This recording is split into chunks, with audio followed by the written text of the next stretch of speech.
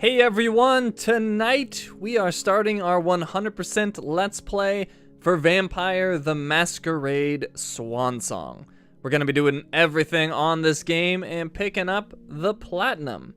Now for those of you that might not be aware, this game was chosen by my Patreon supporters, just like all the games I play on this channel, so if you guys like what I do here and you'd like to throw in some support and vote on the games I play in the future, there is a link down in the description where you can sign up for Patreon and start supporting the channel.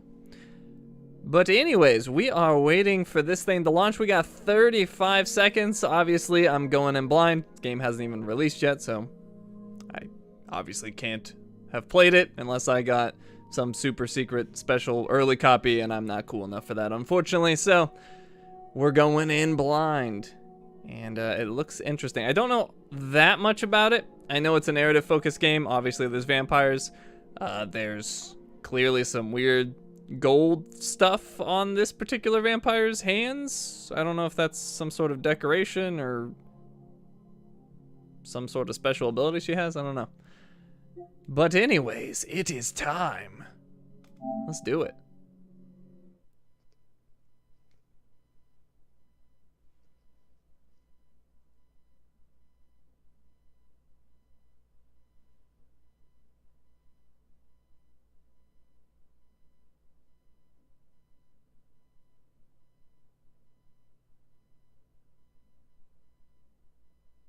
It's so quiet.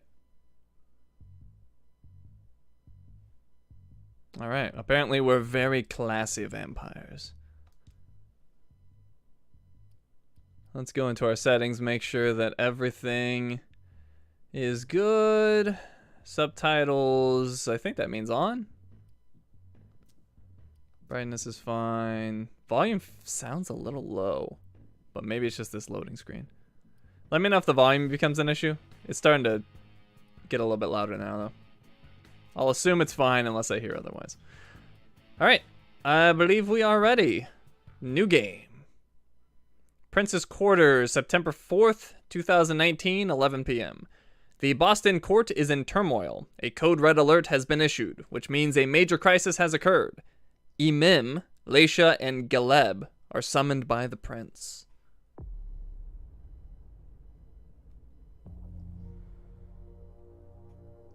Vampires walk among us. Unknowing, we've built their cities, fought their wars, and sated their hunger. For centuries, these creatures have been organized into rival sects, the largest of which is the Camarilla.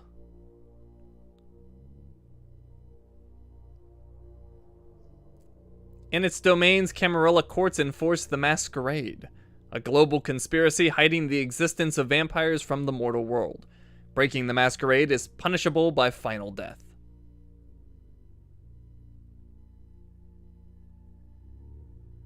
In Boston, vampire factions have long been at each other's throats.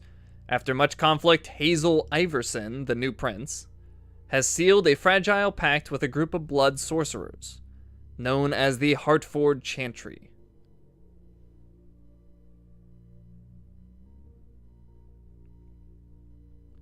This alliance will not only provide stability to the domain, but will hand the prince the blood trade, the trafficking of blood and mortal victims that serves the needs of the vampire elite. Tonight, the undead will celebrate.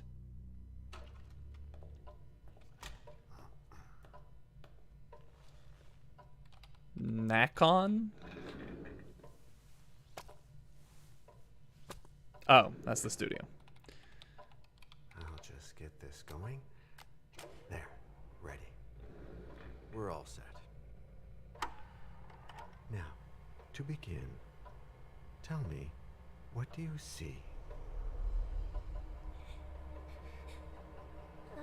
I don't know. Okay. Try this. Focus on your vision.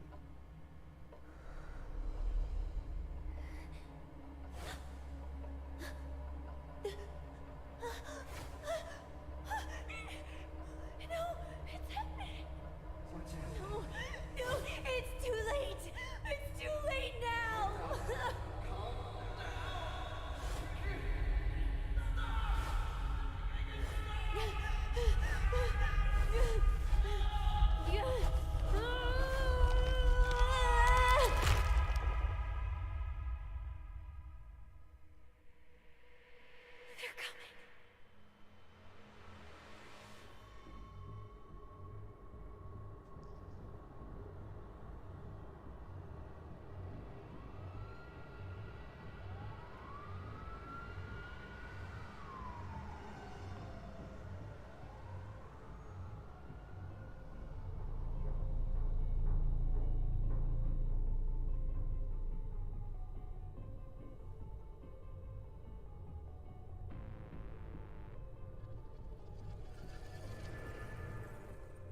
Did you feel it too? Take your stuff. We're getting out of here.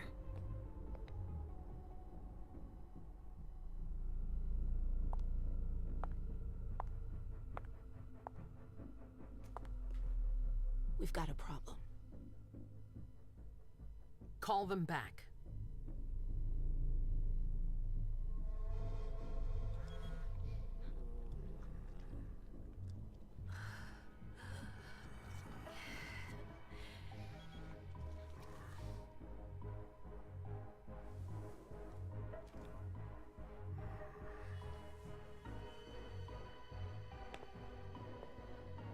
What's going on? It's the prince. We must go quickly.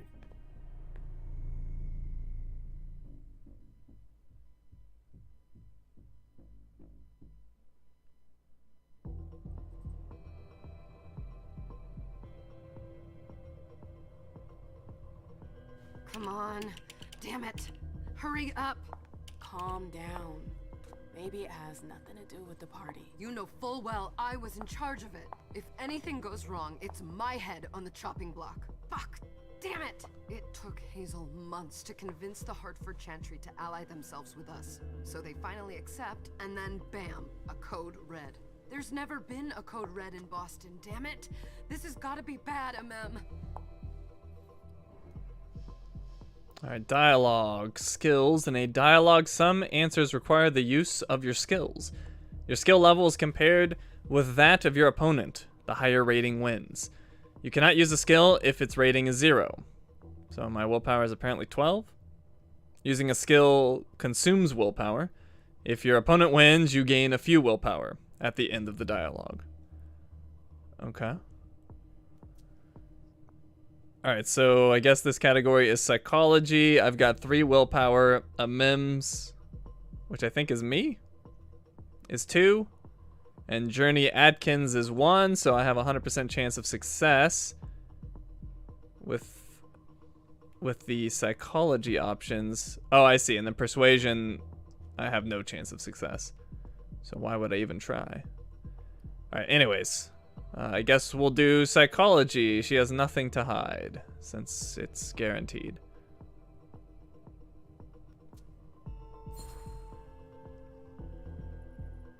It's not like you had anything to do with it. I'm sure. You don't get it. I was in charge of organizing the party. But security is Jara's problem. Yeah, normally. except Jara is a member of the Primogen. I'm not. But you're a harpy. The prince will cover you. You know she's always looking for an excuse to take him down a notch. We'll see. What do we do next? When everyone's safe, we move on to phase 2. We clean house. The Primogen? Am I playing Turok? Let's see. What's code red? We clean house or change the subject. What is a code red? Did we get found out? Did you say this is the first code red in Boston? Ever since the fall of London, protocol is no longer a laughing matter. Whatever. They've been harping on that for 4 years now. They took away our internet access. Our smartphones. It's called risk mitigation, that's all. A code red is an alarm signal that's sent to everyone to say, watch out, we're all in danger. And everyone runs to shelter at the nearest safe house. For us, it's with the prince. It could have been worse. I'd have preferred worse. You're not even listening to me. I like the way this character looks, but that other girl's eyes bug me. Journey's eyes are weird. We clean house? What do you mean by we clean house? getting rid of our archives, our documents, anything that might betray our network and relationships. Change the subject. What comes after phase 2? Just pray that it never comes to that. Come on, tell me. We run, we leave everything behind, and we go into hiding, as far from here as we can. There's no way I'm leaving Boston. Everything I have is right here in the city. It took me years to build my clubs. I've worked too hard to give it up now. You won't have a choice. I know you hate coming here. Are you gonna be alright? What do you think? I know how to behave, Jay. Yeah, I know. Just keep your cool and it'll be fine.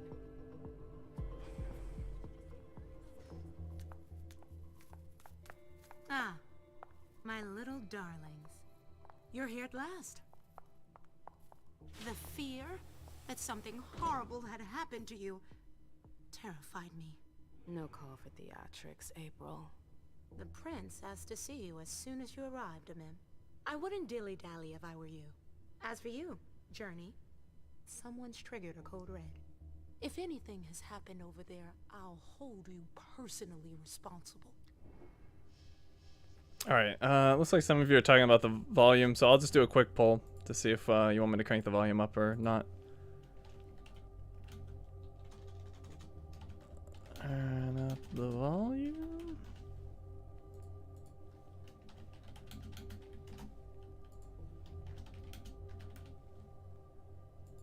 Alright, I'll let that poll run for a second. And while it is, we got new dialogue things here. So, disciplines. Vampires have supernatural abilities usually inherited from their clan. Disciplines. Some disciplines can be used in dialogues, as with skills, the higher level wins. Not all disciplines are available to all vampires. Some mortals may possess certain powers, although most have no defense against disciplines. So this one is hunger. Using a discipline generates hunger. Hunger has a value that cannot be exceeded. This limits a vampire's use of their powers. A vampire at their hunger limit risks losing control, attacking and feeding on the closest mortal. Okay.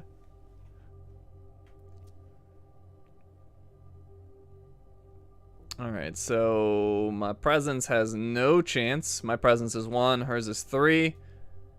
Persuasion also has no chance. So what the heck? This one doesn't even seem selectable though, whereas presence is. I guess she's just cooler than me. And then I can see my persuasion or willpower and hunger at the top. My hunger is apparently 8, and this will raise it by 3? Wait, now I'm confused. It seems to be interchanging presence and hunger. I don't know. Oh, okay. So apparently you guys all think this is low volume. Let's see if I can do it in game at all. Settings. Sound. Alright, let me pump up the master volume.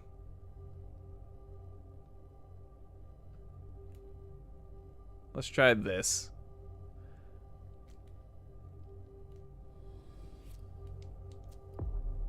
Okay, so let me know how that sounds. We can, oh, and let me, end the poll. And we can, turn it up even more if necessary.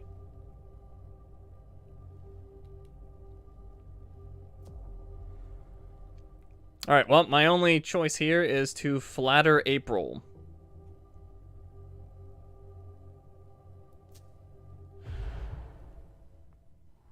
You know, back in the day, nobody could bat an eyelash without you knowing about it.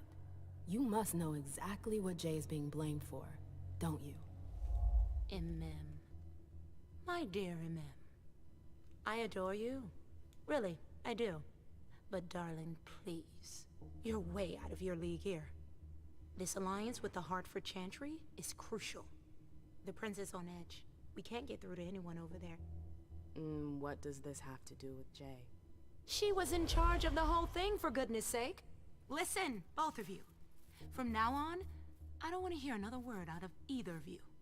The prince is furious. Journey, you're coming with me. I don't see why. And as for you, Hazel wants to see you. Right now.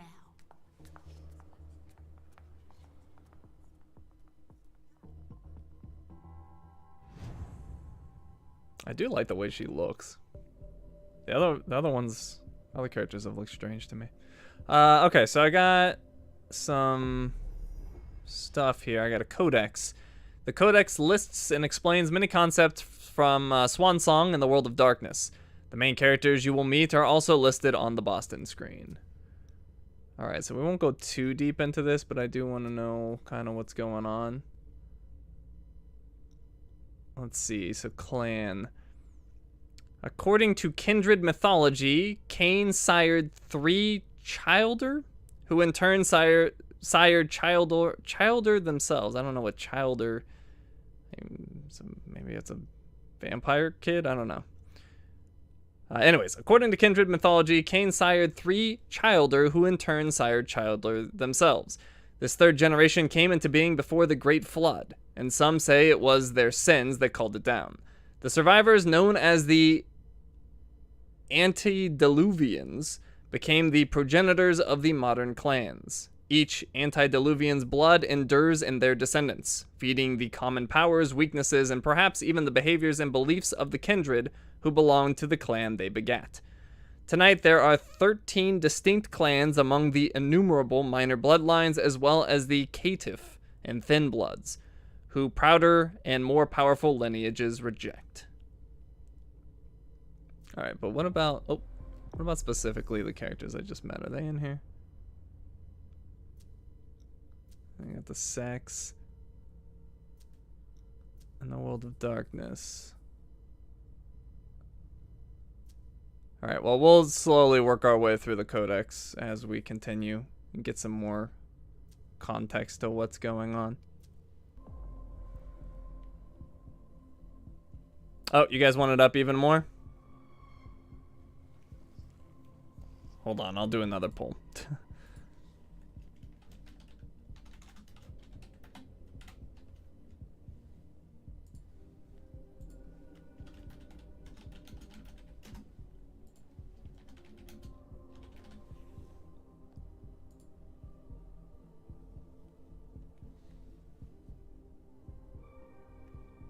All right.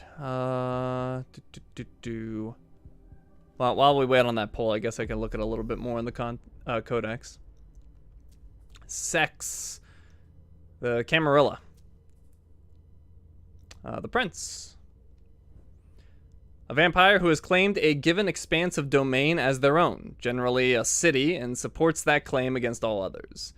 The Red Salon. A low-profile and comfortable place where all the Boston kindred who can afford it go to enjoy mortals that have been expertly prepared by Dr. Richard Dunham. And the Primogen. This is what I'm interested in.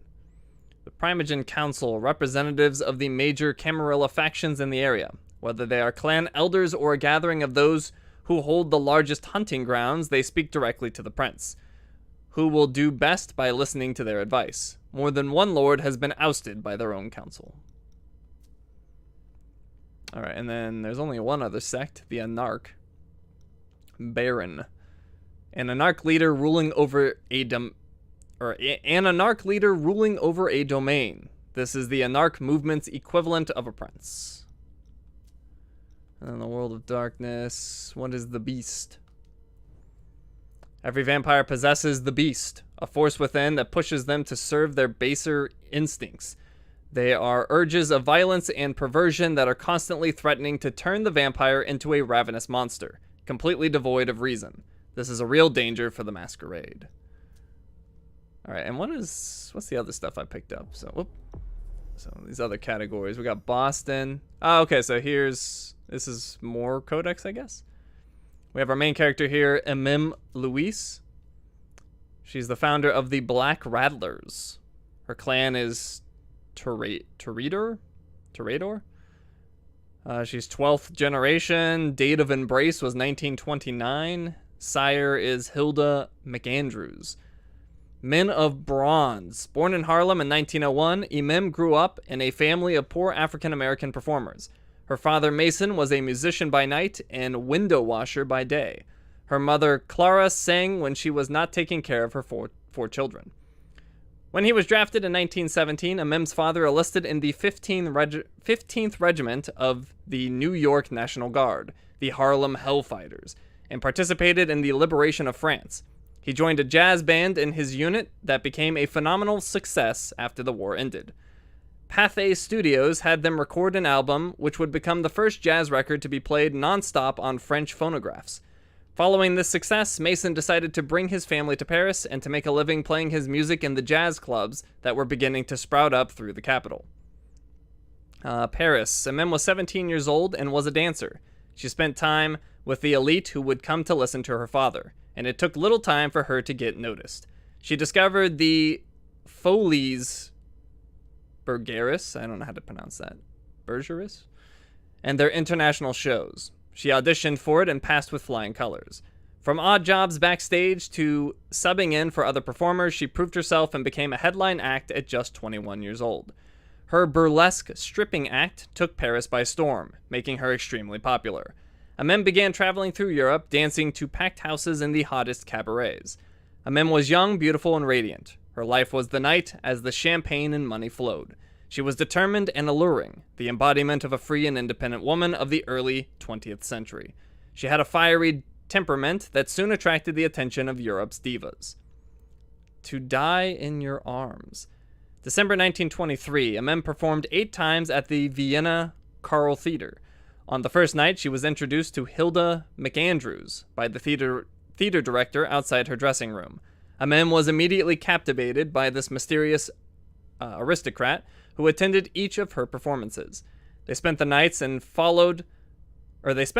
followed in bars exchanging stories about their lives and their art, their passions and their struggles. Hilda was cultured, charismatic, and politically engaged in the suffragette movement and the women's artistic community. Amem, to her surprise, fell under her spell and gave in to this irresistible attraction. A passionate relationship formed right away between the two women, who became inseparable. Hilda confided in Amem and told her about her vampiric nature over the course of the next 3 years. For their love to endure, but also seduced by the promise of eternal youth, Amem asked to be sired right away. It would take yet another 3 years, however, before Hilda managed to get the local prince to agree to it. The prince feared that the young woman's notoriety could be a danger to the masquerade. With the prince's blessing at last, Hilda threw a spectacular celebration in honor of her companion, whom she would embrace at the end of this memorable evening. The Sound of Boots. Having lived in Vienna since their meeting at the Carl Theater, Hilda and Amem left Austria in 1934 for Paris, then Bordeaux. Alas, France's surrender in 1940 forced the people to reconsider their plans. With the help of her contacts in London, Hilda managed to negotiate a crossing to Boston, her hometown. Though hesitant at first, the city's Malkavian prince, Quentin King, finally granted them asylum. Amem and Hilda were introduced to the court, where 50 years of intrigue would bring their passion to its inevitable end. Queen of the Night. Following her breakup with Hilda, Amem moved to a suburban Boston neighborhood far away from King, political schemes, and her sire. The area, however, with its infamous reputation due to the large population of thin bloods and anarch sympathizers, did not make for a wise investment. But Amem refused to give up. She renovated a small theater and transformed it into a club that she named the Black Rattlers, in homage to her father's battalion. Then she returned to the stage and progressively regained her visibility and reputation. She met kindred from all walks of unlife and against all odds managed to bring renewal to the neighborhood, which the Bostonian youth began to frequent. The Black Rattlers grew more prominent and became one of the city's leading clubs, where anyone was welcome regardless of their clan, faction, or origin. In 10 years, Amem had managed to create a zone of peace, where vampires from the Camarilla and Thin Bloods could sit together and listen to the finest jazz. It was here that she met Hazel Iverson, charmed by the Ventrue's temperament and ideas. Amem sympathized with Iverson, who claimed the throne of Boston in 2014. Although the departure of Quentin King and his hordes of minions delighted Amem, she still obstinately... I actually don't know that word. She still obstinately refused to return to the court. The only thing that mattered to her were her clubs. She had 3 now. Clubs with a growing social and political power that Hazel had not forgotten. Alright, and then Galeb is that other lady we just met, right? Or no, it was this dude. Holy crap, they've got long bios. Alright, we'll tackle this stuff as we go. What about April? All right, hers is a little more manageable. What's her deal? And is Laisha... Oh, and is Laisha that other girl? Or no, who's Laisha? Oh, that's that one we saw at the very beginning. All right, I just want to know about April. April is April Bosley. She's the first herald. Her clan is Tereader, or Tereader, whatever it is. 12th generation, date of embrace 1999, so she's newer. I should have more say than her, but I guess I'm sort of like an outcast. And her sire was Robert S. Ziegler. Bay Village and ambition. April was born in 1970 in Boston's Bay Village neighborhood. She studied fashion in New York before leaving to train with prestigious fashion houses across Europe. Upon her return to Boston in 1998, she founded her own house of high fashion. The unique anti-conformist elegance of her creations soon drew the attention of the divas of Boston. They naturally invited April into their social circle, where she found herself intoxicated by their charm. April found an inexhaustible source of inspiration in the members of the Clan of the Rose.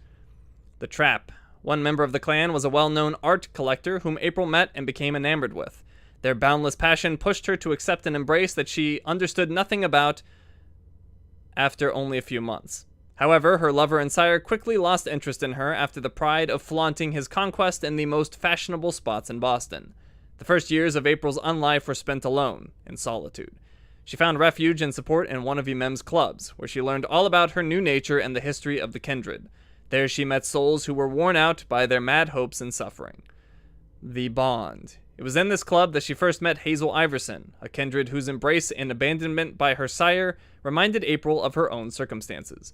April admired Hazel for the way she was able to turn the situation to her advantage. April offered Iverson her support and her services. In thanks for her loyalty, Hazel granted her the title of Herald when she took over the domain. Alright, like I said, we'll check out these two in a bit. Traits. The trait menu. Traits are positive or negative effects that influence the abilities of the character in question. Traits are only revealed once they have been earned and the result of an action. Or traits are only revealed as they have been earned as the result of an action, a character's choice, or a consequence. Hunger. The hunger level, whether low or high, confers temporary traits that affect the character's abilities. And suspicion. As it rises, the suspicion rating creates more negative traits that increase the difficulty faced by the characters. Alright, so I picked up put in her place. Emem has encountered other more powerful than her for now. Something to strengthen her mind for future challenges. The effects, -10 in the next experience cost for the mental attribute. Okay, I don't know what that means. We have hungry. The beast is near. Apparently I haven't eaten in a while. Effects, plus 10% success rate in intimidation tie, and minus 10% success rate in psychology tie. So if I tie with somebody, there's effects. And then suspicion, an unreliable agent. Your actions draw too much attention to yourself and others, or are you just inept? You won't impress any of your peers with a reputation like this. As for keeping a low profile with mortals. And my suspicion value is 0 of 100. And they live long, so long bios. That's a good point. That's a good point. Alright, and then we have our talents. The talent menu. Talents increase your abilities. Each talent is tied to a specific action. Repeating 3 actions will progressively unlock the tiers of a talent. Alright, so these are all dialogue talents, I guess. So there's threatening, progression using the intimidation skill increases its effectiveness. Eloquent, puppet master. Charmer, ascetic, controlled hunt, beastly hunt, and rat eater. Alright, so this seems combat related. Complete a quest without having hunted any prey. Feed on prey without killing it. So these are just things to keep in mind. All right, cool. We'll learn more about this as we go. All right. I still don't know what's up with the weird skin things they've got going on. It's gonna be a long night. She's got the cool gold skin though. The other one looks like Miss Lewis, welcome. What's it called? There's a disease, a skin disease that I'm thinking of. Yes? Good evening.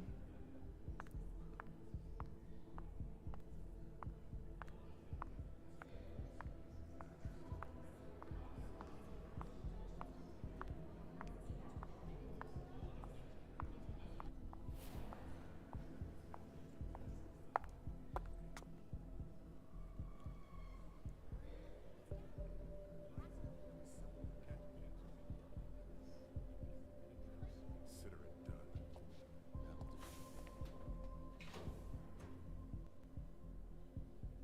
Who's she, Caleb? Mem Lewis. She smiles like a toreador. Letters etched in bold right upon her teeth. What about that bearded guy who's swallowing his bile? Dejan Siaka.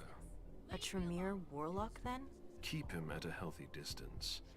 With a sideward glance, he could make the blood in your veins boil.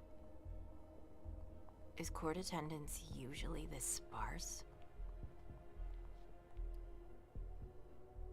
Oh, so now I'm this dude. There are usually more of us. Everyone should have been at the party. She's talking too much.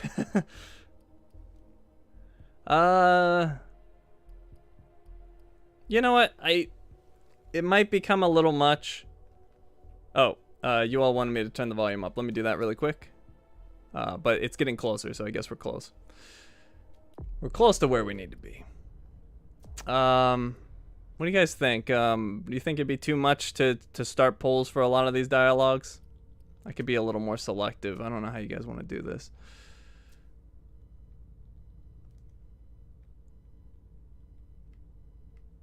Let's try it there. Let me know if that is better.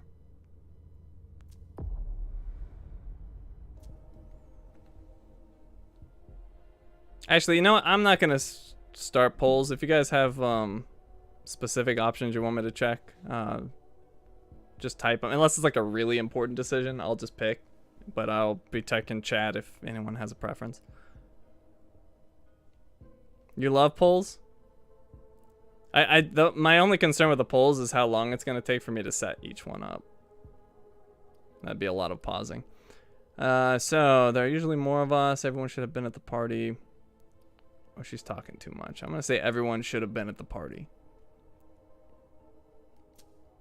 We should have all left by now. Are you worried about the Code Red?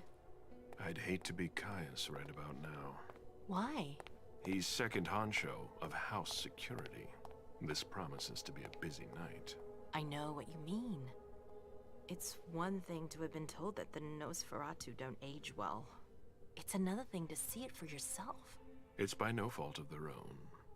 Do you think you'll be able to ask the prince tonight if you can embrace me? No. Now is no longer the time.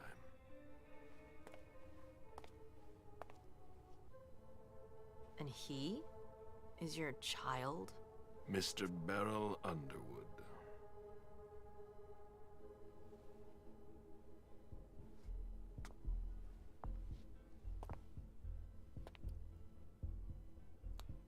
He's a real shark. He's one of the members of the Primogen. I don't want to talk to her about it.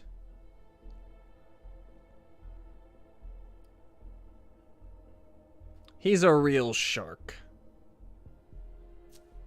He is tortured by a demon. We all have one. The beast that preys upon him is a love of money.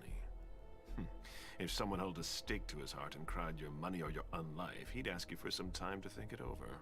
It's his greed, then, that cost him your favor? Everything about him was disappointment. Never forget that the court is a chessboard.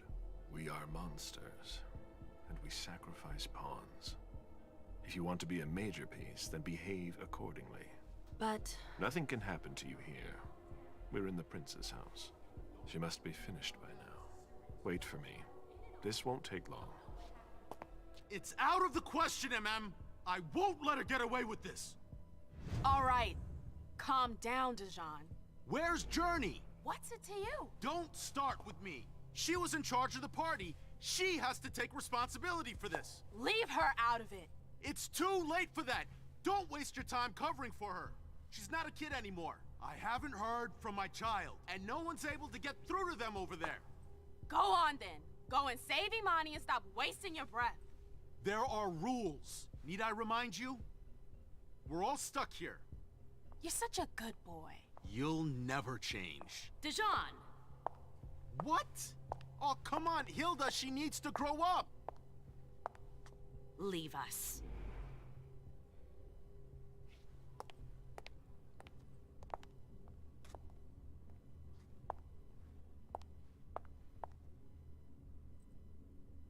I don't need your help.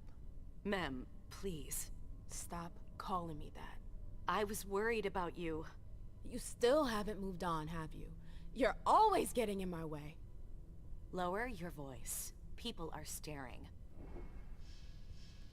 You guys still say it's too low, huh? Alright, hold on. I'll start another poll. What the heck?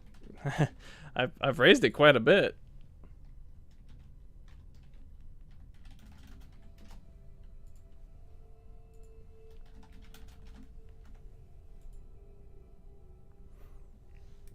Alright, dialogue, focus. Focus allows you to temporarily increase a skill by 1 or 2 levels. The more you increase your focus, the more the willpower cost increases. To be focused, the skill must have a minimum score of 1 point. Disciplines or knowledge cannot be forced. Alright, so I have a little boosty thing, apparently. Okay, so how does this work?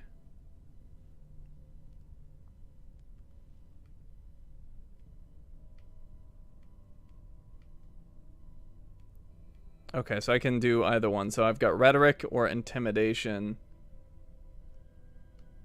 Does she know anything about the code red? I can't even read that one. She should mind her own business.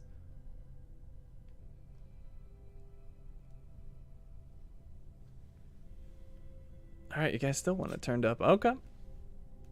I'm just going to put it at max. And if that's too low, then I'll have to do some things on my recording thing. Let's see. Alright, this is going all the way to the top.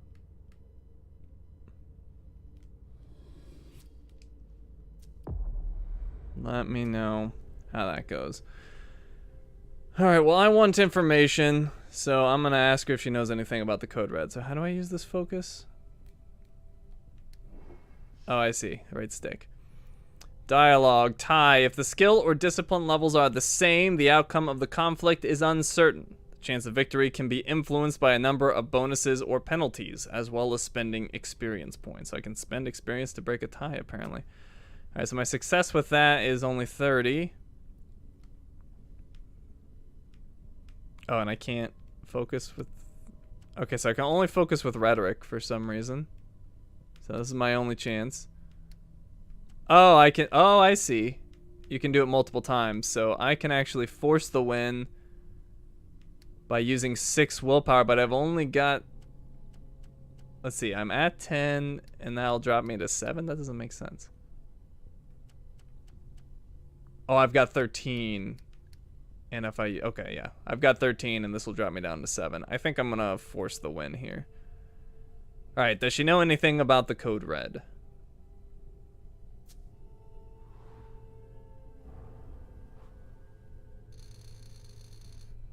What? Wait, what? I'm supposed to have 100%. What happened? I used all that willpower for nothing.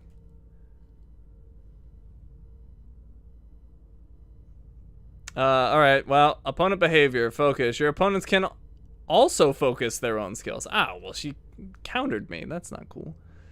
Unlike you, focus only allows them to increase their skill level by 1 level. Player behavior. The risk of opponent focus is represented by a percentage. Oh, that would have been nice to know beforehand. The more aggressive you are, skill focus, use of disciplines, the more risk of opponent focus increases. Do you know what this Code Red is all about? You're in the Primogen. You must know something. I'm in the same boat as the rest of you. Apparently, it was from one of Moore's retainers. That's all I know. Who's that? Jason Moore. Don't you remember him? He's the human who manages our interests when the sun comes up. He handles our assets, errands with the banks. What does he have to do with this? I don't know. It now seems that Miss Hazel Iverson, the mighty Prince of Boston, is no longer on speaking terms with the Primogen. As if now were the ideal time. She asked to see me. Do you know why? My best guess is that she'd like to talk to you about Journey, of course. I always warned you that girl was trouble. Yeah, sure. I've gotta go. Hazel must be upstairs. I'd better hurry. Alright, how you guys feeling about the volume? Is it still low? Alright, while you guys throw in your opinions, we've got more characters to check out. I feel like if I don't, it's just gonna fall way behind. So let me learn about the Nosferatu. Apparently they don't age well, which we saw. The Clan of the Hidden Sewer Rats. Those who doubt that the Embrace is a curse need look no further than the Nosferatu. Twisted by the mark of Cain, members of Clan Nosferatu are warped by the Embrace into hideous monsters. As such, they skulk and keep to the shadows, and they often rouse the ire and mockery of other kindred for their nightmarish appearances. Still, others are so terrified or revolted by the Nosferatu that these warped kindred have little social interaction at all. To their credit, the Nosferatu come to possess many of the whispered secrets of their reluctant fellows. Why isn't this going down? There it goes. For the Nosferatu, the Embrace is a journey through abjection, as the blood of the horror gradually deforms the struggling tissues of the human body into grotesque abominations. Weeks of pain result in deformities similar to terrible birth defects, cancerous growths, crippling injuries, and leper-like sores. Those who endure it find themselves as monstrous echoes of Murnau's silver screen vision, but perhaps pain and humiliation teaches compassion. The Nosferatu, as they jokingly call themselves, are the most humane of the kindred, wearing their curse on the outside rather than the inside. To blend in, some call on the blood to wear the borrowed faces of their victims or disappear from sight, while others rely on prosthetics and heavy makeup. The sewer rats enjoy a grudging respect of the information brokers of the kindred. The sewer rats enjoy a grudging respect as the information brokers of the kindred, given their supernatural acumen at stealth and the fact that many kindred would rather ignore them than acknowledge them. Savvy Nosferatu exploit this for all it's worth, turning the hypocrisy of other vampires to their own profit. On the whole, the Nosferatu condition is lonely and alienating. How they react to the curse of Cain varies with their outlook and mental stamina, but it's hard to be an object of utter revulsion and not let it shape one's disposition towards one's kindred in some way. Some of the sewer rats are cruel, as blighted on the inside as they are on the outside, while others are tragic, wretched creatures who have been cursed with eternal outsider status through no choice of their own. A few of the sewer rats even position themselves as prophets or avatars of the damned, physically embodying the haunting riddle, "A beast I am, lest a beast I become." And they pronounce this Toreador, I believe. This is my clan. The Clan of the Rose, the Divas. I see, we're the pretty ones. Cursed by their unbridled sensuality, the Divas are obsessed by aesthetic perfection. A fashion model overdosing on a bad batch of heroin, a video of a perfectly executed beheading, the dazed eyes of a child who has seen too much, or the reflection of the moon in a pool of blood. These are the kinds of things that make a Toreador lose themselves. They say the first diva finally died in front of their looking glass, unable to tear their gaze away from the image of their face touched by the reflected dawn. But to dismiss the Toreador as wanton perverts or shallow artists is the last mistake a kindred will ever make. Beauty is power, and love can make anyone do just about anything. And that is the promise of the Toreador. They can make even the dead feel something raw, something real. Clan Toreador has ever preached selectiveness in the rituals of the Embrace. The clan elders stress time and again that the clan requires pioneers among the arts and every kind of avant-garde. The clan is at its strongest when comprised of the freshest thinkers and those who desire experimentation and aesthetic discovery. For this reason, many toreador emerge from the ranks of accomplished artists, both new and faded. But not all artists need wield a brush. To the toreador, art encompasses all forms of entertainment and stimulation. The clan courts the greatest actors, singers, writers, dancers, and even sex workers, if the degenerates believe such mortals will offer something new to their clan. Despite the custom of embracing only the best, the toreador fixation on beauty and innocence has caused many a diva to make a fledgling in haste. Many a moonlit night, new clan members have emerged as shallow hedonists, one-hit wonders, or just a stunning body with nothing else to offer. The greatest mistakes are erased and forgotten. Still, the clan is diverse, its members considering the ensemble as a kaleidoscope of talent and beauty. Alright, and I know nothing about those other clans yet. Oh. What about... Let's see. Some close clans. Sex, we've already looked at. World of Darkness. The Embrace. The art of transforming a mortal into a vampire. The Embrace requires the vampire to drain her victim and then replace that victim's blood with a bit of their own. Wow, that's much more involved than I expected. You've got to completely drain their blood. The Final Death. Though no longer mortal, vampires still face the possibility of final death. A vampire who dies once again is said to have suffered the final death. In addition to fire, sunlight, and decapitation, vampire flesh cannot withstand endless traumatic force. Enough bullets can drive them into torpor. Once in torpor, the vampire becomes a helpless target for their foes. What about a generation? The number of steps between a vampire and the mythical Cain. How far descended from the first a given vampire is. A sire is one generation lower than their child. An 11th generation kindred sires a 12th generation vampire. All vampires gain their unholy prowess from the blood, but not all blood is equal. The closer a vampire is to their mythic progenitor Cain, the greater the potential of their vitae. A vampire's generation does not necessarily indicate their age. An elder might have sired a vampire of the 10th generation when Columbus sailed. A Methuselah could have begotten a vampire of the 6th generation last year. Hunger. Part appetite, part lust, and part addiction. Hunger gives voice to the blood and claws to the beast. It calls to vampires constantly, whispering and screaming of needs, urges, and desires. Every vampire awakens to hunger and must kill to completely silence it. The kindred pay for their immortality and their powers in hunger, and the bill is always coming due. Kindred, Cainite, Archaic. The Camarilla term for vampires as a whole, or a single vampire. According to rumor, this term came about in the 15th or 16th century after the Anarch Revolt. About the Masquerade. The great conspiracy hiding the existence of vampires from mortals, designed to protect vampires from destruction at the hands of mankind. The Masquerade was adopted after the medieval Inquisition claimed many kindred unlives. This is the only Camarilla tradition universally respected, but also the one that is broken most often. A sloppy feeding with witnesses, a vulgar display of undead might, a confession to a beloved mortal. These things happen, but kindred are expected to clean up after themselves, or there will be hell to pay. The crime world code, Snitches Get Stitches, doesn't even begin to describe how seriously both the Camarilla and the Anarchs take the Masquerade. In the age of social media, clickbait, and fake news, a Masquerade breach is easily overlooked by the masses, but any transgression can end with a black ops team kicking in a haven door. Only the craziest of Cainite superiority fanatics dream of an age where they can rule openly. The rest have faced reality.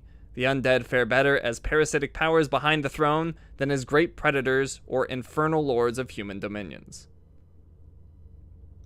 And what about the Hartford Chantry? While New England certainly isn't lacking in vampire strongholds, the Hartford Chantry is the most famous Tremere Haven. A direct rival to the Salim Chantry, Hartford has held its own for several centuries, during which it was subject to infighting, enemy attacks, and turf wars.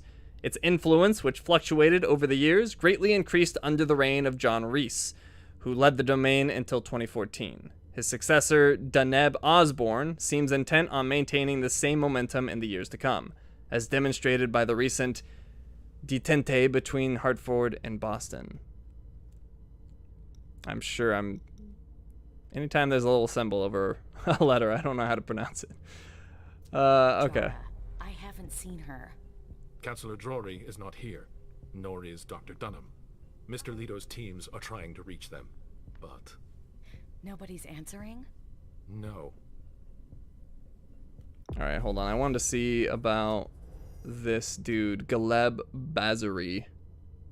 Oh, and now there's these people as well. Alright. Alright, so what's Galeb? Apparently he's going to be a main character in the game since I was making decisions for him for a little bit. He's the protector of the Camarilla. His clan is Ventru. He's 11th generation. Date of embrace 1745. He's been around for a while. His sire was Jean-Baptiste Tavernier. His child is Burrell Underwood. The imperial throne in 1710 in Constantinople. I don't know what that is. Murasa? The king's light gave birth to Seyzad Suleiman, her firstborn son. Mirasa, whose birth name was Jeannette de Bazari, left France and joined the harem of Ahmad III, Sultan of the Ottoman Empire, the previous year and quickly became his favorite. She was a doting mother who was constantly concerned about the child who was destined to inherit his father's throne. Suleiman, for his part, was given an excellent education and learned about courtly life with his younger brother, Seyzad Mustafa. The two brothers had very different personalities. While Suleiman was quiet, stubborn, and adventurous, Mustafa was more versatile and fearful. The fall. In 1730, their father, Ahmed III, became unpopular, and the Janissaries revolted against him and forced him to abdicate in favor of his nephew. From that moment on, the seething Okay, how do you pronounce that? How do you pronounce that? Because I'm going to keep saying it wrong.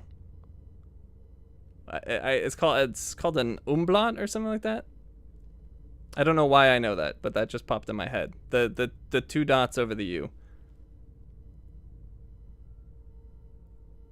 It's pronounced détente. Look at you. Setsuna with the vocabulary. It's pronounced détente. Alright, apparently nobody knows how to pronounce this, or I'm behind. Alright, well, I guess I'll just continue saying it wrong. The fall. In 1730, there... Oh, Suleiman. Oh, I was saying it right. Well, alright. I guess I was right. The fall. In 1730, their father, Ahmed III, became unpopular and the Janissaries revolted against him and forced him to abdicate in favor of his nephew. From that moment on, the seething Suleiman began plotting revenge in the long term to restore his father to the throne. Although he was aware of the problems this would cause, he felt that the only thing to do was to put the rightful ruler back on his throne. His mother, having heard of this, made him promise to give up his plan and disappear before the Janissaries could kill him. She convinced him to leave for the west by faking his death. Suleiman secretly set sail one night in 1732. Mirasa died a few weeks later out of grief over the loss of her son, it was said. However, the truth was quite different. Having caught wind of her betrayal, the Janissaries murdered her. New life. The boat that belonged to Jeannette de Bazari's family took Suleiman to the port of Antwerp, where, in homage to his mother, he called himself Galeb Bazari.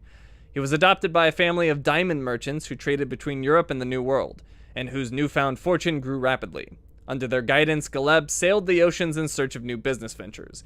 He honed his knowledge of astronomy and mathematics, forged relationships around the globe, and used the opportunity to weave an impressive web of influence. His business dealings brought him into contact with aristocrats, whose conventions he mastered, as well as with drunken sailors, whom he learned to manage. Out of necessity, he became a leader. His natural authority and his ability to adapt won him respect. Little by little, his life on the deck of the ship became his only source of pleasure. He never set foot in his native land again. It was through sailors that he learned of his mother's death, followed by that of his father, and finally his brother Mustafa III's ascension to the throne. A throne that could have been his, a family that he could have saved. No matter how far he sailed, these thoughts were always with him. The embrace. During a stop in Cadiz in 1740, he met Jean-Baptiste Tavernier, a renowned French explorer and merchant who had supposedly died in Moscow in 1689. In reality, he was a ventru seeking to expand his control of the diamond trade at all costs. The collaboration between the two men proves to be fruitful, even beyond Tavernier's expectations. Basri's effectiveness and his discretion delighted him.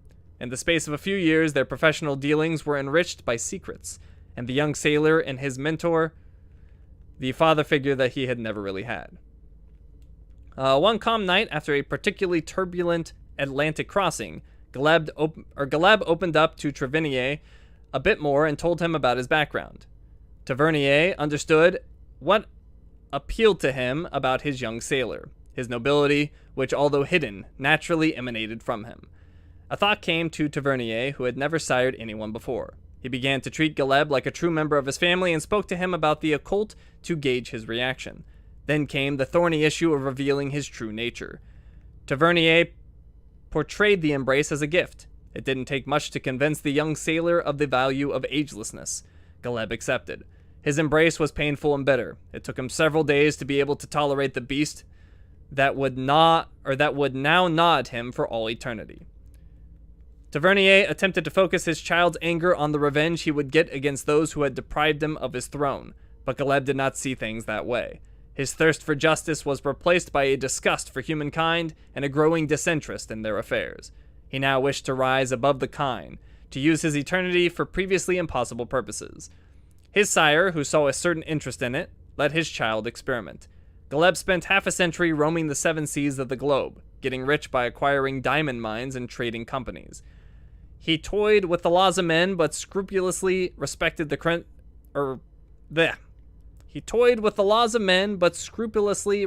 principles that Tavernier had instilled in him. The mutually beneficial and balanced relationship continued until the early 19th century. A hunter's instincts. Under the pretext of wanting to share his love of nature and the great outdoors with Galeb, Jean-Baptiste invited him to go to the Mauricie region to meet an old acquaintance of his, the explorer Toussaint Charbonneau. The gangrel chose to establish his den in the heart of the forest and lived like an animal. Despite his sire's instructions, Galeb had difficulty finding Charbonneau. After a physical encounter, the trapper understood why Tavernier had sent him this ventru, so he attempted to share his connection to the animal world with him, as he had done with his sire before him. While Galeb was not interested in his ability to communicate with animals, his talent at tracking prey seemed worthy of a kindred. It even proved to be necessary in the midst of this forest for a palate as refined as his, which was not be satisfied with just any kind of blood. That's a typo. With practice, Galeb was able to track down his prey on his own. Charbonneau even trained him to differentiate the essence of a mortal from that of a kindred, or even from that of a lupine. The onset of the winter season forced the men to part ways, Charbonneau heading back to the Pacific, Basri returning to civilization with a new skill, although he would never reveal this to his sire. He was thankful to him for having given him this opportunity. Settling down in Boston. In 1806, with the Napoleonic Wars tearing Europe apart, Galeb met James Underwood, who, through the Sugar Trust, controlled the refined sugar trade. With the United States under an embargo, Underwood's business was failing. Galeb mustered all his knowledge to organize a large-scale smuggling operation, amassing a small fortune in the process. Underwood and Basri formed a close friendship. Beryl Underwood was born in 1807 and inherited the business from his father, James, when he died in 1833. Galeb knew Beryl, as he had watched him grow up. The 26-year-old heir asked the man he viewed as his mentor to stay with him and help him, and Galeb agreed for several reasons. His respect for this business-minded mortal, whom he deemed worthy of his interest, his honor that urged him not to abandon the relationship he had with James, and the profits he could make. He felt that his future lay in the New World and that it was better to settle there as soon as possible. It was with the agreement of his sire that he moved to Boston for good. Tavernier sensed that Galeb had made great progress, and it was clear that the student had surpassed the master. He felt a kind of pride in this. While keeping his distance, he remained in regular contact with his child, treating him as an equal. It was on Galeb's advice that he moved to South Africa to set up new diamond mines. The child. Beryl Underwood exceeded Gleb's expectations. He was more talented than his father, and the Ventrue had something to do with it. But a vampire cannot become involved with a mortal over the long term without compromising their identity. Over the years, Beryl's doubts led him to question Gleb, who gave him a frank answer. He admitted his monstrous nature to him. This was far from repellent to Beryl, who became more determined and asked Gleb to give him the embrace. Gleb had never thought of siring a child himself, so he put off the decision and did not accept until 1869. Beryl's embrace was quick. He immediately felt empowered, his ambition knew no bounds, and he sought to enrich himself by any means necessary. The Sugar Trust became the center of an international conglomerate that extended beyond the sugar trade. Beryl was involved in every plot, every betrayal. Gleb began to be suspicious of him, and he withdrew, which Beryl did not forgive him for. Executor. Over the course of the 20th century, seeing Beryl's unscrupulous behavior corrupting the kind through the environmental and health impacts of his business, Gleb distanced himself from the business. He felt he had created a monster, a threat to all kindred. Quentin King, the Prince of Boston, offered him the position of executor of the prince, which he accepted as a means of escape. King made him one of his favorite tools, sending him to hunt down those who threatened the Boston Camarilla. After centuries of building a business empire, chasing opportunities, and eliminating competitors, Gleb derived satisfaction from the simple task of doing what he was told. He didn't count the kindred destroyed, the mortals killed, or the thin-blooded suppressed. He served his prince with his signature loyalty. When Beryl Underwood joined Quentin King's Primogen Council, Gleb grew weary. The Beckoning. In recent years, the elders have started to feel an increasingly insistent urge to travel. Tavernier was one of the first to give in. Not having been warned, Gleb considered this a betrayal. However, he also felt the same need. He was almost ready to give in to it, but King's disappearance changed everything. Underwood asked Gleb to become the new Prince of Boston. He hoped to be able to manipulate Gleb to serve his own interests. But Gleb knew his child all too well and refused this poisoned gift. So it was Hazel Iverson who became Prince of Boston. Quickly, she surprised everyone by proving to be much less manipulable than expected, which was a pleasant surprise to Gleb. He then decided to put himself at her service. Iverson was happy to have a renowned ally like him and accepted. One last wish. His interest in the Camarilla and his kind was renewed as this new prince seemed to hold her own and had great plans for the future. It was during the same period that Gleb heard about a young mortal who had just graduated from MIT and had gone to Silicon Valley to found a startup specializing in the blue economy. He inquired about her and finally met her. Finally, he won her trust and offered to make her his ghoul, with the aim of embracing her in the near future. He hoped to make her the counterpart of Beryl's self-destructive drive. However, Hazel Iverson did not subscribe to the same policy as Quentin King and would not grant the right to sire so easily. She even saw it as a way to maintain control over her precious Gleb, who was forced to wait. Consumed by the beckoning, he could no longer bring himself to leave without having repaired what he considered to be his greatest mistake. I'm not going to remember any of this. I'm going to remember some of it. But a ghoul is interesting. So it explained what a ghoul is. A ghoul is, like, I guess, a child in training, which explains why he was, like, feeding off of her previously, which was kind of weird. I figured she was already a vampire, but apparently not. All right. Don't care about Leisha yet. What about this Dejan Sayaka dude? He's a member of the Primogen Council. Looks like he's in a jazz club or jazz band. He's in Clan Tremere. He's 9th generation. Date of embrace 1998. How is he 9th generation? Oh, right. They said it's just how many sires had gone up from there. So, like, the date is kind of irrelevant. His sire was Marie de Richet, I guess. And his child is Imani. The meeting. Dejan had a passion for the occult. He was working in a record shop when he became acquainted with Marie de Richet. This kindred had fled Hartford after being sentenced to final death for receiving the embrace from a Tremere vampire without the approval of the city's prince. She joined Marcel, the Prince of New Orleans, and specialized in voodoo rituals. In 1998, she decided to sire Dejan because of the exceptional aptitude he showed for this art. To deepen his knowledge of thaumaturgy with the other chantries, he decided to go on a journey that was the same as the one Marie had taken when she was younger. Revenge. On his way to Salem, or Salem, rather. On his way to Salem, DeJean made a stop in Boston, and Hazel Iverson asked to speak with him. She sought new supporters to counterbalance the power of her primogen. She earned DeJean's trust by revealing that she was aware of his origins, his bloodline, and their banishment from New England. She promised him her utmost discretion if, in exchange, he joined the Boston primogen and kept her informed of their every action. DeJean accepted on the condition that he would be allowed to train with the Sisters of Salem, as he had initially planned. The warlock was very well received, in particular by Richard Dunham, who was conducting secret research on blood and was delighted by the insight the thaumaturge would provide. DeJean went to negotiate the agreement with the Hartford Chantry on behalf of Hazel, not only because she was his prince, but also to exact his revenge on those who had punished his sire. And then we have Hilda. Oh my god. They give a lot of backstory in this. Okay, this is Hilda McAndrews. She's a member of the Primogen Council. Her clan is also Toreador. She's 11th generation. Her date of embrace was 1788. Her sire is Marie Marguerite Caro de Rosemont, I guess. Paternal support. Hilda was born in Boston in 1754. Her father, Dr. Aaron McAndrews, was a professor of chemistry and medicine.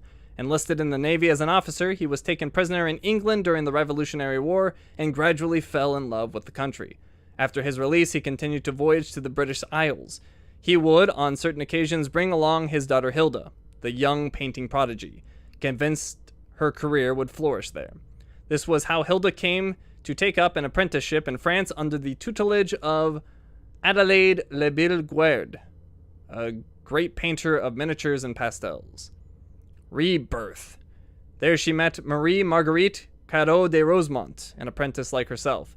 The two young women fell in love almost immediately. Driven by the fearlessness of her youth, Marie Marguerite flouted her prince's authority and sired Hilda only 2 years after her own embrace. She lost her unlife for not keeping the traditions and left Hilda on the brink of destruction. Marguerite's sire, Adelaide, aware of the young woman's talent, successfully interceded with the prince on behalf of Hilda and officially adopted McAndrews. She became Hilda's mentor by proxy. Adelaide was a strong woman and a pioneer in her art. Having faced misogyny and slander, she was an activist for equality between men and women at the end of the American Revolution. She passed on her feminist convictions to her apprentice who, forced to paint under a number of male pseudonyms in Europe, was chomping at the bit for the fame that her gender prevented her from attaining. Hilda nurtured a desire to take revenge on society, both mortal and vampire. She traveled across Europe to meet the feminists who rose up during the 19th and 20th centuries. In particular, she marched alongside Emmeline Pankhurst's suffragettes. Never again. She met Amem in 1923, and for the first time since Marie's destruction, Hilda finally felt that she was no longer alone. Amem's enthusiasm rekindled the spark of passion within her, and it took little time for her to fall deeply in love with the young woman. Hilda waited 3 years, however, before revealing her vampiric nature to her. 6 years later, she finally embraced Amem, sealing their fates together forever. Disillusions. The couple lived in Vienna until they were driven by the shadow of Nazi Germany to the French border, where Hilda hoped to find refuge. Alas, the progress made by German troops forced her to reconsider her plan. In 1940, she resumed contact with her sire Adelaide and begged the London court for help. Queen Anne summoned her. After tough negotiations, Hilda was granted permission to settle in Boston, then under the reign of Prince Quentin King III. The London court helped her leave Cape Cod, which was held by a thriving Toreador community. However, if Hilda hoped to be able to reconnect with her art and continue her relationship as they had done in Europe, it was not to be. Amem won over a new public in New England, and all the kindred were enraptured by her. Hilda lived in her shadow. As Amem regained a taste for things after a difficult departure from France, Hilda became embittered and somber. The contrast between them increased, and they seemed to become a more mismatched couple by the day by day. Hilda refused to live apart from Amem despite their artistic incompatibilities. Nevertheless, she felt the looks from her clan begin to change. She received embarrassed smiles and downturned faces as she passed them. Her relationship with Amem finally came to an end in March 1990 amidst resentment and regret. Advisor McAndrews. After their separation, Amem left the court to live on fringes of the kindred territory. while Hilda remained firmly embedded in Boston's high society. Coping with Quentin King's madness and brutal reign, McAndrews maneuvered to gain visibility and power. In 2014, as the Beckoning began to win over the city's oldest licks, Hilda established herself as one of Boston's last figures of power, along with Beryl Underwood and Richard Dunham. She conspired to appoint Quentin King's successor and was made part of the Primogen Council. The cohabitation with Hazel Iverson proved to be more complicated than anticipated. At first, convinced that she had found the ideal puppet to dangle over the city's throne, Hilda quickly realized that Iverson is not the young, easily manipulable woman she had hoped to influence. Quite the contrary. Alright, so, making some connections here. Hilda sired Amem. It seems like, for the most part, when a vampire sires someone, they have a relationship with them, but not always.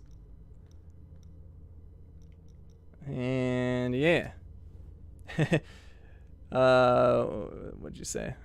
Am I playing a game or reading a book? There's a lot of reading. It's a very clearly a very narrative heavy game, so there's going to be a lot of backstory to these things. One other thing I wanted to look at because it came up is a ghoul. A mortal who drinks a vampire's blood becomes something both more and less than human for a time. Derisively called a ghoul by Western vampires, the mortal gains a smidgen of the power of a true vampire. The vitae consumed not only brings a rush, but also arrests the aging process. The effects are temporary, however, and if weaned off vampire blood, the mortal deteriorates rapidly as the years catch up with their halted aging. Vampires use ghouls as retainers, where loyalty outweighs keeping the masquerade. Alright, so she's actually drinking vampire blood to gain some power. Alright. I think that's enough for now. Oh, actually, hold on. There was a couple more clans I wanted to see. So what's the deal with the Tremere and the Ventru? Tremere, usurpers, warlocks. A hermetic mage in 8th century Romania, Tremere was the leader of cabal of magic users rightfully feared for their obsession with knowledge and power. Able to prolong his life unnaturally for centuries, his powers eventually lessened and his grip on youth became shaky.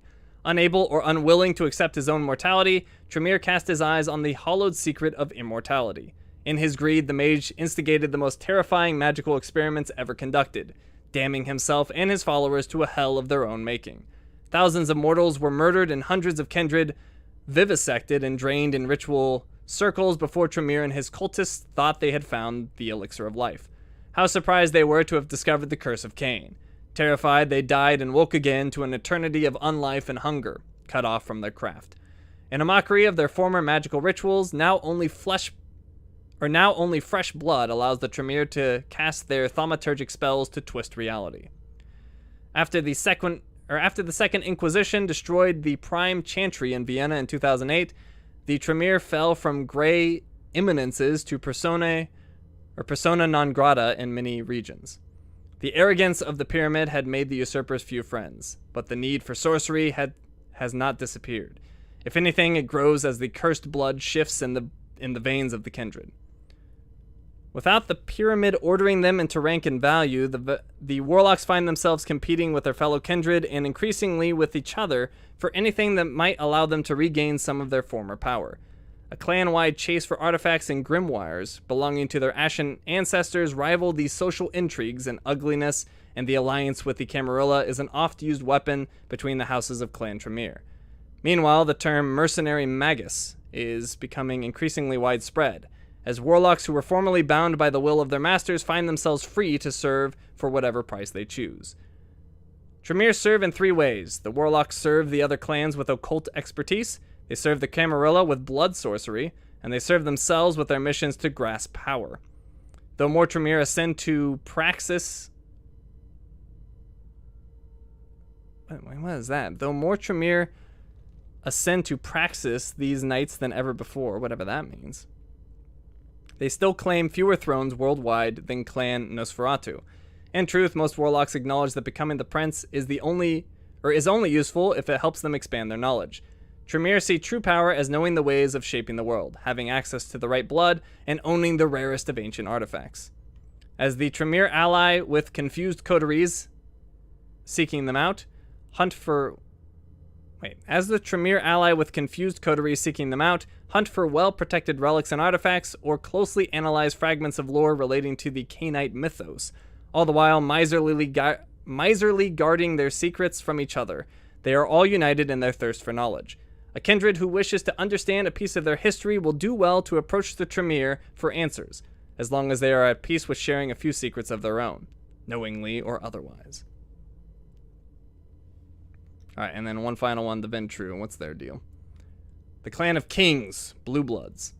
In their own eyes, only the Clan of Kings has the restraint, the wisdom, the control, and the pedigree to lead their kind through the night.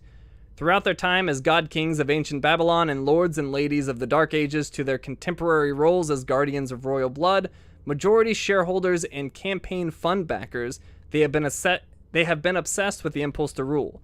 They collect their tithes in the form of precious blood, ensuring the growth of their legacy. While many other clans claim positions of influence in politics and business, no one can rival the Ventru in the game of pure power and wealth. But lately, their arrogant projections as divinely chosen rulers, better fit to lead than any other clan, have begun to falter. Time is running out, as they feel their privileges slipping through their fingers. The Ventru tighten their grip and fight fang and claw to remain in control as the masters of their kind. Clan Ventru has long been the leaders of the Camarilla, holding more positions of power than any other clan, and they are loath to give that up. Even after losing their most prominent representative to a Bruja assassination, the Ventru continue to maintain that they are destined to rule all kindred, no matter the sacrifices involved. The Ventru believe in the strength of tradition and lineage. The embrace is one of their most important rituals, and the choice of child affects the way other members of the clan treat the sire. Ventru therefore aim to embrace overachievers, politically or financially powerful kind, or those with the talent that set them apart from the masses. These nights the Ventru are cautious. The talentless fall by the waysides, while the best blend in with humanity as bankers, shadow directors, reclusive moguls, and chiefs of staff. No longer can a Ventru openly lead a board or take a prominent position in a mortal community. They resent having to influence their surroundings from the shadows, but know that the risk of a fatal masquerade breach is too high to risk anything else. The Ventru are the establishment. They set and maintain the rules, punishing those who break them and occasionally rewarding those who follow. Their critics consider them tyrants or the jailers of other kindred. The uncomfortable truth is that without them, the Masquerade and the Camarilla with it would have fallen long ago.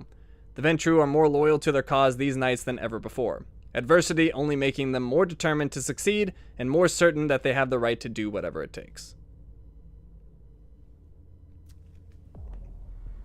Alright. That gave us a lot of backstory. Some of which I will retain, others which I will not.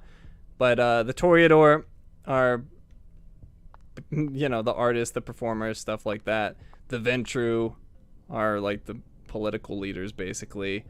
What were the other ones? The Warlock dudes are like some sort of spellcasters. The Nosferatu, like, just look like crap. I can't remember what positives they had, but it wasn't many. They're just sort of cursed to look awful and have like deformities and stuff. Oh, raise the volume. Yeah. Let me see if this does anything if I raise the voices, but I kind of don't think it will, because I already raised the master volume, so I can try.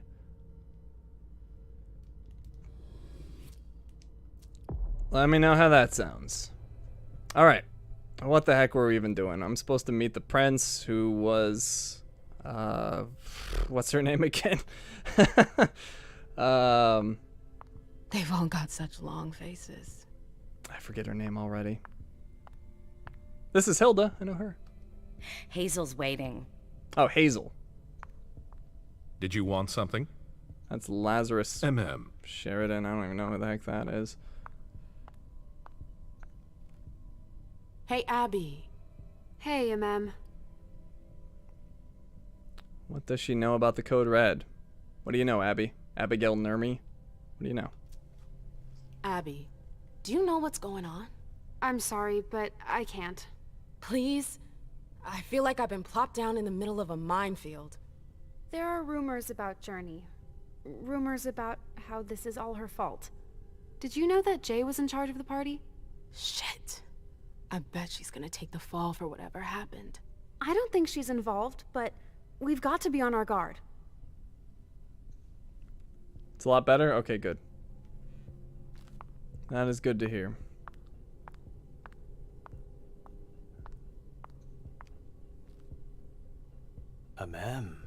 We haven't seen you here in ages now, have we? Alright, so what was the deal with this guy again? So this is, the dapper dude.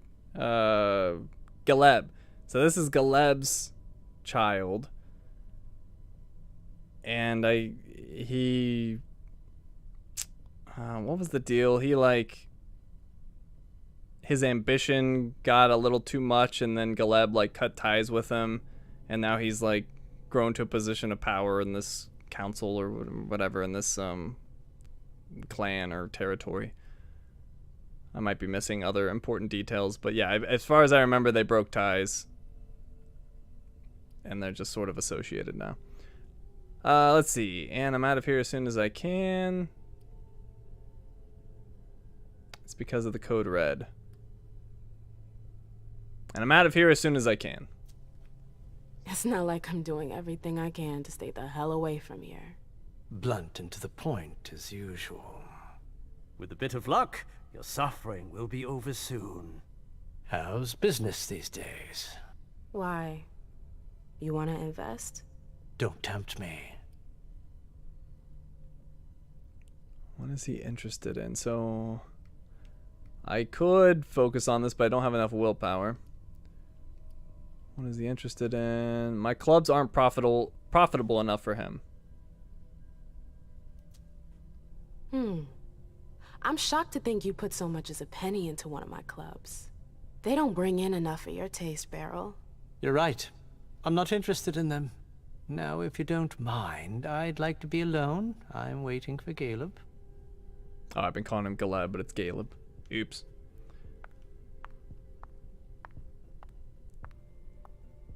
Sorry, ma'am. You can't come through here. He needs sleep. Well, no, he's part of the Nosferatu, so they just look like crap. Like, they just don't age well, apparently. Sleep ain't helping that, man. I blew all my willpower on Hilda. I sure did, and it didn't work out for me, did it?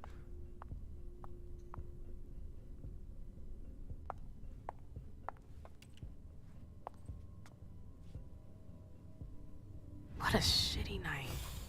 Hazel must be pissed.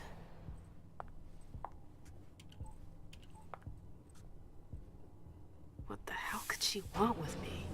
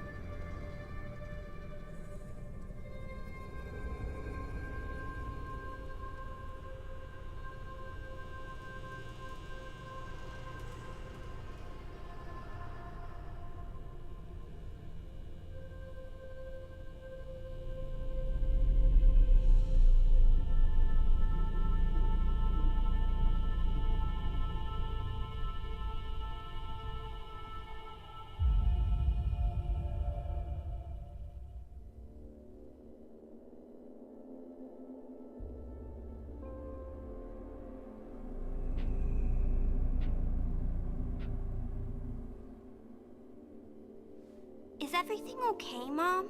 Penny for your thoughts? Nothing, Pumpkin. What were you saying? You saw pictures again? You're not going back to the Institute, are you? No, don't fret. I'm gonna stay here with you now. I don't like it when Richard takes you away. He's my psychiatrist. He's helping me so I can be with you. Mom has a little trouble sometimes, remember? I see things that haven't happened yet. And I forget others. Yes, I know. And you have to slumber so you can rest all alone sometimes. But 3 years was too long. Got a bossy kid. I've missed her so much. We won't be separated again. Apparently I have zero hunger. I am in control. You think I'd be hungry? I've apparently been sleeping for 3 years. We won't be separated again. Actually, I don't know that. I've missed her so much. It seemed like an eternity without you. I missed you too, Mom. I need my sweet little monster. Mom? What's going on? Why does everybody look so upset? I think something serious is happening. I'm worried. I still haven't seen Richard. I looked for him so he could explain, but he can't be found. So what do we do now? I was told to wait here because Hazel wants to see us. There are grown-ups coming, and your mother needs to talk to them. Oh, then I'll go hide, because grown-ups talk to me too much. If you want, sweetie. But don't wander off. Go on.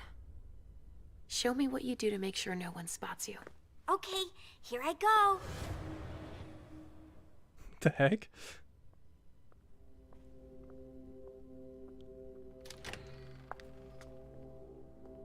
Leisha.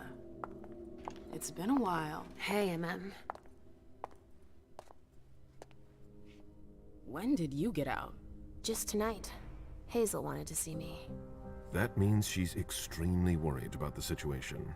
That, or she's a major drama queen. MM doesn't realize how serious it is. She should show the prince more respect. He seems like the type that would care about hierarchy. She should show the prince more respect. I know that you knew her before, but she's the leader of Boston now. You owe her respect before everyone, and in every circumstance. She is your prince. Are you lecturing me? First Siaka, now you. Why won't anybody give me a break tonight? Maybe you asked for it. Or maybe if you behaved in a manner more appropriate to the circumstances and our setting, then you'd better understand why everyone is so nervous. He's got no business lecturing me. Dijon asked for it. He's got no business lecturing me. Stop it right there, Bazori. Don't take that tone with me. I choose what lessons to take. We must all remain calm and accept any help we can get, even from the most unusual sources. That's surprising to hear, coming from a blue blood. At least your certainties come from a more solid source than a prophecy from a child of Malkov. You don't know what you're talking about. All I'm saying is that whatever the problem is, your hallucinations aren't gonna help us solve it. This time it's different. MM can believe whatever she wants. I don't care. She can believe whatever she wants. I've seen it in the tea leaves. I know what's true. And yet, many of the things I saw ended up happening. Quentin King's disappearance, Hazel's rise to power, your breakup with Hilda too. But you're probably right. It's just Hazel and her flair for the dramatic. Only time will tell. Good evening, ladies, sir. The prince shall see you now. Mem Louise, rebellious star, the diva who lights up Boston's nights, but bringing light into a world of darkness can be perilous. Mem knows this, but she doesn't care. Choose a profile. Oh, here we go. I am either an investigator, profile that focuses on knowledge and skills that allow you to go undercover, extort, or steal information. I'm a jack of all trades. Profile that focuses on improving attributes and a large selection of skills. It allows for a maximum number of interactions, but with less mastery. A veteran, profile that focuses on dialogue skills and the physical attribute. It allows you to use the character's aura in conversations. Or free, profile with no pre-attributed points. Alright, now here's a choice for everybody to make. Which profile? Luckily, there's 4, because I can only do 4 things on a poll.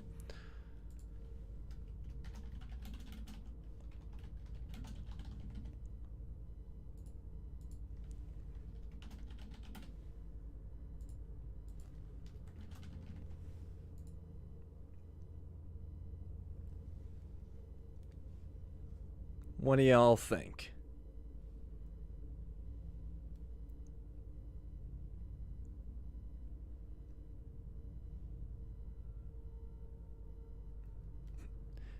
Colin says jack of all trades. We know what he voted on.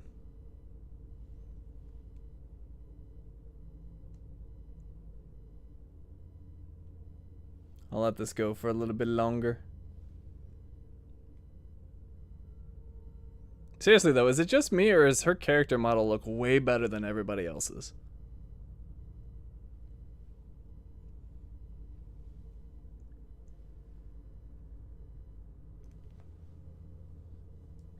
Alright, I am ending the poll.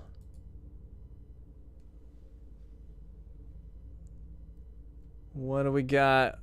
It's the jack of all trades. Profile that focuses on improving attributes and a large selection of skills. It allows for a maximum number of interactions, but with less mastery.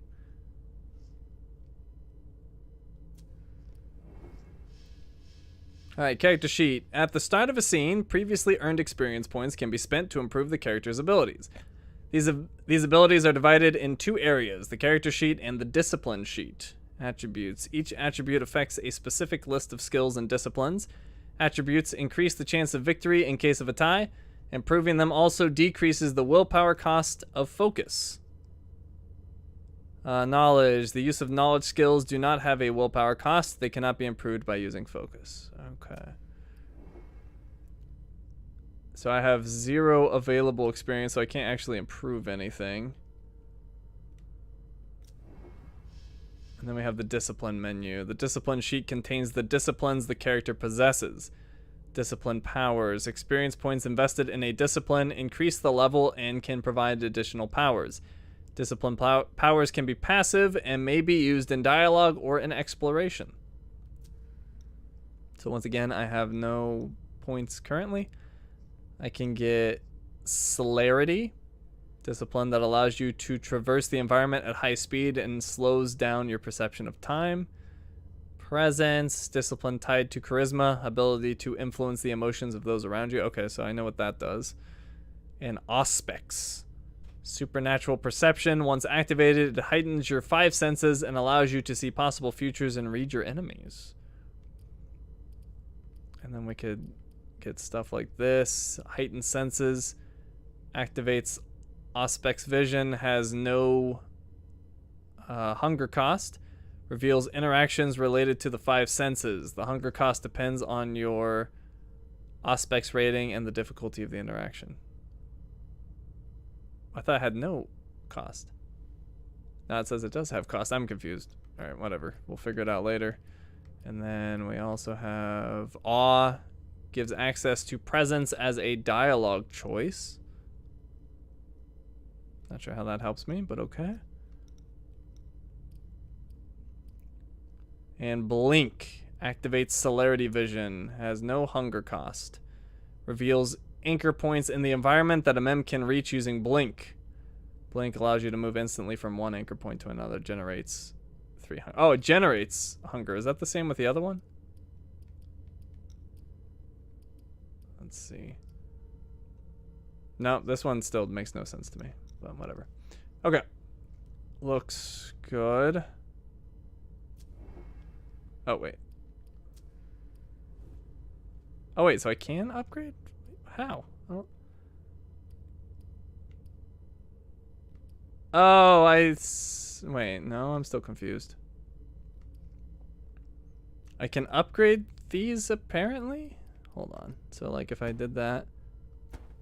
No, that doesn't do anything.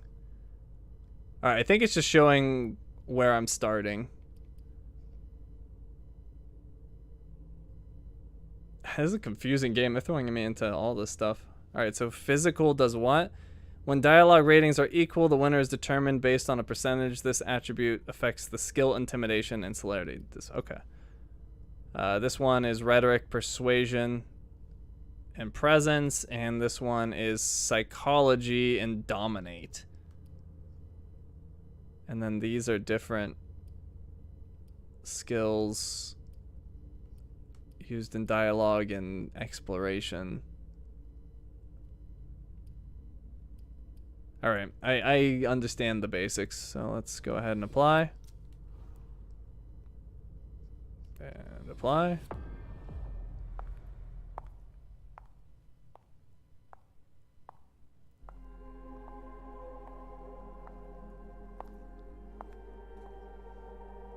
Hazel.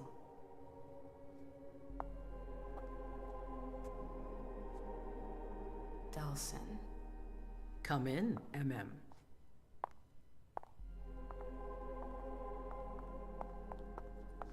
I wanted to have a word with you.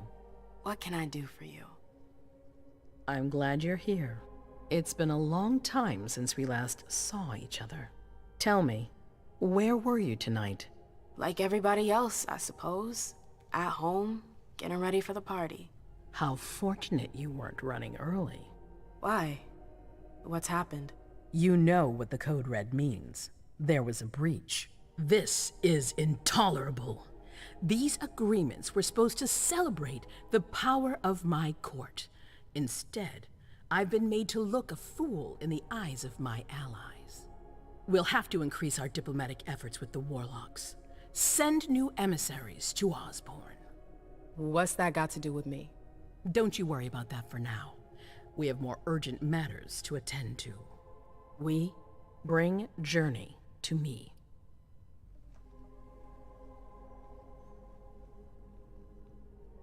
Why, or it's not her fault? Why? Actually, one second, guys. I gotta take my jacket off. I'm like sweating over here. Ugh. It's starting to heat up. I'm loving it. It's not cold anymore. Okay. Why? What do you want with her? I have a few questions I need to ask her. If mistakes were made, I need to know what happened. I'm sure that your friend will have a lot to tell me. Alright, or it's not her fault. It's not her fault. She hasn't done anything. Hazel. I'll be the judge of that. Alright.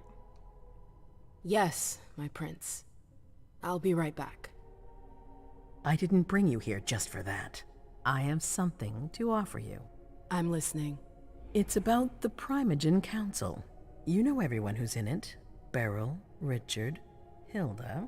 Their support was much appreciated after the disappearance of the previous prince. Quentin King. But now, they've become an obstacle. It's been going on for months. They systematically oppose everything that I do. It must stop now. Keep silent or business as usual. Once again, I used all my willpower. I will keep silent. The Camarilla has faced many challenges in the past few years. Many of our strongholds have fallen. I won't let Boston suffer the same fate. But for that, I need loyal allies. Also, how would you like a spot in the Primogen? What? You've always taken care of your community, MM, without ever asking for anything in return. It might be time you took a leading role in the community's affairs. Hilda won't let you do it. She'll never see me as her equal. Being seated next to her child? She'll feel humiliated. I'm her prince. She will obey me. She's not gonna like it. I don't care. What I'm offering is much bigger than all that. What do you think? I don't like the court. I need to think about it. I don't like the court. You know what I think of the court. I'm not comfortable there. You'll get used to it quickly. I'm not sure I want to. It's not a question. Time is of the essence. You're a businesswoman, MM. I know you'll be up to it, but we'll talk about it again soon. In the meantime... I know. Jay, I'm going to go see Sylvia first. I need to clear my head. Do it. You won't be able to hunt tonight. It's better to be prepared. Bring me Journey. I will. I have the utmost confidence in you, MM. Do not fail me. You can count on me. What the hell is going on?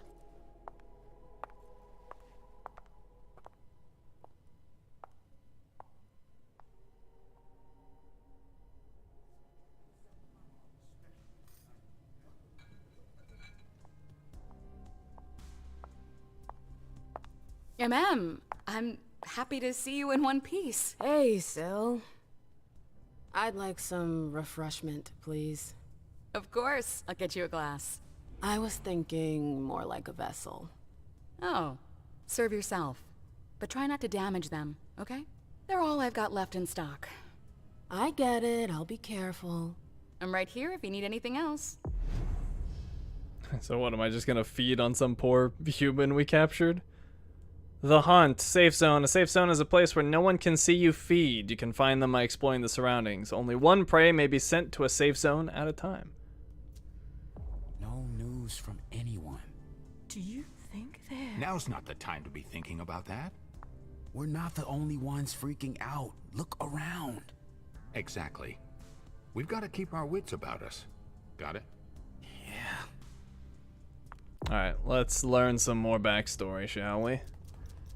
So in the Codex, there was one clan I wanted to know about, the Bruja. Apparently they're like assassins or something.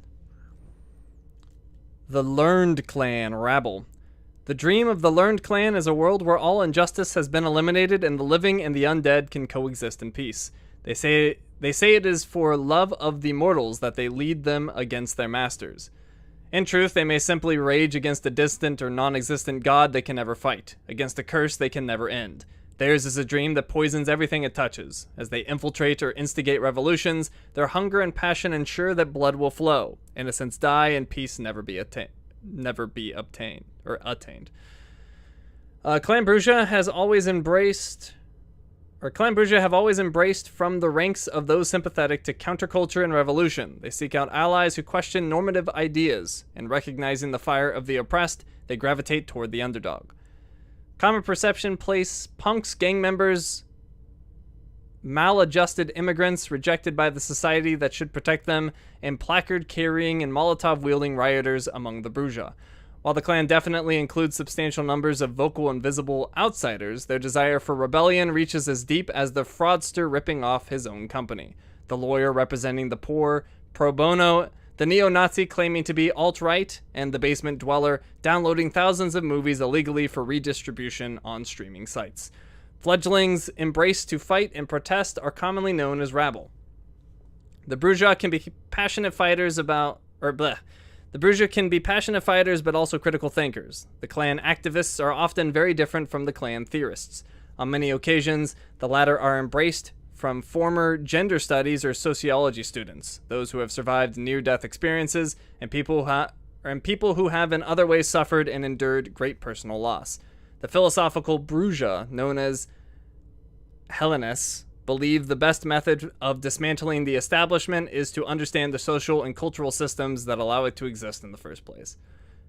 So this is an interesting clan. They're like the anti-vampire clan. They want to bring down the system. Unite everybody. They're the peace-loving clan, but apparently they also hired the assassin for some clan. I remember reading that in some other history. So they're the peace lovers, but they'll take action to get what they want, apparently. Alright, so that's the other clans are still unknown to us. The World of Darkness. A vessel. Donor, vulgar. A source of blood for sustenance of pleasure, primarily mortal. Coterie, a small group of kindred, united by the need of support and sometimes common interests. The Institute. Kindred must blend in among the mortal masses. Some Malkavians believe they need to be treated in order to do this, by reducing the delusions that make them stand out. The previous Prince of Boston, Quentin King, created an asylum where members of his clan could seek treatment, the Institute. Alright, and then we got some new characters. Or not really new, but ones that we've actually seen now. Laisha. She's far less interesting, apparently. The Princess Seer, she's in clan Malkavian, 12th generation. Date of embrace was 1939. That which remains. Laisha's story is nothing more than a collection of fragments due to her memory impairment. She remembers that she is from France, near Lyon, and that Dr. Richard Dunham is her psychiatrist, as he has always been. She knows that he saved them from the war in 1939, both her and her daughter, Halsey. He made it possible for them to join the Boston court, held at the time by Quentin King, a child of Malkov like them. The rest is nothing but light and shadow. Leisha knows the names and sometimes even the stories of those around her without knowing exactly how or why. She remembers Quentin King, the previous prince, and his legendary obsessions, and more recently Hazel, the first year of her rise to power.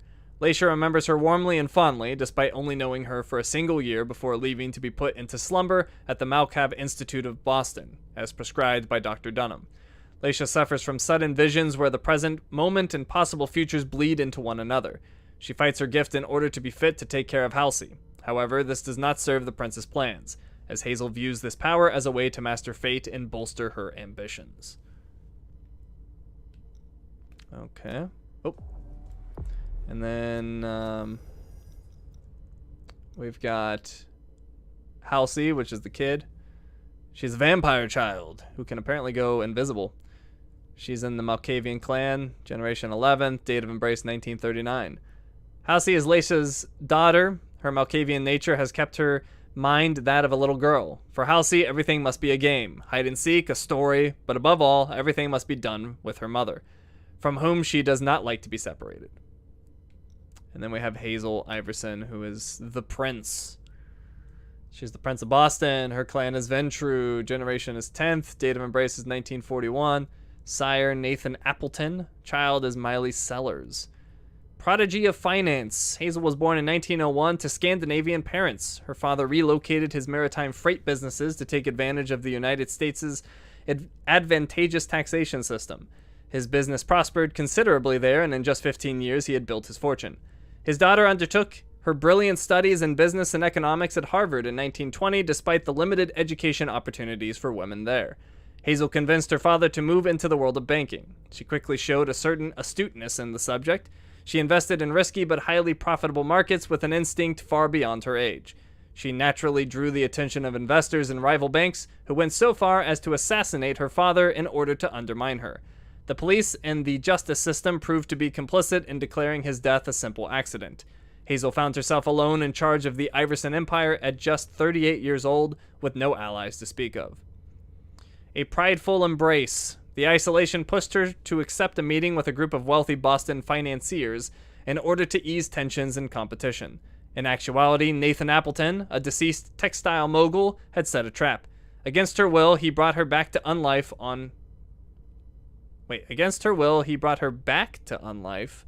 on her knees, sparing her no humiliation. Appleton embraced her out of pride, not to be outdone by a woman on his own turf. Immediately, he neglected her and abandoned her to her own unlife. Hazel discovered on her own that she was undead. To protect them from the monster she had become, she needed to distance herself from those she loved, her family, or her mother, her family. She even considered ending her unlife, but surrender was not a part of her vocabulary. Vendetta. In time, thanks to her determination and her sound investment advice, she eventually gained the acceptance of the court.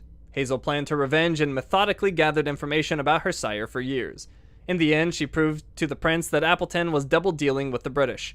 Quentin King had no choice but to launch a blood hunt of the traitor, so as not to be accused of being spineless and collaborating with the invaders. Hazel had planned for everything. Her ghouls were already holding Nathan Appleton captive at his residence.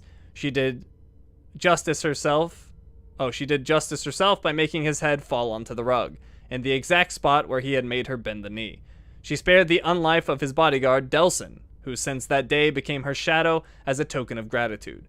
She has since earned the distant respect of many. The resistance. Her relationship with Quentin King grew strained over the years. The prince's submission to the British colonists, combined with the outbursts of madness, prompted Iverson to conspire with a group of dissenting Licks, the Kindred of Liberty. The secret organization worked in the shadows to bring about the downfall of King and his associates. Hazel provided them with financial backing, all while maintaining her cover as a loyal subject of the prince. Her dealings with the KOL also led her to work with another resistance group, the Gemini League, which she helped establish in Boston. Revenge. When the elders began to give in to the beckoning, there was a major shakeup among the powerful and ambitious kindred still left in Boston. Hazel aspired to carve out a place for herself, but she did not expect that, in 2014, the remaining members of the Primogen would offer her their support to allow her to claim the position Quentin King had left vacant at the head of the domain. Though she seized the opportunity without hesitation, she remained suspicious of those who had relinquished the power to her. Why would they not keep it for themselves? She therefore invited kindred whose loyalty she was sure of to the council, in order to dilute the influence of Burrell Underwood, Richard Dunham, Hilda McAndrews, and Jara Drury. At the top, plagued by doubt. Once in power, Hazel endeavored to restore the weakened domain. Learning of Dr. Dunham's research on Vitae, she saw at last an opportunity to bring Boston back to its former influence and glory. If she could find a way to store the enhanced blood, Boston would become the center of a thriving blood market. She drew upon Dejan Siaka's thaumaturgical knowledge, but the research necessary to develop such large-scale production led her to ally herself with the Hartford Chantry, with which Boston had long fought against the British occupation. This alliance would take time, and it would create fear and jealousy. Thanks to a premonition from Laisha, Hazel avoided an assassination attempt, as well as all manner of political unrest. The further she advanced in her discussions with the Chantry, the more the feeling that someone was trying to bring her down intensified. Someone wanted to see her fail. She was certain of it, but it could have been anyone, even one of her closest supporters. Laisha's visions offered her a way to find out and a means to defend herself and find new support as she played on the conflicts between those who could threaten her crown. In spite of everything, the negotiations came to a close. A party was to be held tonight to celebrate the unification of Boston and the Hartford Chantry, the consecration of Hazel Iverson's power. Vampire the Masquerade Swansong, the novel. We already looked at Hilda, so that's nothing new. Let me go back to the Codex briefly. I want to know about the Malkavian clan. The Clan of the Moon, Children of Malkav, lunatics. Psychologists would diagnose the children of Malkav with schizophrenia, depression, obsessive-compulsive disorder, or post-traumatic stress disorder, sometimes all at once. In reality, they have all these things and none. Like the wise madmen of poetry, their derangement stems from seeing too much of the world at once, from understanding too deeply and feeling emotions that are too strong to bear. They self-medicate with blood, but that is just a temporary solution. It has long been the misconception that few kindred families are as disparate as the Clan of the Moon. Other clans see them and reason they are each mad, so why should they... Other clans see them and reason they are each mad, so why should their respective origins matter? To the Malkavians, origins matter a great deal. Though sires may pick childer from all walks of life, age groups, ethnicities, and genders, every mortal selected for the embrace possesses something only visible to a Malkavian. One of the gifts the Malkavians look for in a mortal is what they call second sight. If a person interprets dreams, can perceive spirits, or unerringly predicts future events, the Malkavians take notice. Such a person acts as a beacon, calling out to every member of the clan that sees them. Another gift revered by the Malkavians is that of insight, a high level of empathy, finely tuned knowledge of complex subject matter, or just an obsessive drive to pursue the answers to philosophical questions. Each appeal to the clan. As insight is often tied to profession, the clan benefits from a range of academics and doctors, especially therapists and psychologists. Finally, the Clan of the Moon are fascinated by the broken, individuals who have been changed by traumatic experiences or who were simply born slightly detached from themselves and the rest of society. To the Malkavians, they are but one gentle push away from having access to an altogether different plane of reality. Rather than treating them as burdens, the clan sees them as having great potential. All Malkavians suffer mental illness following the embrace, sometimes accentuating an existing condition, other times adding a new dimension to their instability. As if their thoughts and actions were based on otherworldly logic, there seems to be no knowing when their condition will manifest destructively or when it will offer different perspectives where such were previously lacking. As a rule, no other kindred feels completely comfortable around the known Malkavian, often viewing them as unpredictable maniacs whose flashes of insight are rarely worth the fits of insanity. Some Malkavians claim there is a common factor to their madness, that they are all psychically linked through a communal wavelength, a shared consciousness of sorts. Those who are aware of its existence refer to it as the Cobweb, or more recently, the Madness Network.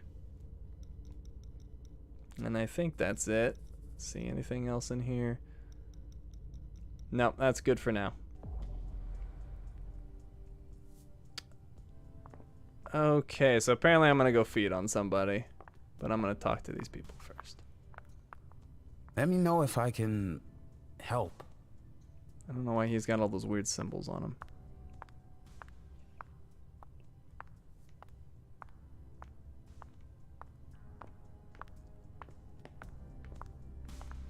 I'll stay here.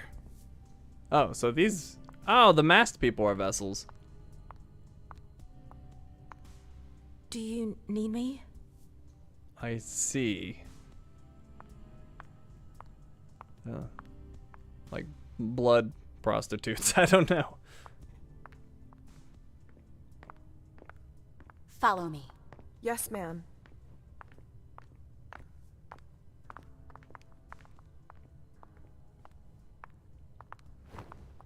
Oh, okay.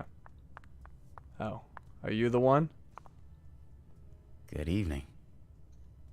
No. Alright, what do I... How do I get one? Let's see. Where's my quests or whatever? There's a quest log. I don't know how to access it. Maybe on the start. Oh, show goals. Find a place away from prying eyes. I thought I did that. But maybe I just go into that side room.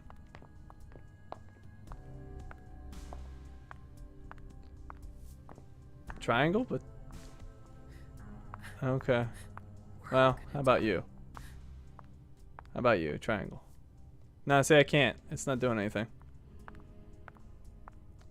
I think I just go into the room. And they'll come, I guess? Here we go. The hunt. Prey. Prey will naturally be revealed as you approach them. To feed, you will need to find a safe zone. You can lure your prey too. Go after isolated prey. If it is surrounded by potential witnesses, sending the prey to a safe zone will increase suspicion of you. But none of that should matter here. Okay, here we go. Now I choose. Alright, lady. Maybe the Anarchs. Or the Harvard Warlocks. Come with me. There. Yes. Oh, I like mind controller.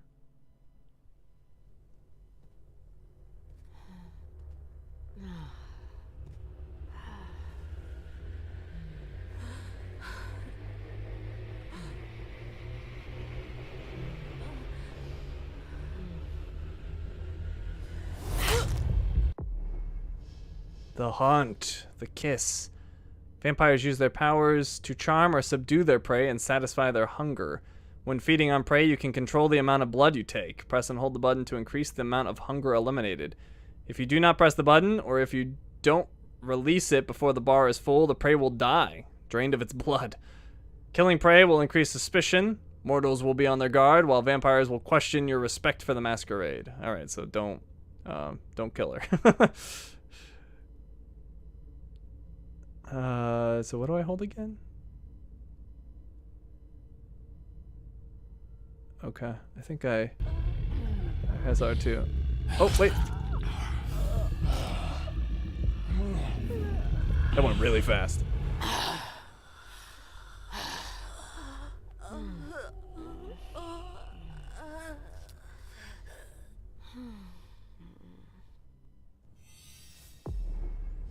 The hunt.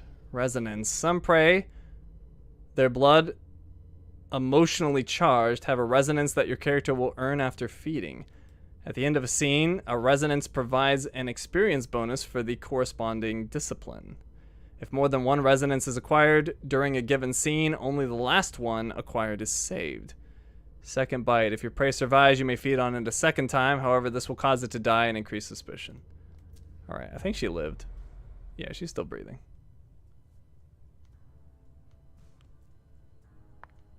That went really fast. I'm like, all right, I'm sure like it'll feel slowly. Oh God, no, don't kill her.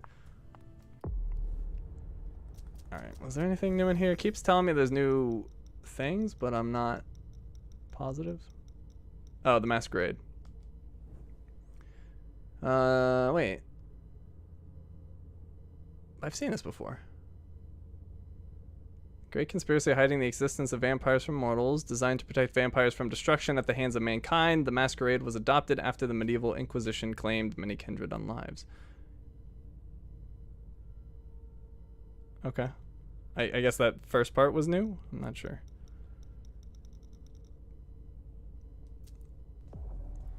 April's gonna kill us. Alright, well my hunger's gone down. Absolutely divine. All right, Jay. Where are you hiding?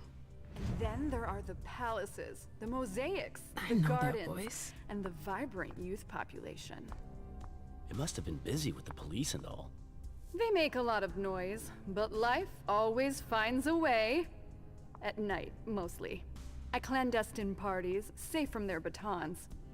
Those young people just want to have fun, and their descent has a delicious taste.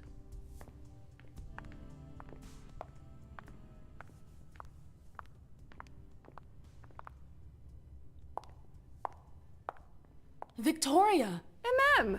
My little Rose! It's been so long. An eternity, you mean. And yet, look at you! As splendid as always. I've learned from the best. Adorable. How are you? This is a rather depressing night for a reunion. I'm worried. I'd like to go home. Turn the question around.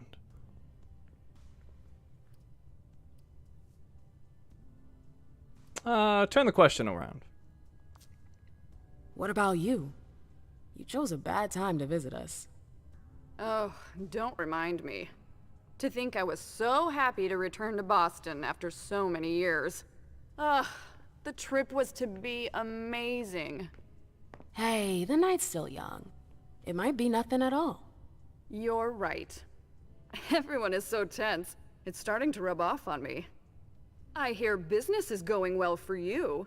Your Black Rattlers are making quite the splash. You can be proud of everything you've accomplished, darling. Your name is on everyone's lips.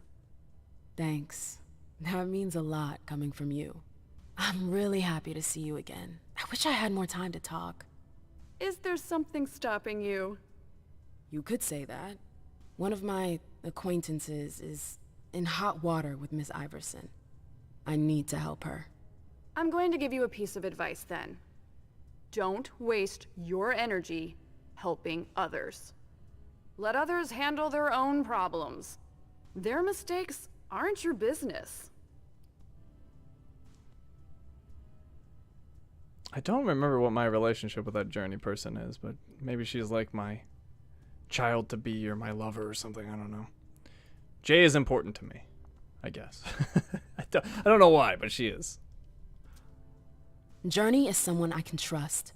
I can't let her down now. Is Journey a prince? No. Then her opinion doesn't matter. The only individuals who should matter to you are royalty.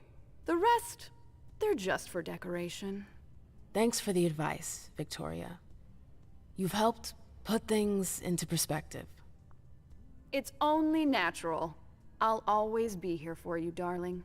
And I hope the feeling is mutual. You know it is. Wonderful. I'm relieved to see that despite the travails of time and distance, our friendship is still intact. What are you doing in town anyways? The last time I heard about Victoria Ash, she'd just gotten back to Atlanta. You know I never stay in one place for long. But to answer your question, I came to do business. For the agreement, I'm guessing. You guessed right. I'd hoped to meet up with one of my associates tonight, a warlock I'd sent to Hartford. Unfortunately, he still hasn't made his appearance. He might still come. The night's not over yet. Oh, you're refreshingly naive. We'll see. She's interested in the agreement with Hartford. Okay, so I see the opponent focus now. Does she know what's going on out there? I heard about her wedding. Does she know Hazel? What does she think about the court? Well, I could attempt to use some of my willpower. Oh, no, actually I can't. Never mind. I have 0% chance of that, so I'm not gonna bother.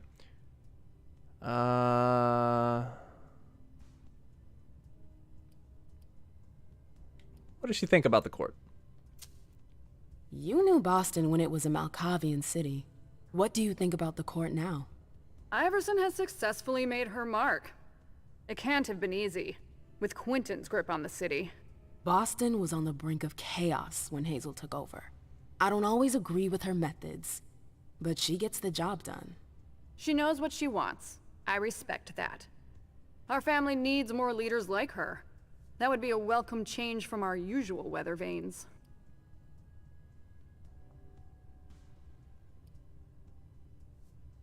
Does she know Hazel? I imagine you've met our prince. Of course. I went to see her as soon as I got to town. I must say, I was surprised that Quentin King was no longer on the throne. Do you miss him? Not in the slightest. Quentin had his charm, but he was too unstable. Iverson, on the other hand, she seems powerful, refined. A true blue blood. Absolutely. Nobody's perfect. Does she know what's going on out there? I imagine you received the alert as well. Yes, I was with your prince when the message was sent. Do you have any idea who triggered it? Alas, I have no idea. Iverson didn't care to share that with me. She knows how to control information.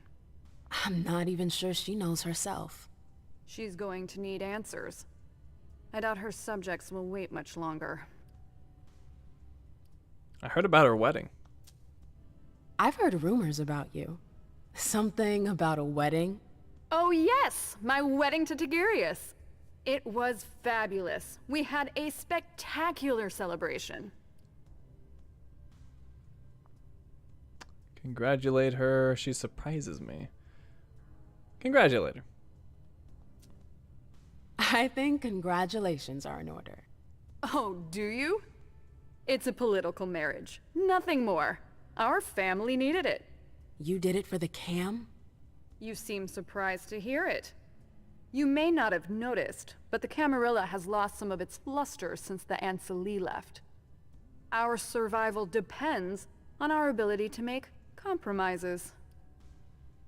They really are like the political faction of the vampires.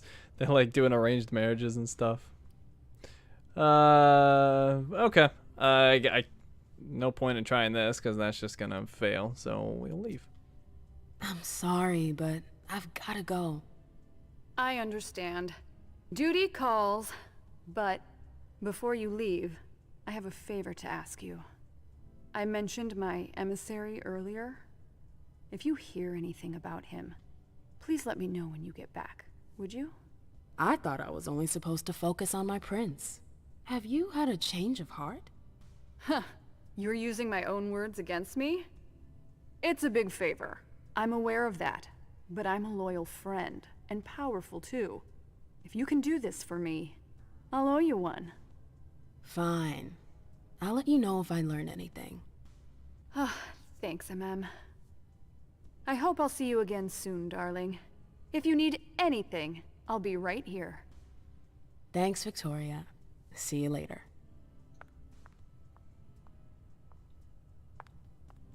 Alright, so let me look at my Codex again.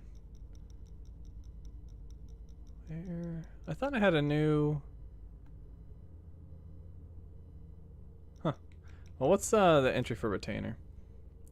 A mortal in the service of a vampire, commonly a ghoul. The terms are usually interchangeable, with retainer being the polite choice. I see. So we only know of one retainer thus far, and that's Galeb's retainer. Okay. I got it. Alright, I gotta find the Journey lady. Can I help you? Yeah, I'm trying to leave. Okay, guess I can't. Is Jay in here? Oh, wait. Can I help you?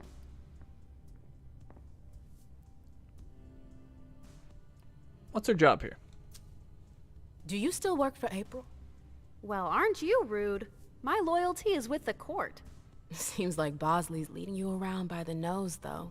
She's got some extra responsibilities, sure, but that's it. I have my own agenda. Mm-hmm. I'm not surprised. Has she seen Jay? I've got to talk to Jay. You haven't seen her, have you? No, you should ask April. It's a good idea. Thanks for the advice. Okay, I remember who April is. I don't remember her background. I've got stuff to do. See you later. So who the heck is... I had an entry for April, right? I'm trying to keep all these characters straight. They threw so many at me. So what was April's deal again? Oh, and that's where they were. All right, I'll check those out in a second. So what was April's deal? She was...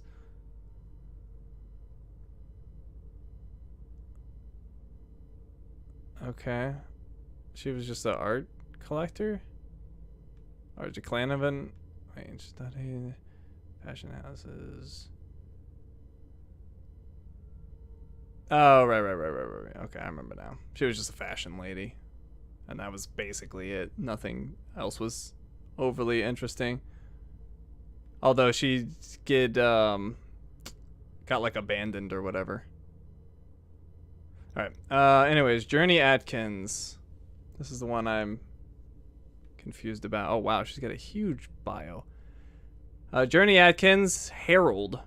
She's part of the Toreador clan, generation's 12th. Date of embrace is 1938. Sire is Zitkalasa. The Sundance. Journey was born in Boston in 1904. She was from a long line of musicians and took to the stage with her parents at a young age. She joined the violin section at the New England Conservatory of Music. Journey showed great talent and could play in any style. After completing her studies and graduating with honors, she opted for a career teaching at the conservatory that trained her. There she became the president of the Alumni Association, and with the important role of granting awards and scholarships and organizing events. It was at one of these gatherings that she would meet Zitkalasa, an honorary alumni whose career fascinated her. The interest revealed itself to be mutual, and a strange friendship formed between the two women. Convinced of Atkins' talent, Zitkalasa invited Journey to create her own interpretation of her Sundance opera. They collaborated on the project for 4 years until Zitkalasa's death in 1938. A particularly painful loss for her friend. Journey was devastated with nothing left to live for. Daughter of the Night. Zitkalasa had been dead for several months when one night Journey thought she dreamed that she had seen Zitkalasa at her bedside.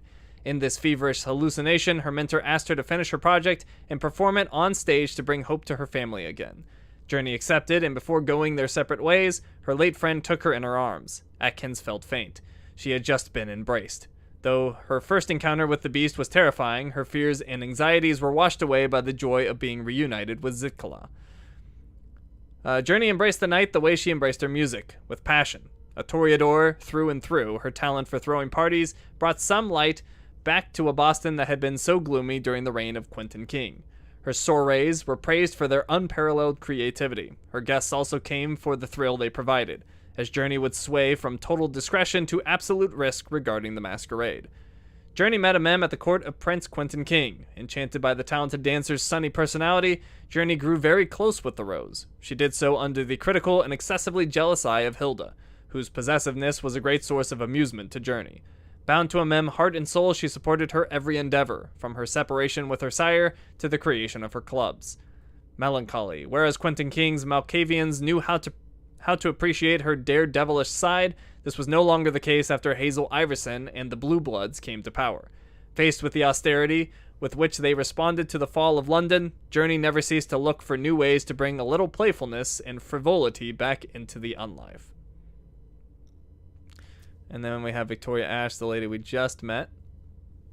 She's the Prince of Atlanta. Oh. I see. She's the Prince of Atlanta.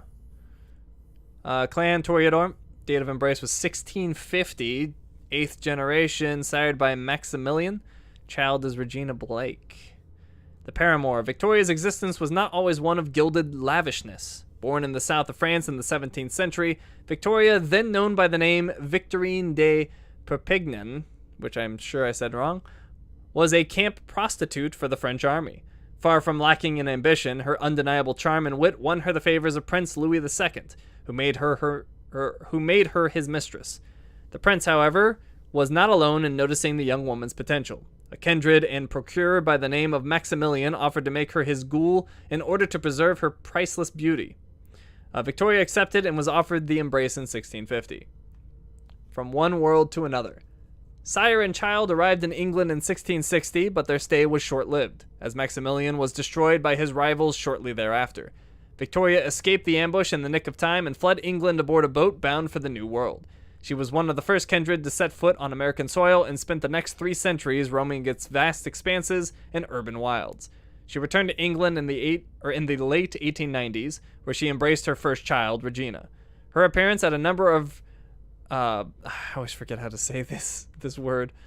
Bougie, whatever. Her appearance at a number of bougie salons of the time led her to meet Hilda McAndrews, a young kindred and renowned painter whose convictions and talent she admired. Victoria met Hilda's child, Emem, a few years later, during an opulent soiree held to celebrate Emem's embrace. Victoria was overcome with sympathy for the young woman as her sunny disposition reminded her of the passion of her youth. The harder they fall. A woman of passion and a toreador above all, Ash expanded her influence in the 1990s by establishing herself as one of the greatest pop stars of her time. Her songs lit up the American billboards, and the masses came in droves to attend her concerts. In parallel with her affairs among mortals, Victoria opened a path for herself to the throne of Atlanta, which she claimed. The city grew and flourished under her reign. Ash was forced to leave the city in 1999 and returned to London, which she fled in 2008 after the purge of the Second Inquisition. A sense of duty. The resurgence of a Second Inquisition cast a veil of doubt and unease over the world of the night. While many kindred chose to reject technology in the hopes of becoming undetected by their hunters, Victoria welcomed it. Ash went on many trips and made social appearances, resisting the beckoning as the elders disappeared one by one, leaving behind an extremely fragile Camarilla. In order to fend off this loss of power, Victoria was chosen to seal an alliance between the Ivory Tower and the Ashira, another vampiric sect.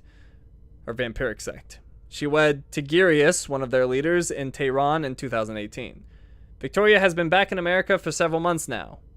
Back upon her throne in Atlanta, she intends to use her talents to restore her city to the glory it deserves. In the meantime, here she now is in Boston, drawn by Hazel Iverson and her ambitious projects. Alright. So, we gotta find Journey. But first we have to talk to April, who's not around? Maybe I ask the bartender.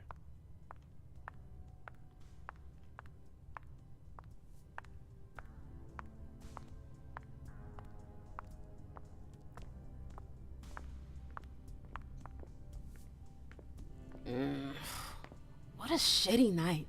Do you think the Code Red will last much longer? I hope not. The faster I get out of here, the better. What? And Mem Lewis, the Black Rattler's Rose, is afraid of a handful of politicians? God, no. Fine. Let me know if I can do anything for you.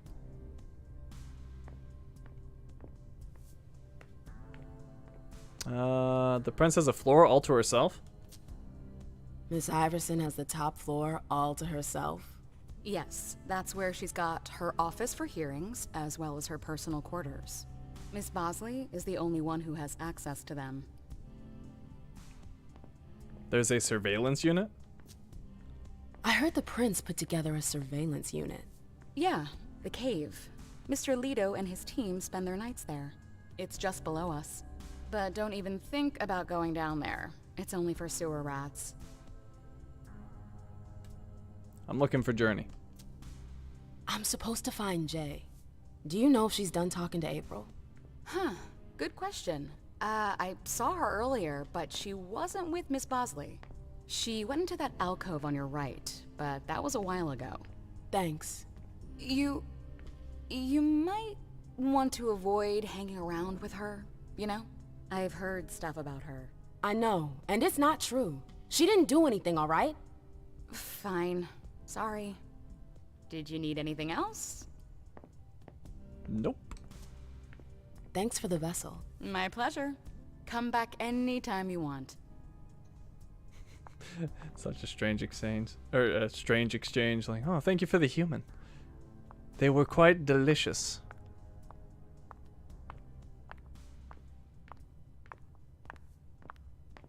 Alright, there's none in there. Maybe in this one? No? You said on my right. All freaking out. What the heck? Maybe she meant left. Can I go any faster? No, this is the speed that I walk. Alright, what the heck was she talking about? Journey is not in here. We should all call the cops.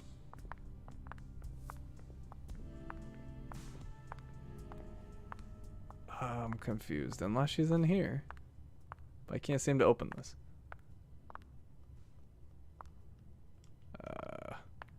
If I just walk in here? I know that. Oh, there she is. Jay. Auspex. Heightened senses. Auspex enhances your 5 senses. This condition reveals new interactions, detecting scents, listening to conversations from a distance, revealing the past of objects, or even experiencing premonitions. You can also discover items that have been hidden using supernatural powers. Okay, well, there's just this. Auspex. This will give me 2 hunger if I use it, apparently. But screw it, I'll do it. Alright. Where did you go, Jay? Alright, well, it won't let me go in there, so I guess I follow this. Or no, that's where she started. I can't go back there.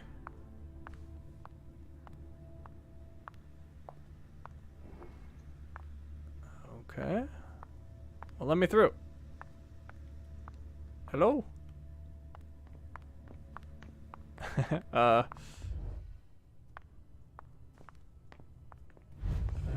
wish to go back here. Alright, what am I missing here? This seems odd. Maybe I go talk to the bartender.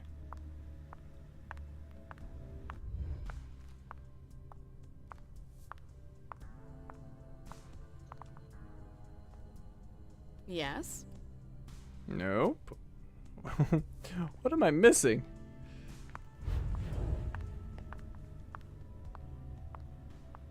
Maybe I look at this lady. I'll talk to her. You want to... Nope. Let me in?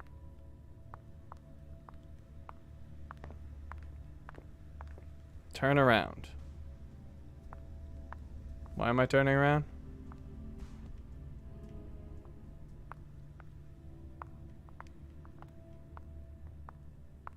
Yeah, I don't get it.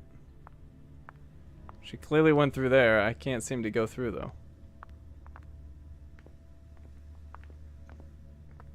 What am I missing? Maybe if I talk to this lady again. Can I help you? Nope. I've got stuff to do. See you later.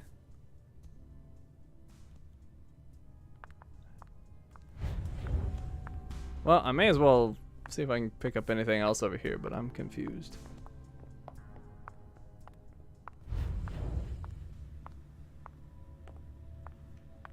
Go the other way? But there's no other way to go. This is... Maybe the Anarchs. Or the Harford Warlocks. No, they wouldn't dare. I don't know what you guys are trying to tell. Oh, do you mean out? Oh, I see. I didn't realize the dude had moved. I see. He was blocking the entrance before, so I just assumed he was there and I wasn't looking.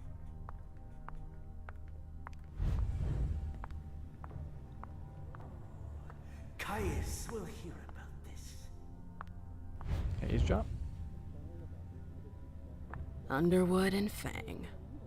Bazor's ears must be burning. There's somebody talking. Alright, anyways, I'm not ready to move on yet. Talked to him earlier, so whatever.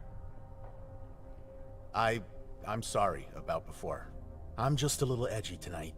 I know. This isn't the first time we've gotten in a fight over nothing. Your child, Imani. She was there. Still no news? No. Radio silence. And Hazel refuses to talk to me. I spent months kowtowing to those Hartford assholes for this agreement. If she has the info, now's not the time to hold it back. These Hartford guys. How well do you know them?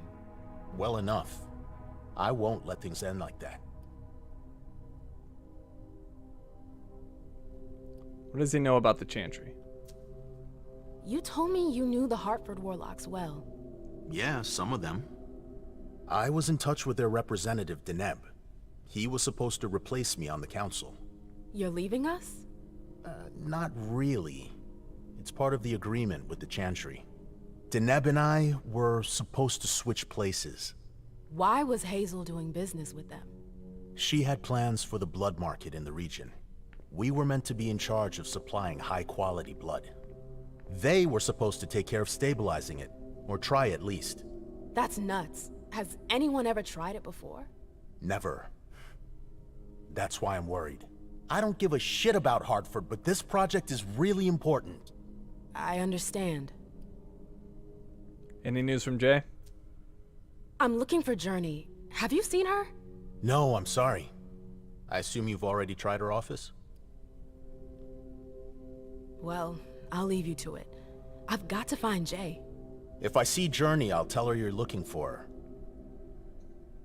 Alright, well now that I have this fancy ability, I want to see if there's anything at the entrance that maybe I couldn't see before.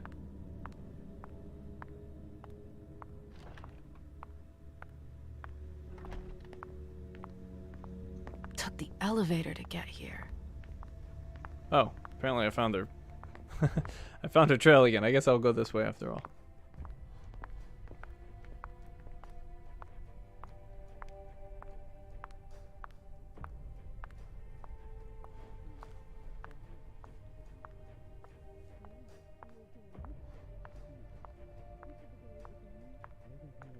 Can I eavesdrop? Oh, I can. How?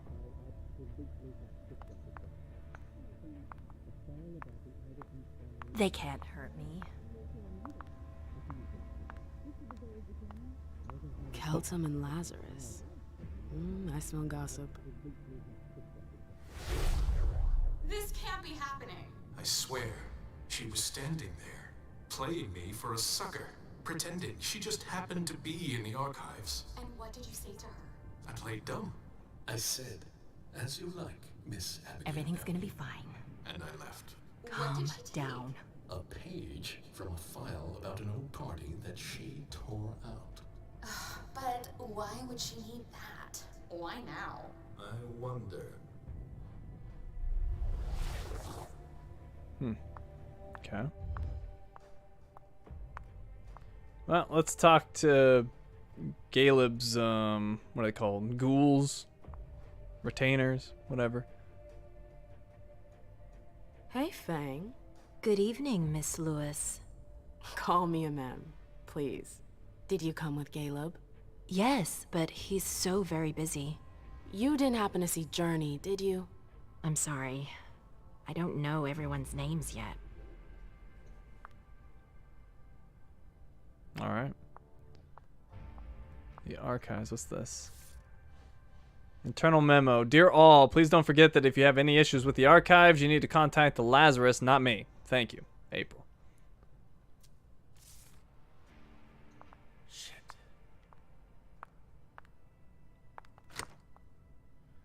Bypass lock. Technology 3. That'll take 6 of my willpower.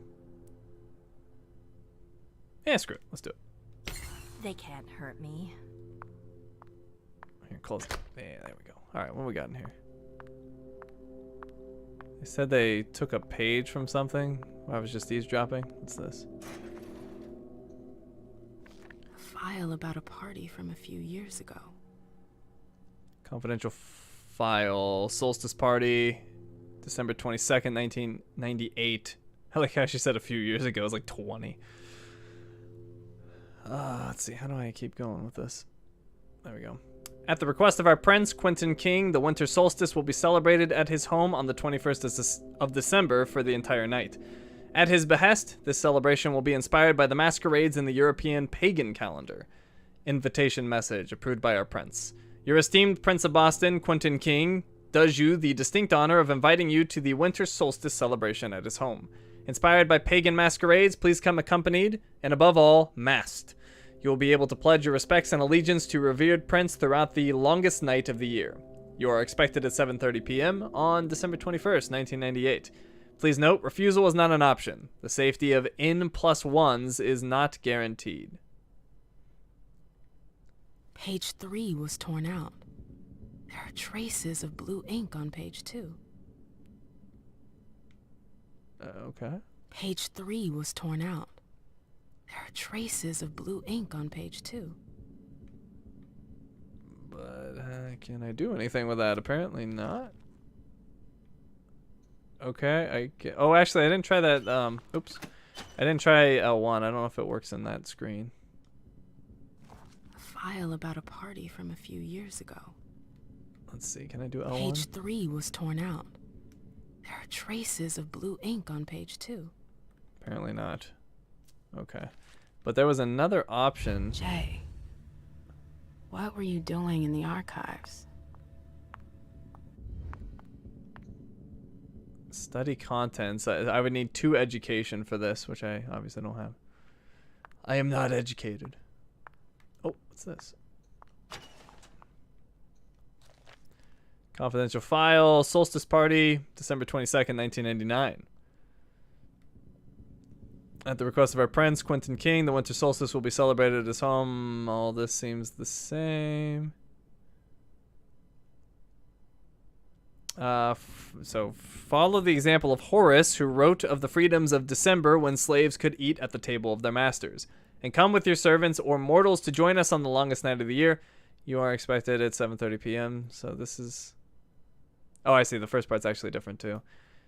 At the request of our Prince Quentin King, the winter solstice will be celebrated at his home on the 21st of December for the entire night. At his behest, this celebration will be inspired by the Roman Saturnalia, and he wishes that each of his guests invite mortals or servants to sit at the table. So this was the following year? The other one was 1998, right? Yeah, it was. Schedule of events, 7:30 to 8 p.m. Arrival of the guests. Latecomers will wait under escort until 12 a.m. to join our prince. 8 to 11 p.m. presentation to the court of the VIP guests and mortals, compliments to the prince. 11 p.m. to 12 a.m. speech by Quentin King. Wow, he's going to talk for an hour? 12 a.m. started the blood hunt. Late guests, while they do not benefit from the grace of our prince, will have half an hour's advance.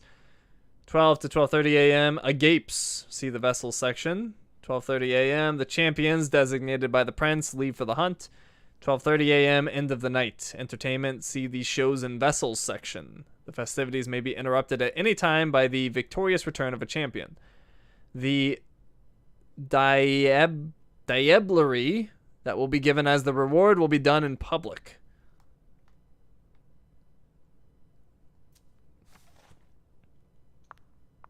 Okay, diablerie is something I saw in the Codex. What the heck is that?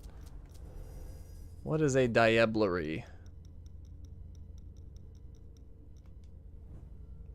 Amaranth, archaic. An act reviled by most vampires, diablerie involves drinking another vampire dry, ingesting not only their blood but their very essence. Vampires with a religious bent speak of consuming the victim's very soul, and those who can sense auras can clearly see the stains afflicting the perpetrator. So wait, they were gonna do a diablerie for what? Whoever the champion is will get a diablerie, which means they get to suck someone dry or they get sucked dry? Okay. Any other archives in here? It's this one. The 6 traditions of the Camarilla. First tradition, the Masquerade. Thou shalt not reveal thy nature to those not of the blood. Doing such shall renounce thy claims of blood. Second tradition, the Domain. The Domain is thine own concern. All others owe thee respect while in it. None may challenge thy word while in thy domain. Third tradition, the Progeny. Thou shalt only sire another with the permission of thine elder. If thou createst another without thine elder's leave, both thou and thy progeny shall be slain. Fourth tradition, the Accounting. Those thou create are thine own children. Until thy progeny shall be released, thou shalt command them in all things. Their sins are thine to endure. Fifth tradition, Hospitality. Honor one another's domain. When thou comest to a foreign city, thou shalt present thyself to the one who ruleth there. Without the word of acceptance, thou art nothing. Sixth tradition, Destruction. Thou art forbidden to destroy another of thy kind. The right of destruction belongeth only to thine elder. Only the eldest among thee shall call the blood hunt. Apparently they wrote these in like the 1200s. Oh, entry added traditions. The traditions. The 6 traditions form the core framework for governance among the kindred. While they are interpreted in wildly different ways and given various attention by individual princes and councils, they are ancient customs that no initiated Camarilla kindred is unaware of. Even if they were, ignorance is no excuse for breaking them.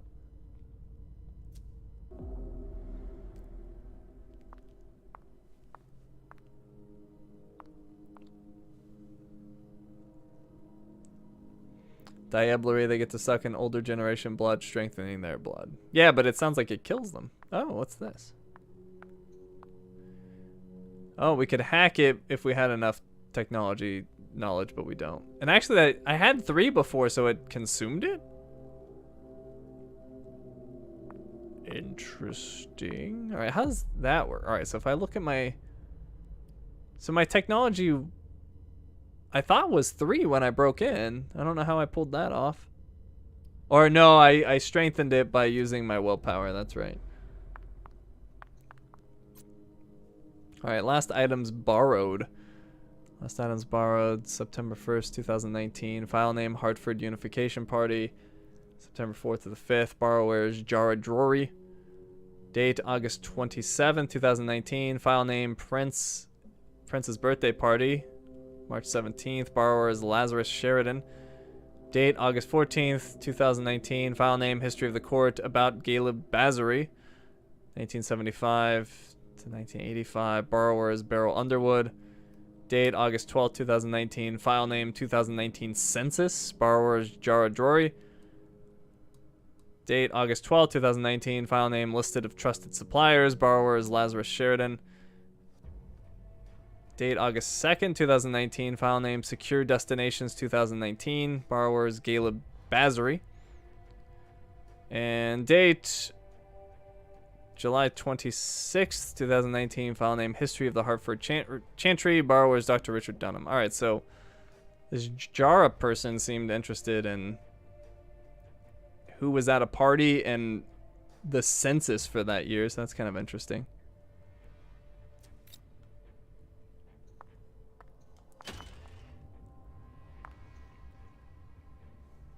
Deduction. Observe carefully. There's a file missing. I had to observe carefully for that? Okay.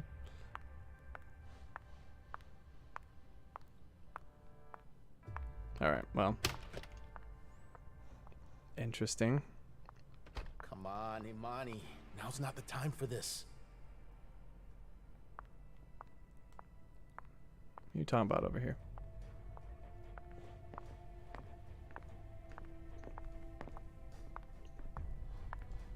This waiting, it's unbearable. All right.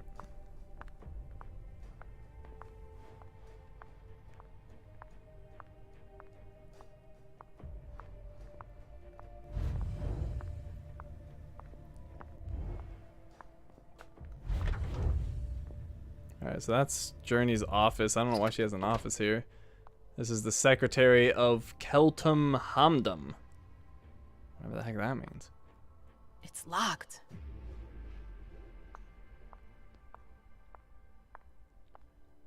Secretary of Abigail Nurmi. Okay, so I was thinking it was like a secretary of like a title. It's just a person's name. Battery's dead. Battery's dead. I'm just snooping around the office. Hopefully nobody cares. I'm playing with fire. If someone spots me... Nobody's gonna spot me. History of the Jefferson Library. This library was closed in 1935 following the construction of the various university campuses. It was acquired by Miss Hazel Iverson in 1946. In 1960, Miss Iverson ceded it to members of the Gemini League, a resistance group fighting against English oppression, from the cities of Hartford and New Haven. Since then, the Hartford Chantry has moved in, discreetly at first during the reign of Quentin King, and then openly since our prince, Mrs. Iverson, took the throne. The transfer of ownership was made official in 2014. This gift is a strong signal sent to the Warlocks by our prince. This place fulfills the rules imposed by its new owners and is an extension of the Hartford Chantry's domain. Our prince does not have jurisdiction there, in the interest of cordial and diplomatic relations. Any kindred who enter the premises uninvited will be subject to the laws of the Hartford Chantry. The prince has informed the court of the risks involved in going to the Jefferson Library without approval, even though relations with the Hartford Chantry are excellent. Alright, let's not linger too long in here. I don't want to get caught. What's this? It's technology. I could consult the pager, but I don't have the willpower for it.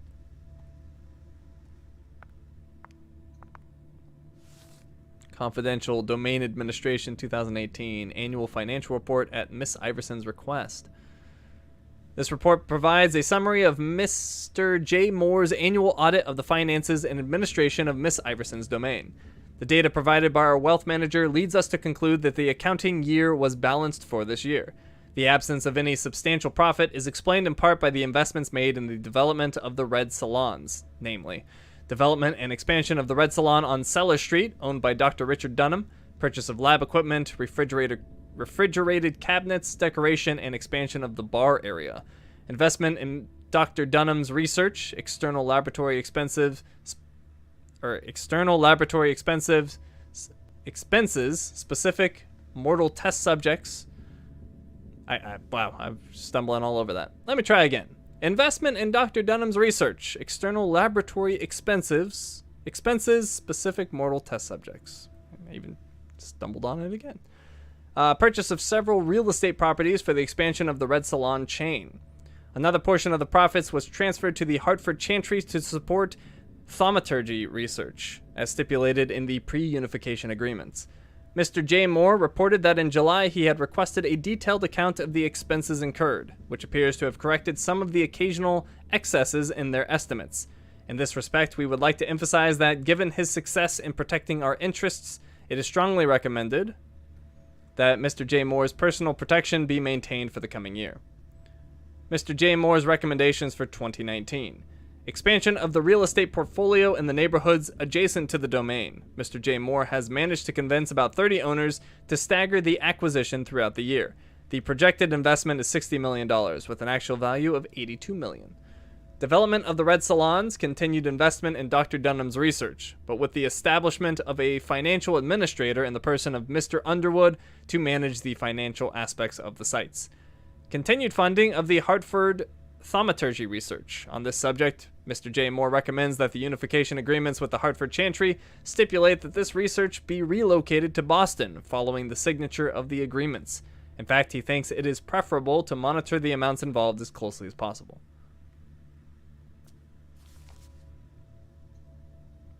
All right.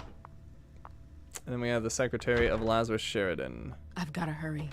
I'm not supposed to be here. I will examine this. That must be the card they used to open the archives. I don't need to take it. I already forced my way in. But dang it, I wasted my willpower. Boston, Boston, Boston. Lazarus knows all of the city secrets. Provincetown Library. Maybe some old books on the First Kindred. Boston Public Library. Still have some unexplored archives. Taunton Public Library. Some works forbidden to the public. Undetermined nature. Jefferson Library in Boston, probably some very rare thaumaturgical archives, but access is risky.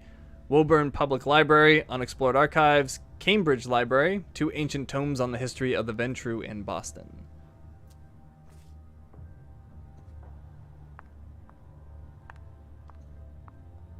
These books are gorgeous. Lazarus must have paid a fortune for them. Alright. Oh, hello. You didn't see anything. Alright, and then we have the Secretary of Journey Atkins. I don't know why she has a secretary. I didn't realize she was so important here. I hope you didn't forget anything, Jay. Checklist, evening of September 4th. Venue reservation, okay. Venue setup, okay. Invitation sent, okay. Limo reservation, okay. Red Salon vessels, seen with Dr. Dunham, okay. Servant security, okay. 2 more needed. Food for vessels and servants, check with Abby. Check the level of secrecy, Jara, okay. Alright, so yeah, that's right. She was the event coordinator and something went wrong or whatever. Guest list, unification party. September 4th to the 5th, 2019. Boston Court, bunch of people.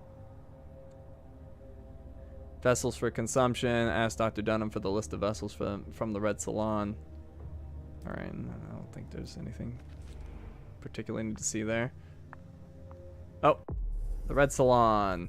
A low-profile and comfortable place where all the Boston kindred who can afford it go to enjoy mortals that have been expertly prepared by Dr. Richard Dunham. That's not new. I've seen that before.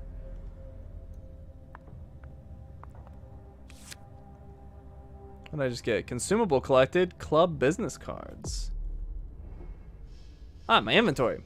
Consumables. Consumables are single-use items that provide bonuses. Most of the time, consumables are used to replenish willpower or eliminate hunger. Gear. Each type of gear has advantages and disadvantages when it is equipped. The effects of the gear apply as long as it is equipped. Gear may not be equipped or unequipped during a dialogue. Documents. Once they have been collected, consultable items, phones, documents, etc. can also be consulted from inside your inventory. Alright, so all I've got is the club business cards. Raised on the warmth of hot jazz, MM has strong ties with this type of music, synonymous with emancipation, energy, and greatness. Her clubs, the Black Rattlers, are the embodiment of this passion for swing. Wait. So this restores 2 willpower? Just by using it? How do I use it? Oh. What? How do you use a business card? I don't understand. Alright, well I may or may not use that for willpower, but I don't understand how you use a business card. Like, you give a business card.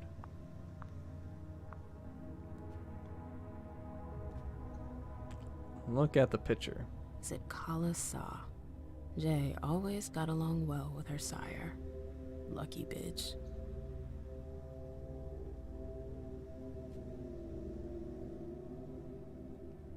I could recover the search history if I wanted to do so, but I don't have enough technology. I could use willpower. I could use that business card to get in, but let's wait on that. Because I might need that willpower elsewhere. I might get another situation where I could have gotten in there for free and then I wasted it.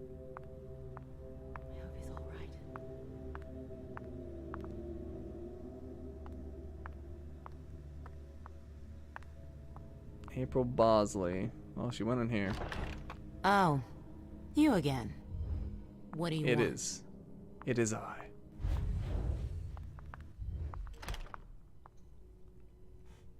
April, have you seen Jay anywhere? You can't let her out of your sight for 2 seconds. The prince sent me to get her. I can't discuss that with you.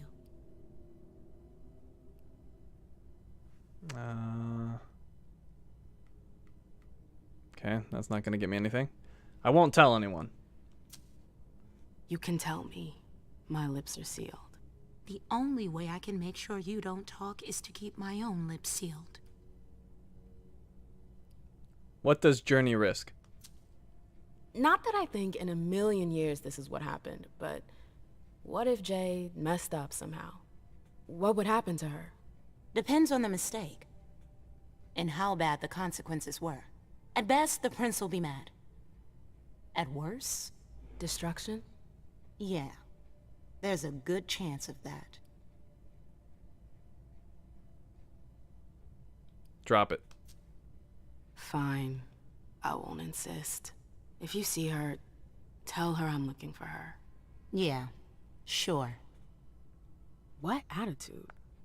It's a good thing I was careful earlier. Let's see. Anything I can interact with? Maybe she won't notice. Consult notes. September 4th, 2019, 9 to 10 p.m. Current business. Presentation of the annual report. 11 p.m. Unification party. Starts with when all guests have arrived. She's just standing there. I'm going through her notes. Whatever. September 7th, 2019. Tour of Dr. Dunham's Red Salon. September 9th, 2019. Private audience all night. September 12th, 2019. Meeting with Mr. Underwood on the management of the Red Salon. Meeting with Mr. Dunham on integrating the thaumaturges into the Red Salon. Security review of Mrs. Drury and Mr. Leto. September 13th, 2019. Monthly meeting with Mr. J. Moore. Reread speech to the Primogen Council on October 21st. Come up with a more authoritative ending. Maybe I can even go on her computer. Let's see. Is she gonna get mad? Wow. Okay. Guess you don't care. Email from Beryl Underwood. Received messages from Beryl Underwood to April Bosley.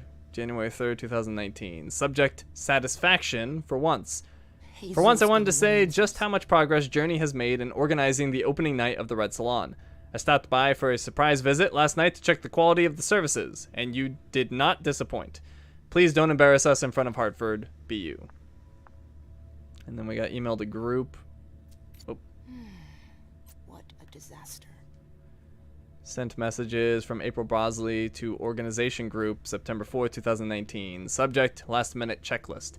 Dear all, although the most important guests will most likely arrive late, be ready by 9 p.m. because you never know.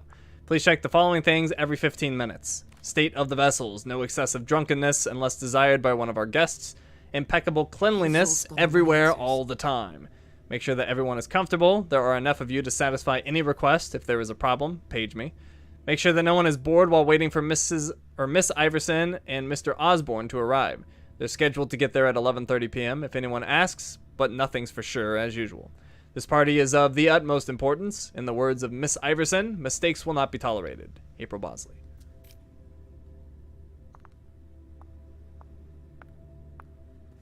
Alright, well, since she doesn't care about me snooping, I'm gonna keep snooping. Bosley's looking for answers.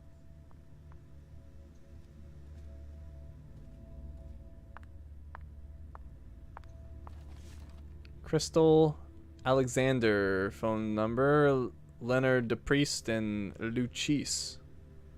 Whoever those people are. Millennium Rant and Selective Rent.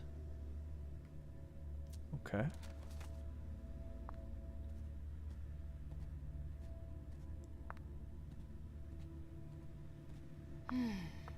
What a disaster.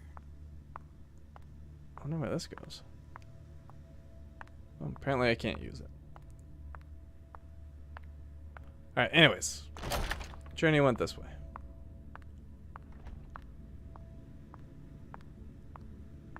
And where does this go? You can't give me exploration opportunities and expect me not to take them.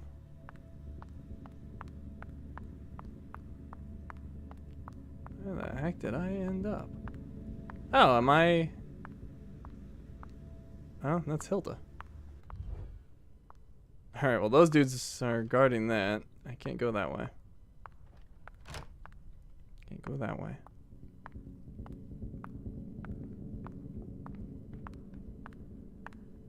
Let's see. Beryl Underwood, Richard Dunham, and Hilda McAndrews. Nope. Can't go through there. It's locked. It's an elevator. It goes up and down. I would have never guessed. Jara Drury and Dejan Siaka. Alright, I can go in here. I'll wait on that. I want to see what Hills is up to. Oh, great. My shadow. Excerpt from the history of the Boston Camarilla. The first kindred in Boston was Madeline Coventry, a Tremere elder from the Winchester Chantry, in 1635.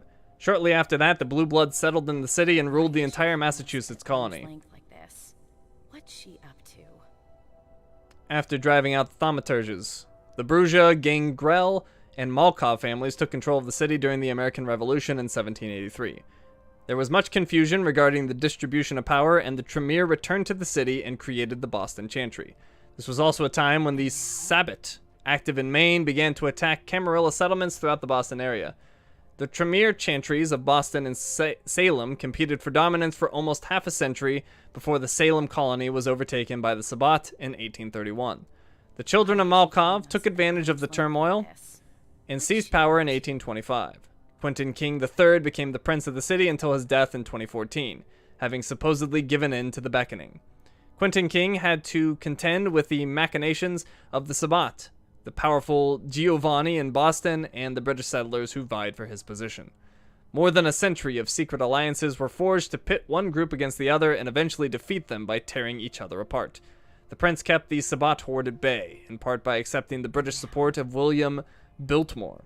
A number of American vampires who were unhappy with the British presence created the Kindred of Liberty to oppose colonization, and in Hartford and New Haven, resistance was organized under the name of the Gemini League. The beckoning freed the city from the British influence as well as from the control of the children of Malkov, but perhaps the fact that London had not been responding for several years was the reason for the British withdrawal. In any case, Miss Hazel Iverson, a member of the KOL, naturally rose to the head of the domain, restoring Boston to its former glory, long tarnished by her predecessor's collaboration with London. Boston was once again American, strong and free.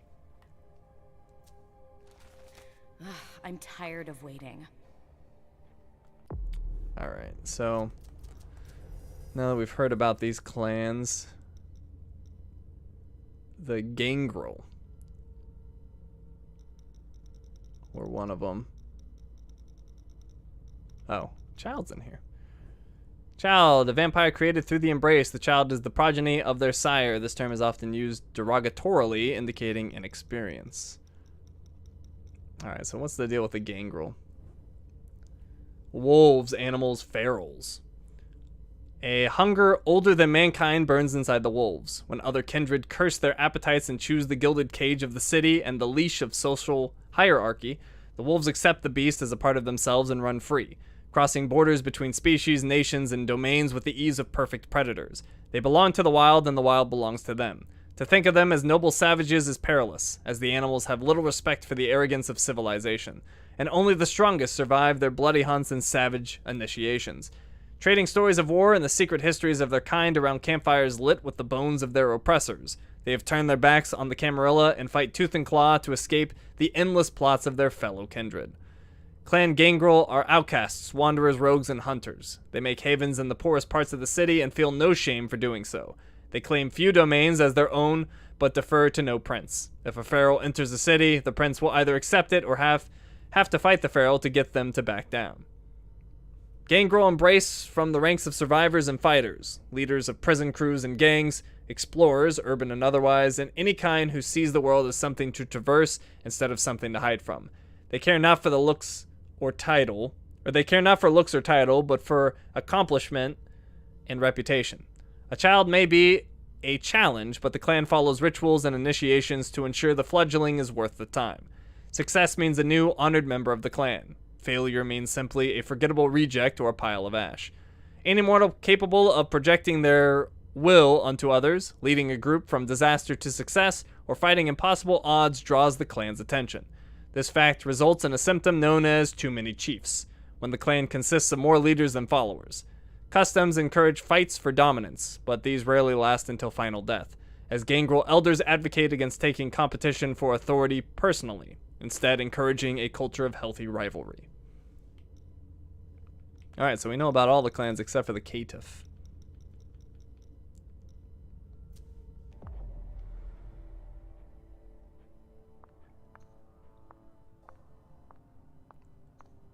Annals on the First Inquisition. Why is she keeping How us at morbid. arm's length like this? What's she up to? Treatise on Thaumaturgy.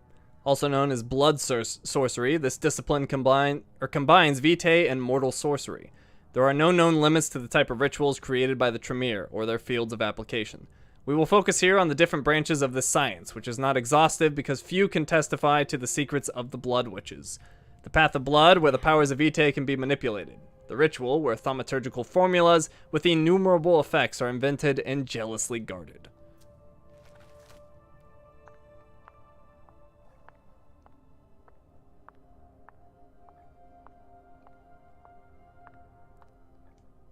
Why is she keeping us at arm's Need. length Oh, like I can this? examine. Notes from the Convention of Thorns. A book about alchemy? That's a weird thing to keep. On the London court. Based on the most recent information available, we can draw the following conclusions. Although no official census was ever attempted, at the turn of the millennium, it was commonly believed that there were many more than 200 vampires living in the greater London area. The city's massive size made it relatively easy for newcomers to come and seek their fortune while hiding from the court. As a deterrent, kindred who were not registered with the London court were considered to be fair game for the Scourge and other bounty hunters who could practice diablerie. This practice often deterred newcomers as it had come to involve even the upper echelons of the London Camarilla. Indeed, Queen Anne herself was a practitioner of diablerie, and for a long time she took every opportunity to claim the blood of undesirables. In 2008, mortals reported an uptick in forensic anomalies, including bodies that temporarily appeared dead. At the same time, the same report was made by a team in charge of a human trafficking case. Thus, these new anatomical suspects are referred to as the infected. It is believed today that this information, which is the most recent in our possession, has been cross-checked by several structures in the country, but must not have been taken seriously by Queen Anne. London fell the following year, as did Vienna. Nothing more was heard of them overnight. There are no kindred left to tell us what happened. Communications have been cut off since then, as they are too risky. The story of the fall of London gives us hope that mortals believe they have finished us off. Until then, the Camarilla must build an even stronger and more robust masquerade. Why is she keeping us at arm's length like this? What's she up to? All right, Hilda. I wish I was outside instead of being cooped up in here. So, what exactly did Hazel want with you? Rhetoric, I can say nothing but smoke, but it won't work. I already tried to fight against her. It didn't get me anywhere. I could tell her. Tell her about Journey. She asked me to go and fetch Journey. Ah. Does she have something else to say? What does she think? So, you think this is gonna get ugly too? How is Hazel? She asked a lot of questions. She was a little paranoid. She's losing her grip. Be careful. Why are you telling me this? This is the first time you've ever been involved in a court intrigue. Up until this instant, I've handled things for you. And that was fine by me. If the prince is under pressure, choose your words carefully. I hate the court. I've gotta go. I've got stuff to do. Be careful.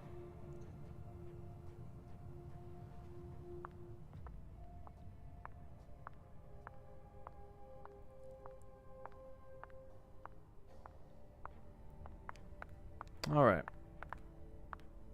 Well, we were able to go this way. Jara Drory and Dejan Siaka, their offices or whatever are this way.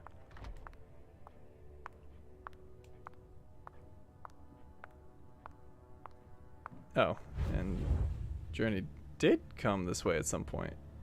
Interesting.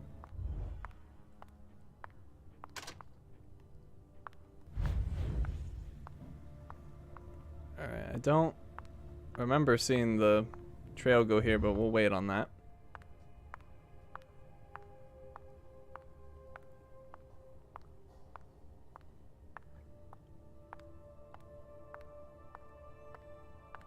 Dejan Siaka.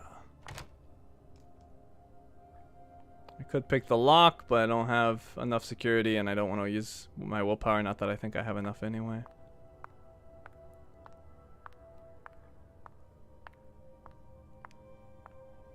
The door is locked.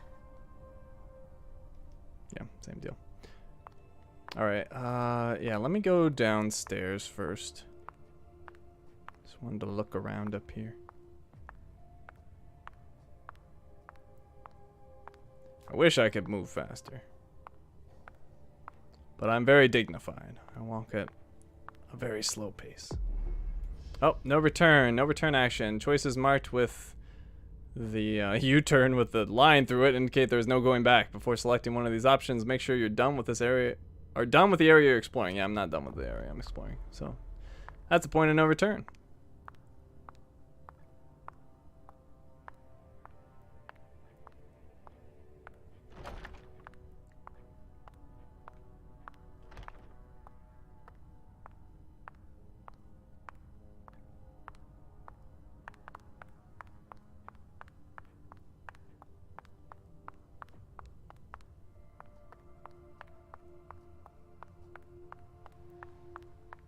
Also, hello to everyone that's walked in. I've been very focused on the game, so I haven't been saying hi.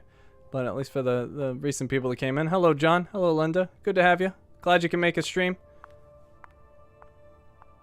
Always good to have new people showing up.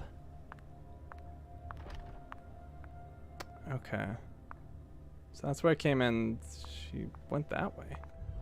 Interesting. Can I not go this way? I cannot. Alright, anyways.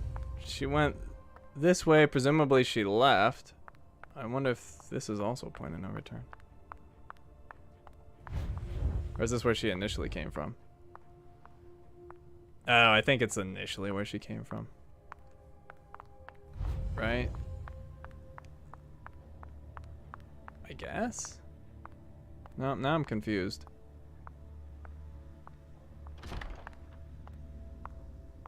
Alright, well, regardless, I guess the only place I can go anywhere is that office, so... She went in there... Or wait.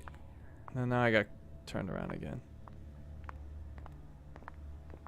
Well, wait, how did we end up at that off? Maybe there's another path I don't know about. Let's just follow this. See what happens. Okay, so she went from the elevator into her office. She came back out. Then she went into the archives.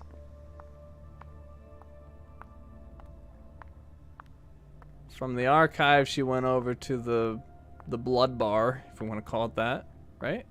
Or no, she went somewhere else. No, she went to the blood bar. And then she went behind that curtain area that I can't access. So I guess we just go upstairs and to that one room that she went to. Because that's kind of our only option, unless this is suddenly open. Which it is not. So I can't go that way. I guess I'll talk to him one more time. I didn't think I'd see you again so soon. Did you want something, perhaps? You haven't seen Journey, have you? She's not here. It would be a shame if you've showed up too late. Does he know something? He thinks he's too smart. No, I'm just gonna drop it. You rotten son of a bitch. I don't have time for this. If you say so. The pleasure was mine, Mem. Say hello to your sire for me.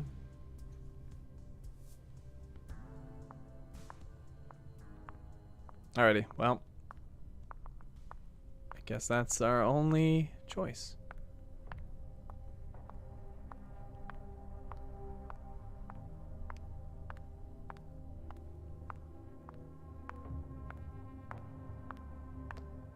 I believe it was this way, right?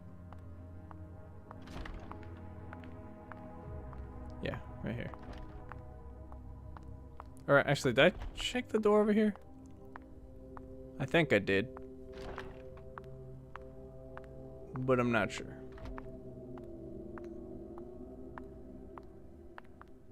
Yeah, okay. That appears to be the only option.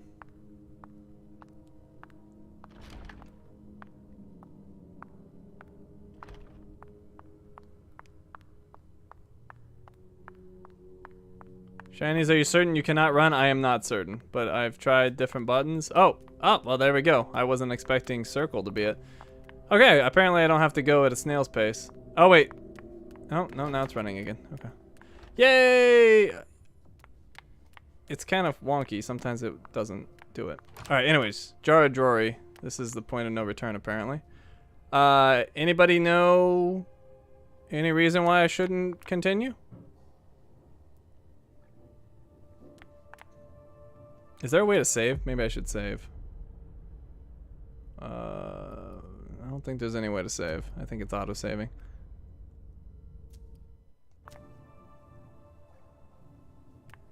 Alright, anybody know of any reason? Otherwise we're gonna go. I guess I should figure out where the trail came from because it was kind of odd. So it came from this way. Oh, past these dudes. Will they let me by? Let me know if I can help you. You could get out of the way. That might help. But yeah.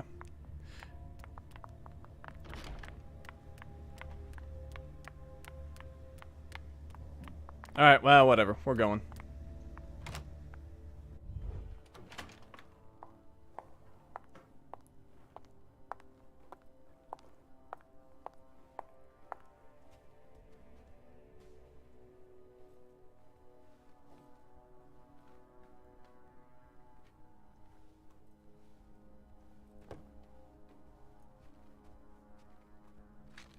No fucking way. Shit. So this What? is where you've been Oh, hiding. Jesus, it's you. You scared the shit out of me. How did you find me? You're really bad at covering your tracks. Are you alone? What the hell is going on? Shit, Mem. It's a fucking nightmare. The code red is definitely because of the party. April told me Hazel was gunning for me. She thinks I'm responsible for this shit show. So, you're hiding in Drory's room? I'm looking for evidence. I saw that Jara had the file on the party. It's got all the contracts and stuff in it that will prove I did my job right. But I can't find them. It was my only shot to defend myself against her. She needs to calm down or don't say anything. She needs to calm down. Besides, I already saw some suspicious stuff. Hey, slow down. It's gonna be alright. They don't have anything on you, do they? No, of course not. I did everything right, ma'am. I was the one who rented the place. Same as always. Rooftop, away from prying eyes. I met with Richard to organize the vessels. I arranged for limos to be sent for the Hartford Chantry. I went through the same secure limo agency as usual. They're ours, so there's no risk. What the hell could have gone wrong? I don't know. But there's no time to think about it. Hazel wants to see you. And she asked you? Oh boy. Take her to the prince or she should run. We're putting this up for vote. Which choice?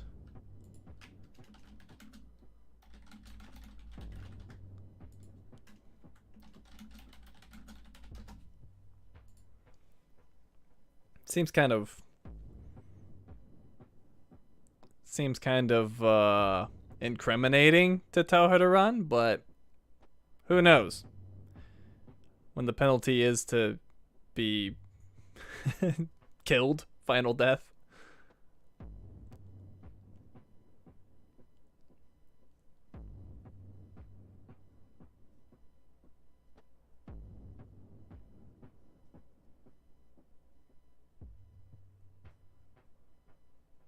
All right, I'll give this like another 15 to 20 seconds.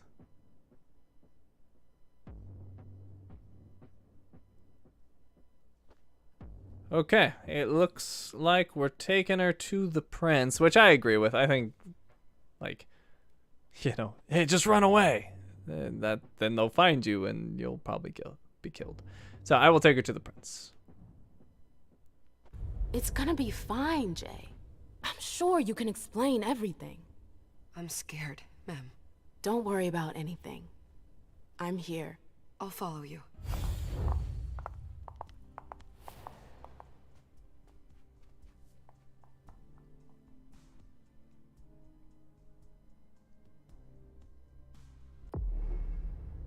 Laisha, unstable seer. From madness sometimes comes great clarity. A wise prince knows how to recognize this rare talent in their subjects and gives them the recognition that others deny them. We have 4 options. Oh, it's the same as before. Okay. Well, we chose Jack of all trades for MM. Let's see which profile for Laisha. Investigator. I'm starting a poll. Jack of all trades. A veteran. Or free.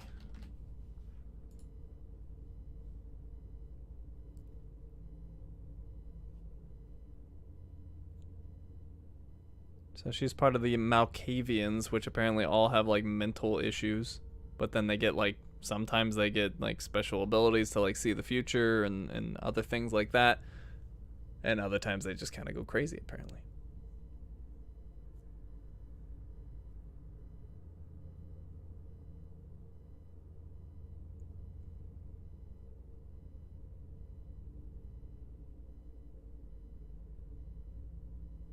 Alright, we'll let this go for just a little bit longer.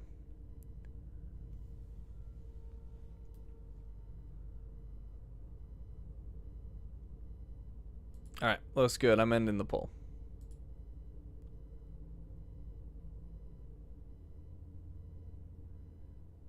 And Investigator wins. Profile that focuses on knowledge and skills that allow you to go undercover, extort, or steal information.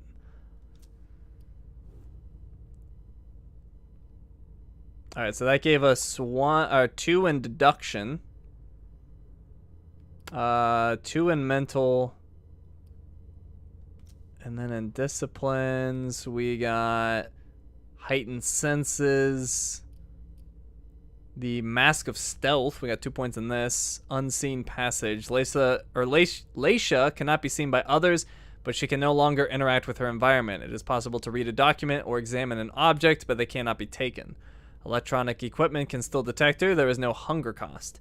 Mask of 1,000 Faces. Laisha can copy the uniform of a target. Generates 2 presence, I believe that is. Or is that hunger?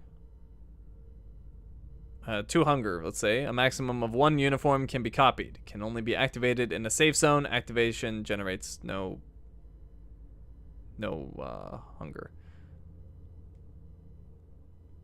What? I'm so confused. Like, it feels like it's contradicting itself. Generates 2 hunger, and then activation generates no hunger. What are you trying to say? I don't understand how it can simultaneously generate 2 hunger and generate no hunger, but whatever. I don't get it. And then she's also got 2 in Cloak of Concealment. Allows you to hide objects from the eyes of onlookers or to interfere with electronic equipment. It will no longer detect Laisha when using Mask of Stealth.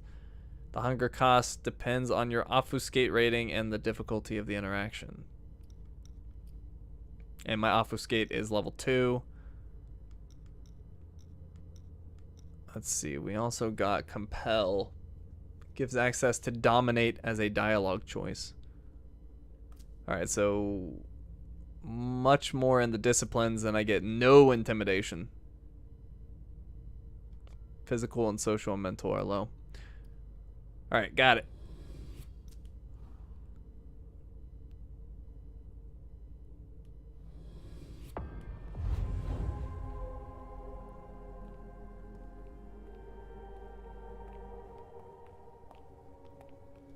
Laisha, it's good to see you.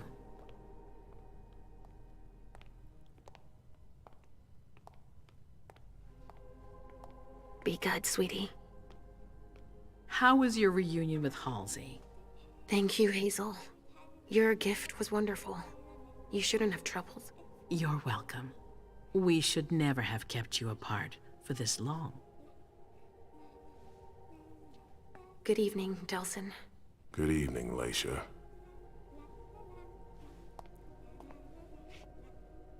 How are you feeling?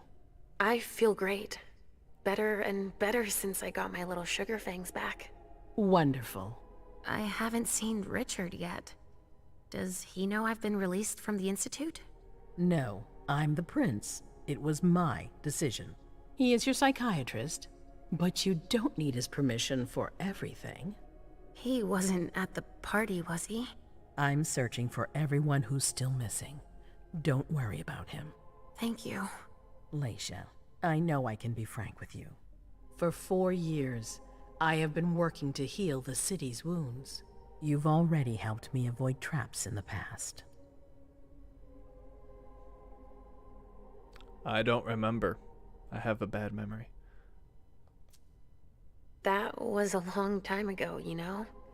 I can barely... You've helped me to foil conspiracies, make the right decisions for the domain. You're not like the other children of Malkav. Quentin King knew that. The Mad King. I remember, yeah. I had you released from the Institute because your premonitions are the most detailed, the most accurate. I wanted them to help me understand the Chantry's hand more clearly before we signed our agreement with them. But this alert changes everything. I need to understand what's just happened. Did you sense anything, possibly about what happened tonight? No, nothing at all. Lie to her. Or yes, but it's got nothing to do with it. Alright, this is a more important decision, so I'm gonna leave this one up to you guys. I'll leave this one up to you.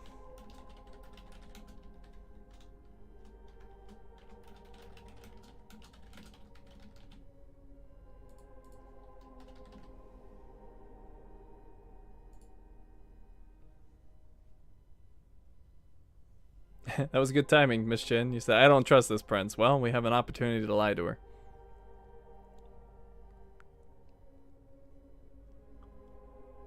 That is a very interesting haircut I got going on.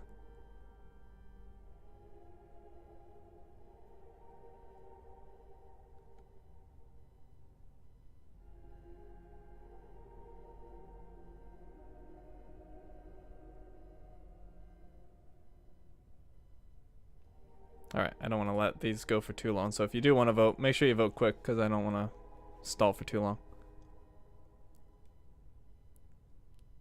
Alright, yes, but it's got nothing to do with it. I saw images, but they had nothing to do with this party. It didn't make any sense. It was a long, white hallway. It's a little early for sure, but it's a good start. I'm sorry, I can't be of more help. Don't be sorry. There's something else you can do for me. Your discretion can still be of use to me. I need to be sure that none of the members of my council are going to take advantage of the situation. She doesn't trust them? You don't trust them? You can never be too careful. You and Delson are the only two people I trust entirely. The members of the council have their council lodgings here. It gives them the impression that they have power, and it means I can keep an eye on them. I'm going to give you the key. Go and see if you find anything that could make me doubt their loyalty. Anything that might make me think there's something in the works. All right. Miss Drury burned the midnight oil to make sure this event was secret. I imagine there might be some evidence in the information she gathered. I need it. All right, consider it done. You've never disappointed me, Leisha. Please don't start today. Until then, I hope to have found more information. But above all, don't share what we've discussed with anyone. I don't need more gossip. Can I take Halsey with me? Of course. All right then. I'll be right back.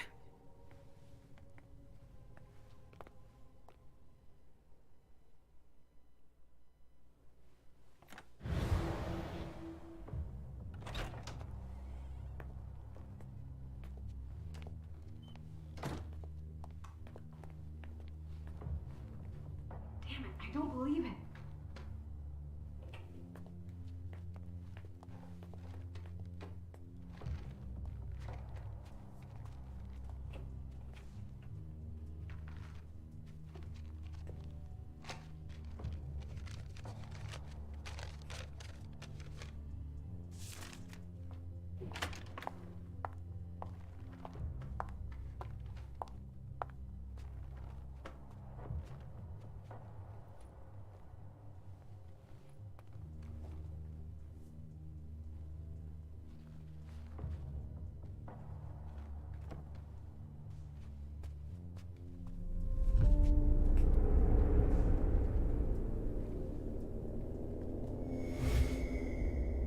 Give in to a premonition.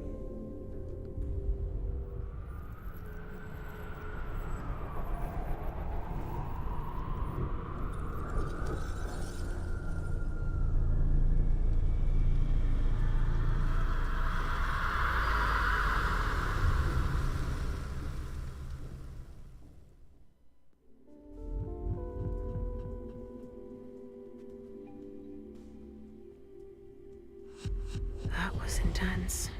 I have to be careful. Shit, they're gone. Mom, I'm going to Richard's to see if he has my teddy. Okay. Come and find me when you're done. Let's see if Hazel was right. Did Jara leave anything behind? Why does Leisha have a new thing? Wait. What the heck?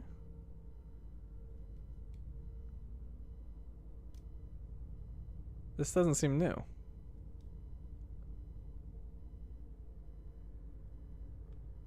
Oh wait, hold on. Leisha suffers from sudden visions where the present moment and possible futures bleed into one another. She fights her gift in order to be fit to take care of Halsey. However, this does not serve the prince's plans, as Hazel views this power as a way to master fate and bolster her ambitions. No, I think I saw that before. Alright, I don't know why this is showing as new, because I don't think it is. Jara Drory is new, though. I also got a new trait from doing that premonition thing. Who's Jara Drory? She's a member of the Primogen. I don't think we've met her yet. She's in Clan Nosferatu. We saw the picture of her. 8th generation, date of embrace 1801. Sire is Petra. A double agent. Jara was originally from Vis, a small fishing village off the coast of Croatia. Arriving in Boston in 1841, she left behind a life of misery and prostitution along with her sire, whom she was careful not to let get wind of her departure. Her natural distrust of other kindred pushed her to settle in the city's sewer system, where she aspired to an unlife of solitude. Sadly, it took only a single mistake to be discovered and brought before Kurt Dench, one of the most influential and intimidating Nosferatu in the region. Much to Jara's surprise, Dench was disconcertingly transparent with her. He spoke to her of his allegiance to the British in New England and shared with her his intention to establish a vast Nosferatu spy network throughout the area. She was enamored of the idea. After a long period of observation, Kurt officially inducted Drory as an agent. She would spare no effort and stepped up her ingenuity to meet Dench's expectations. In particular, she managed to infiltrate a pocket of anti-British resistance, the Kindred of Liberty, and went as far as to integrate herself with their Primogen. This dual identity allowed her to pass on invaluable information to the British colonists, which they used to tighten their hold over Boston. This fruitful collaboration awakened feelings in Jara that she thought had died out long ago. Feelings for Dench, whom she often worked with. Despite his unfriendly demeanor, Kurt was an honest man, straightforward and dependable. A man who Drory realized she had much in common with, though she dared not take the plunge. 15 years later, Kurt would do it for her. Turncoat. 2008. The fall of London rocked the British colonies in America. Jara was unshaken and maintained her cover. While in the shadows, the network of Nosferatu tightened its ranks. Kurt disappeared. Thinking at first that he was on a long mission, Jara looked to her peers for answers without success. Weeks turned to months, then years. With the beckoning taking the British leaders away, Jara abandoned her dual identity and firmly integrated herself among the Americans. She took advantage of her purported involvement in the fight against the colonists to gain access to the Primogen of the city's new prince, Hazel Iverson, who made Jara her chief of security. Jara may have changed her allegiance, but her heart still clung desperately to Kurt, whom she still hoped to see return. Something deep within her kept her from giving up. In the meantime, Jara does what she must to survive and drowns her loneliness in work and excess. Okay. Oh wait, that was that trait I wanted to look at. So do I get that immediately, or is it after the thing like it said? Let's see, I think it was over here. Yeah, introspective. Again, a new vision triggered an uncontrollable curiosity in Leisha. Her Auspex discipline will develop more easily. Minus 20 to the next experience cost for the Auspex discipline. Alright. And then in the Codex.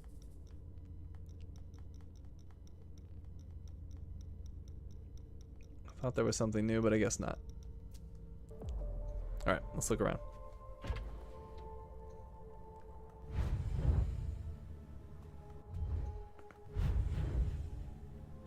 There's Jara. Beautiful, just like all the other Nosferatu.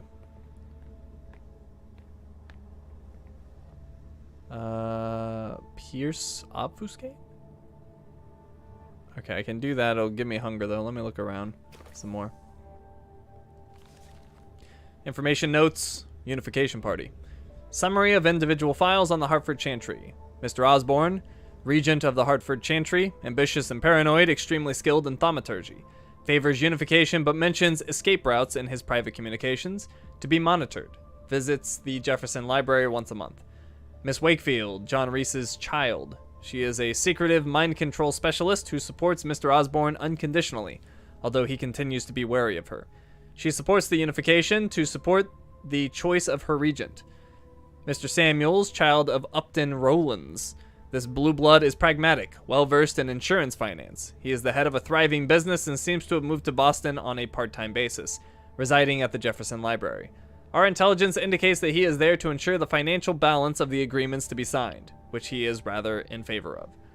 Mr. Fleming, he specializes in poison and is Osborne's personal bodyguard. He's been on several blood hunts and has recently moved to the library.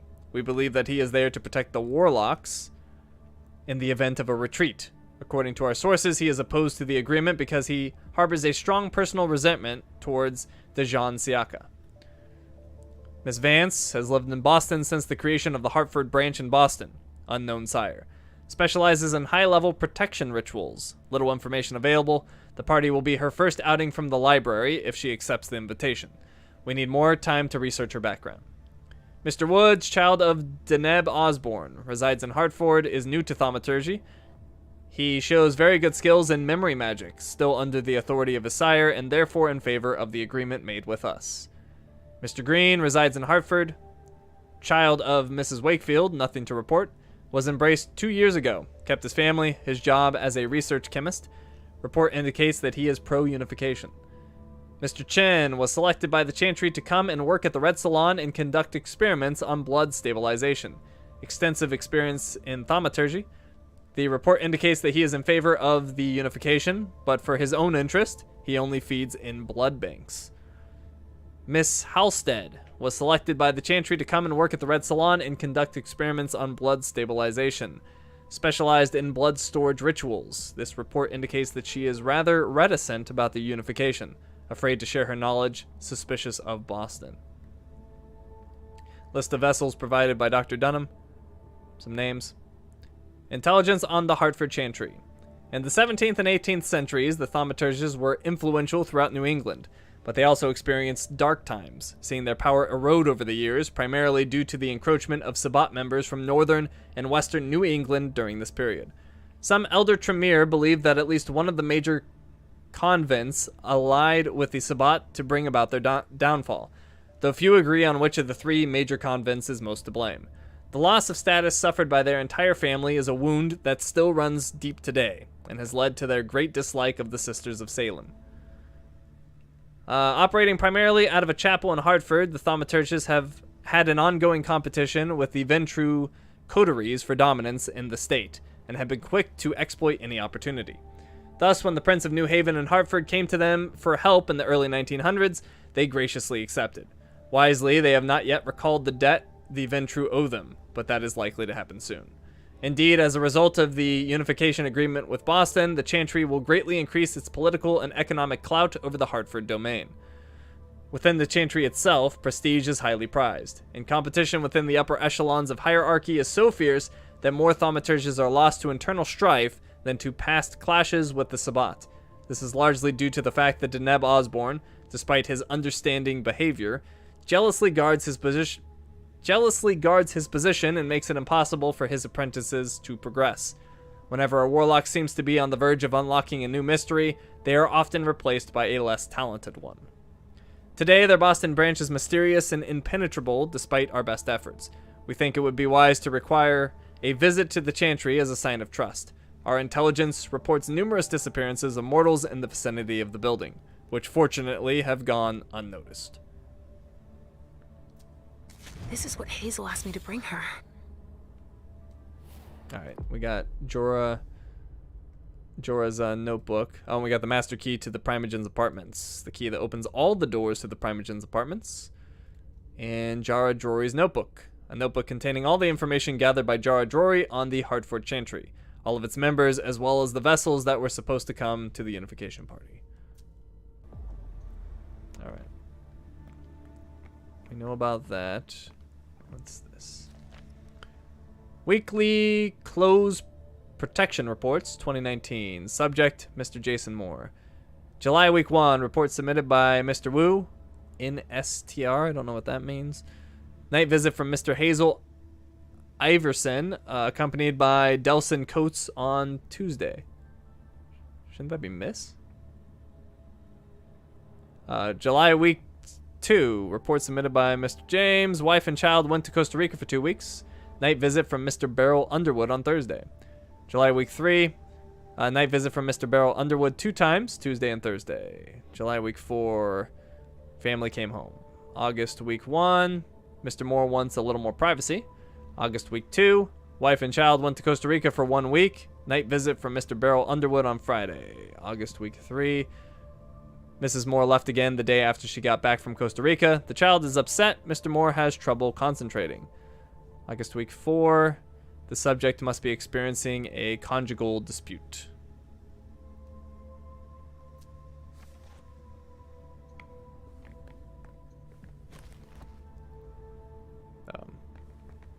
Okay. I fixed it. It was sideways. It bothered me. Oh, I need a security code for this. Where could I get one of them? This thing's old. Does she still use it? Typewriter.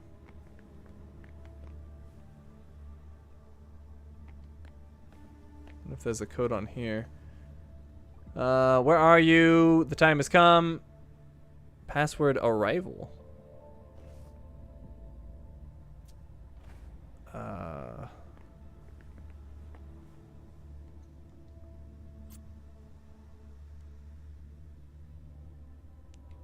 What does V do?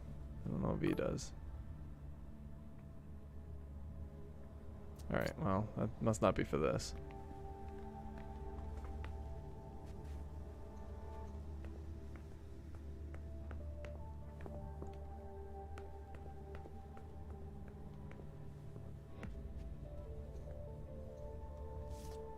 Jara, I would have liked to give you this bond that you've been waiting for so long, but I can't bring myself to condemn you to my situation. But don't be afraid. I will never abandon you, Jara. Never. We're bound together forever. We are one. Since that first night, that first instant. Nothing can ever keep us apart, I promise. Okay.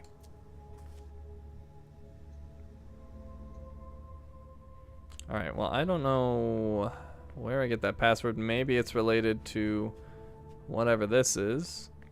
So we're going to use our Pierce Obfuscate. Or not. I thought I could. I don't know why I can't. It takes 2 of the Auspix things? What? This game is confusing. Alright. So I guess I need 2 in this and I only have 1? Is that the deal? I think that might be the deal. So I can't do it. Alright, so there's some mystery there. Maybe that's tied to the code.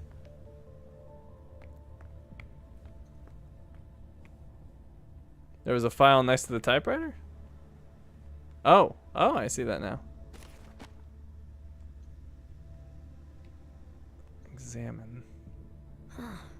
A log with a list of everything that was checked for the party. Invoices, reservations, rentals. All from our network. It's journeys. That could be of interest to Hazel. Interesting. I will snatch that.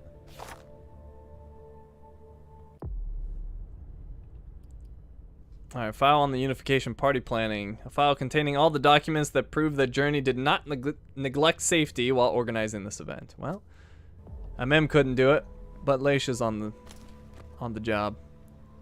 Good call finding that too. I didn't see it. Alright, I still don't think we can do anything with the code, so I guess we're moving on. So I'm still confused at what happened to this party. Obviously, like, their whole Masquerade thing got potentially compromised, but that's all they've really said. Like, we don't know what actually happened. So, yeah, weird. Alright. Well, I couldn't go in here before. Maybe I can now. Or not. Okay, I guess I can't. Also, what's-his-face's office was locked. We can check this out now. Dijon. Use my key. Nobody here. I'm going to be able to take a look around Dijon's.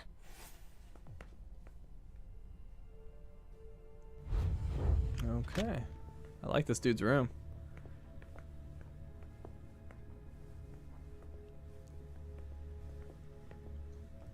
Tarot cards.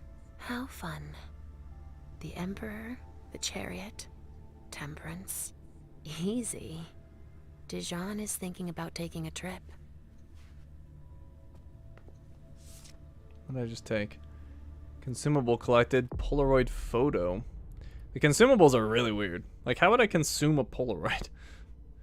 Nostalgia. Recovering memories and images of her lost past is what ultimately drives Leisha. Well, I'm just gonna eat it. Just eat it. Absorb it.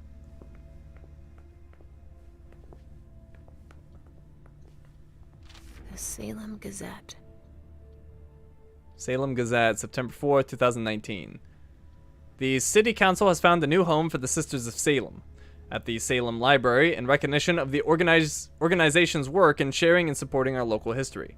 While many know of the group thanks to the annual organization of their Hallowmas and the Mighty Dead and Martyrs celebration, what's less well known is their implication with people in need throughout the rest of the year. They host newcomers to the area, troubled youth, and older citizens who are isolated. The Sisters of Salem have an extensive network of volunteers, and they are joined by about a dozen new members each year. Our community should be proud of the unity and mutual support shown by all of our fellow citizens. From their participation in the celebrations to their participation in the social and cultural volunteering done by this organization, declared the mayor after the city council meeting. And she was also very proud to announce that her spouse had joined the Sisters of Salem the previous month. Inauguration planned for tonight at the Salem Library by invitation only. And also gave me a Codex entry for... where'd it go? The Salem Chantry. Founded in the 17th century by Madeline Coventry, the Salem Tremere Chantry is one of the oldest in New England. The Warlocks of Salem are constantly in competition with the Boston and Hartford domains, and have long adhered to an isolationist policy, convinced of their superior numbers and the supremacy of their knowledge. However, the alliance between Hazel Iverson and Deneb Osborne seems to have shaken the certainty of the region of Salem, who sees this relationship as a serious threat to her chantry.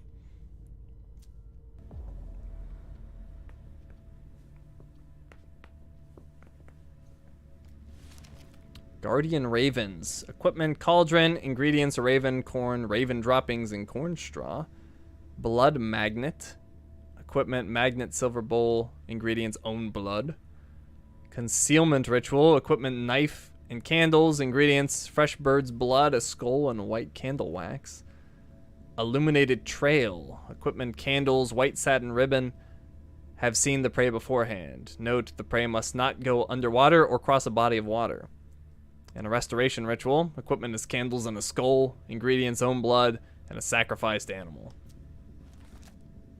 Interesting. Just like New Orleans. This is definitely Dijon's place. Observe. A bird. Dead. We'll study animal through deduction. He must have done a warlock ritual. Okay. Why is it 2 of 1 now? Let's see if it does anything different. He must have done a warlock ritual. I guess not. Oh, I used it so it went up. Yeah, that's how... Okay. I remember now. If you use it, it gets better, I think? No, I had 2 deduction before. Maybe I just didn't notice.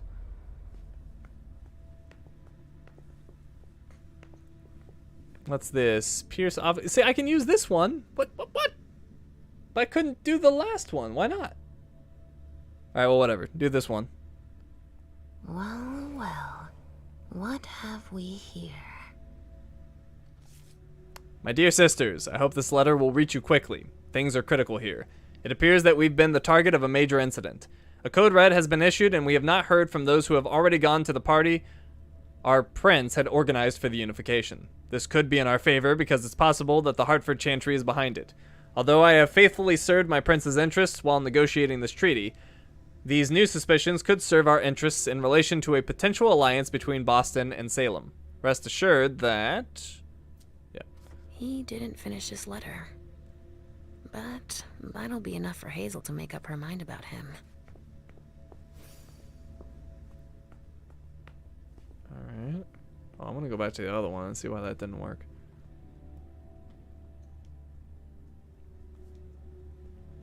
This knife has blood on it. Analyze blood, education. Huh. It's from an animal. And it's still fresh.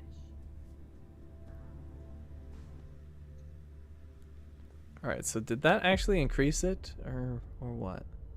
No, it didn't. Alright, it just makes the noise, I guess.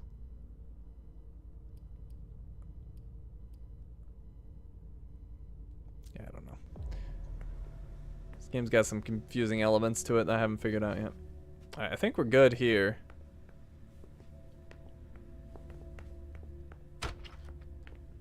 So I'm gonna go... Wait. Yeah, it was over here. I'm gonna go over here, back to that bed, and see why the heck it wasn't working.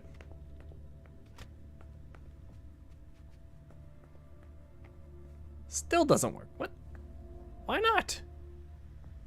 I don't get it. I don't get it.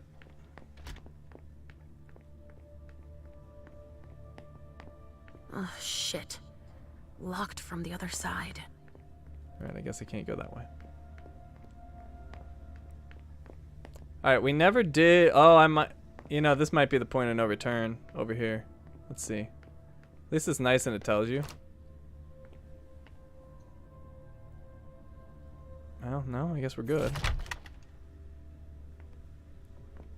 Alright, I haven't been up here before. This is new.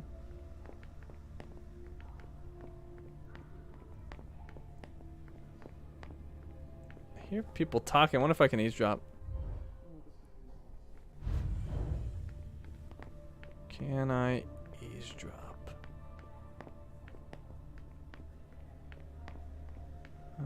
Maybe not.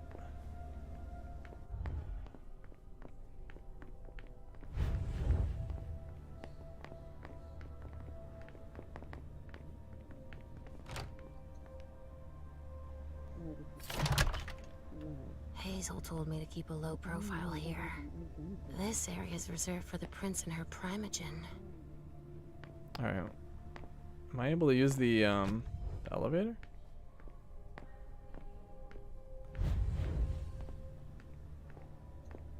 No. Okay. Well, at least we know we're going the right way.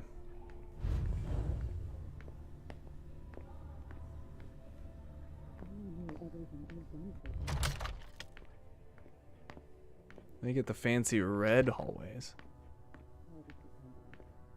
Shit. Hilda's in her office. She's going to see me. Alright, mask of stealth.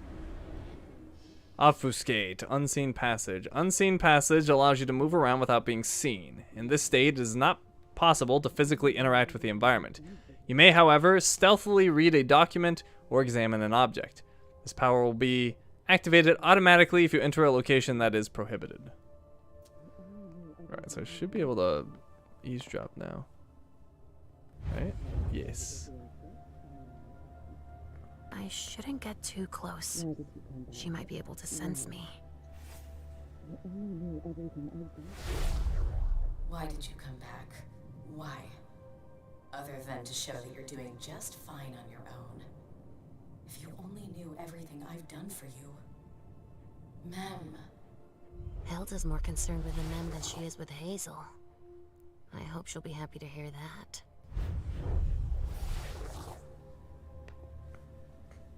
Alright, it told me not to get too close, but I kind of want to see if I can maybe see some documents over here. Yeah, I totally can. To the curator of the Rosemond Society, we would like to confirm that the engraving The Battle of the Plains has arrived intact, to our great satisfaction. This acquisition also... we would like to confirm that the engraving The Battle of the Plains has arrived intact, to our great satisfaction. Okay. This acquisition also makes us confident that our future transactions will be fruitful. We are most appreciative.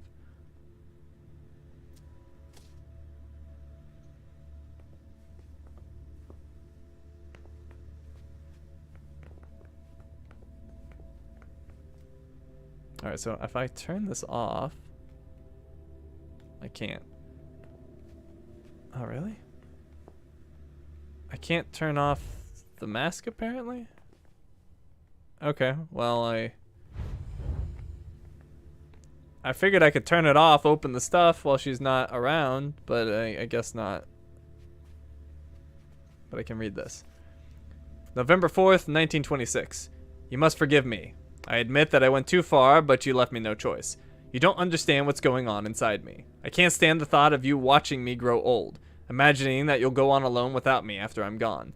I don't want to just tell you that I could die for you. I want to be able to show everyone that I died for us.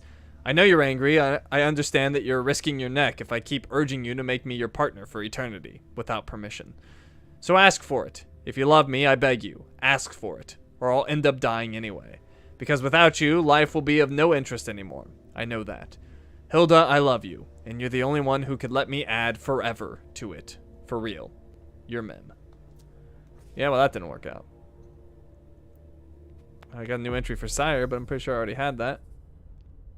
Yeah, it doesn't seem to realize that I already have a lot of these things.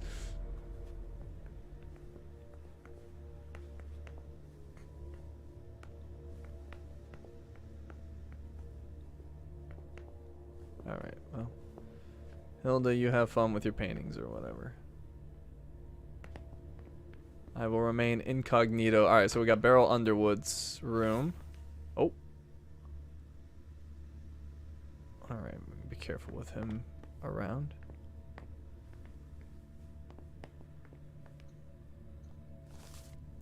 Dear Mr. Underwood, here is the report you requested. Attached you will find all the documents I was able to gather. Unfortunately, I was unable to collect much useful information about Miss Fing's time in China. But it may not have been the most interesting period of her life. A fairly typical education, exactly what would be expected of the upper class. What is a little less expected is that shortly after her arrival in the US, she was admitted to the economics department of MIT. This was in large part thanks to her publications on the blue economy, which led her to join the Diora ratification project in the Indian Ocean. At the same time, she defended her dissertation on blue biotechnology, which I recommend that you read in its entirety. You can imagine that someone of her ilk was highly sought after. She was wooed by major multinational companies before she even graduated. However, she refused all their offers and instead founded her own startup company, Newman Fing Blue Tech. From one round of fundraising to the next, the company quickly became a reference for any group that was looking to make over their image to appear a little greener. If you browse their website, you'll quickly realize how important many of their clients were. As for the more confidential information, I learned that several governments, in particular Luxembourg and Canada, recently reached out to her. For the moment, it's only a matter of advice and informal discussions, but the speed with which she has broadened her influence is highly impressive. My conclusions regarding her are the following. She is brilliant. One might imagine that she is an idealist, but while her actions do seem to be guided by an ideological perspective, she is extremely pragmatic in integrating herself into the upper echelons of society. What's more, she has true business acumen, as her startup is one of the most successful in the country. You have every reason to take an interest in her. I can set up a meeting with her if you'd like. Your eternal servant, Jason Moore.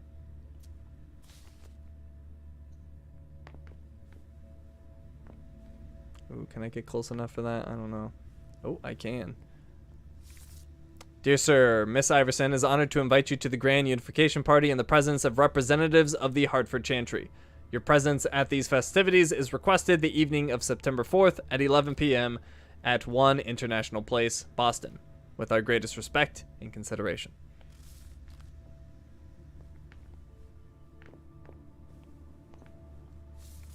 Dear Mr. Underwood, as agreed, here's our payment. Thank you for your confidentiality. You are indirectly contributing to one of the greatest forensic discoveries of our time. If by any chance you still have bloodless bodies in good condition to offer us, please let us know. Sincerely, Dr. Karen Parsons, Boston Medical Center.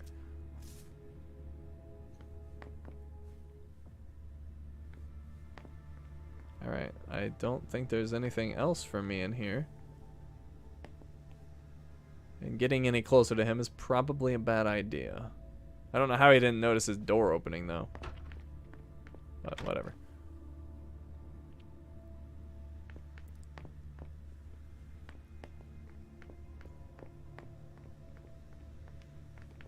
Alright, and we've got Richard Dunham. Richard's apartment.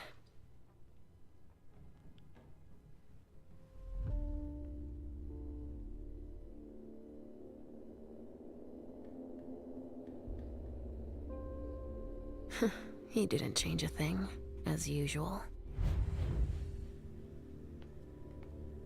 Oh, hey, it's the little girl. I will contemplate. Richard always liked masks. Like all children of Malkov. Oh, hey, I can actually turn it off here. Okay, so it just wouldn't let me turn it off in the other place. That's weird. Alright. Dear Dr. Dunham, No, as instructed... not there. Where are you, Mr. Teddy? Dear Dr. Dunham, as instructed, I have prepared the donors you listed for the unification party. They will be ready for you to pick up at 9 p.m. at the Red Salon. I think that your guests will be impressed by the quality of the vintages you're offering them, and I hope that they will fully appreciate the fruit of your labors. Betty. Mr. Teddy.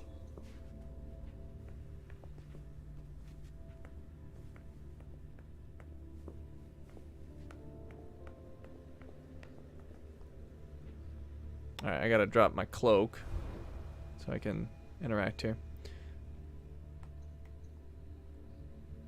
Only Richard would still use that. Analyze system education. Actually, hold on, consult. Please insert medium storage. Huh. Okay. Analyze system. Nothing. Ugh. It's true that he always saves everything on old media. Oh, we gotta find a floppy disk. It's a floppy disk, you know it. Archived Confidential Report, 1978, March 6th.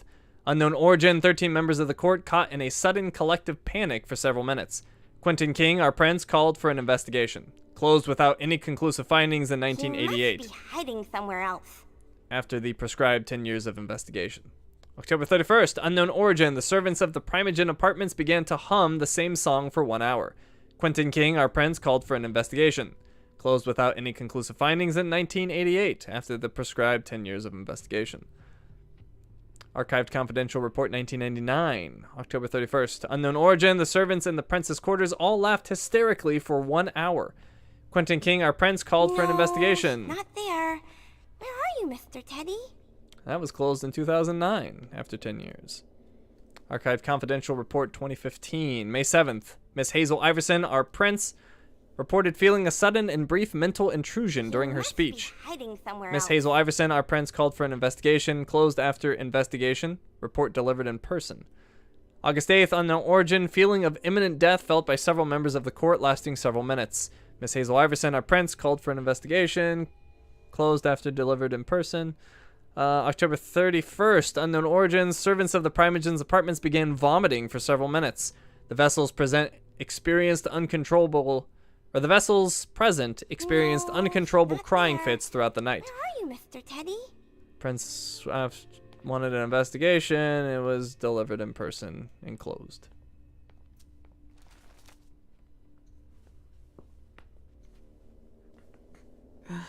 How many hours have I spent sitting in this armchair for my therapy sessions?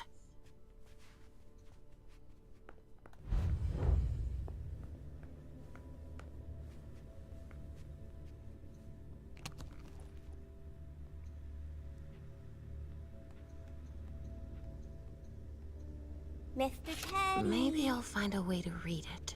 Ha! Called it. Floppy disk. Dr. Dunham's floppy disk. A floppy disk found in Richard Dunham's briefcase. A specific device is required to read it. Boom.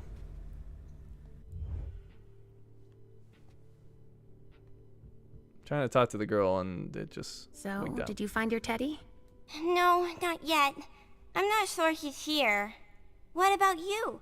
Did you finish your job for the prince? Yes, I found something that might be of interest to Hazel. Does that mean we're going back to see the prince then? I'm not done yet. Not quite, Pumpkin. I want to take another look around. You wait for me here, but be good. I will. Alright, so we know how to finish at least. What else do we got?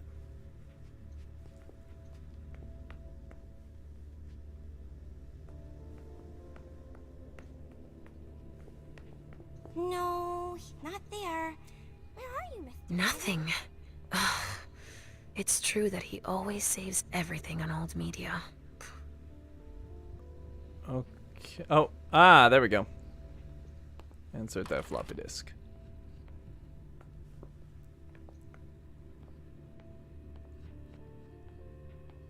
Only Richard would still use that. Alright. Dear Miss Iverson, as per your request, Mr. Underwood came to the Red Salon to carry out a review in view of the collaboration with the Hartford Tremere. We can confirm that production can triple if we expand operations into our basement. I think it would be wise to create a reserve and allocate only 1/3 of our production to Hartford. We will also provide a temperature-controlled storage area for this purpose. As for your more practical questions, please do not include the formulas I have been able to work out in your dealings. Mr. Underwood also feels that we need to keep them secret in order to keep the advantage in this agreement. We both feel that convincing them to send Tremere to Boston to perform the blood stabilization tests would be a better alternative. As for an industrialized production of more than 400 units per week, I prefer to err on the side of caution. I am able to produce everything alone in my laboratory. Aiming for more at the start would require a move, and would surely get us noticed by our suppliers of raw materials. I hope to have provided you with the missing information for your discussions on this agreement, which, in addition to the giant step forward that it will make possible for science, will undoubtedly be the dawn of a new Boston under your reign. Sincerely yours, Dr. Dunham. Richard must have had a breakthrough, if Hazel's interested in it. Okay, I guess that's it. Alright, so what are the goals again? Go to Halsey or investigate the other members of the Primogen. Get information from... Wait, get information from Beryl Underwood? Not there. Where are you, Mr. Teddy? Yeah, I'm gonna go a little bit long tonight. I wanted to finish this, current, impossible. It's locked. Alright, so how am I gonna get information from Beryl? I could just talk to him, I guess, but that seems not a good idea. I guess we'll go invisible again.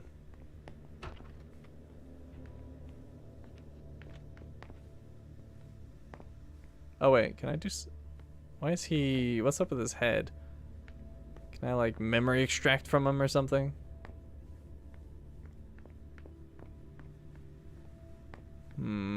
I could try talking to him. What's this?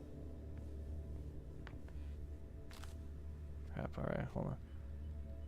Well, I could talk to him. Alright, I'm just gonna talk to him. Let's see what happens. Restricted access means nothing to you, I see. Make yourself at home. Don't mind me. How am I not surprised? What doesn't surprise you?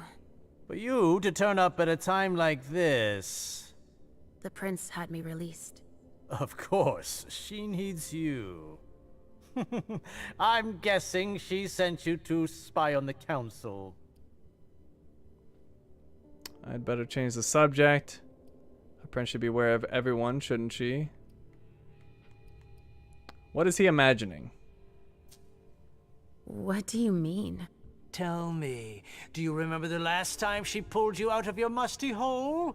It's just that You don't remember, do you? You're still having those little memory issues, it seems. And I suppose Halsey's here, too. Of course she is. The more the merrier. Don't start with me, Beryl. Otherwise... Why don't you go out and play in the sun? And let me get back to work. Work? With everything that's going on. Hazel will appreciate your dedication. Get out, please. That's all I'm going to be able to find out about him. Hazel's gonna be disappointed. Oops. Well, I failed on that account. Halsey's waiting for me. I hope Hazel will be proud of us. I have no idea what I could have possibly gotten from his office, but we'll never know now. Alright, I guess we are ready to continue. Actually, let me show the goals one more time. Join Halsey and Richard's office. Okay. Are you almost done? Yes, I found something that might be of interest to Hazel. Does that mean we're going back to see the prince then? Yes, we can go. Let's go, Sugarfangs.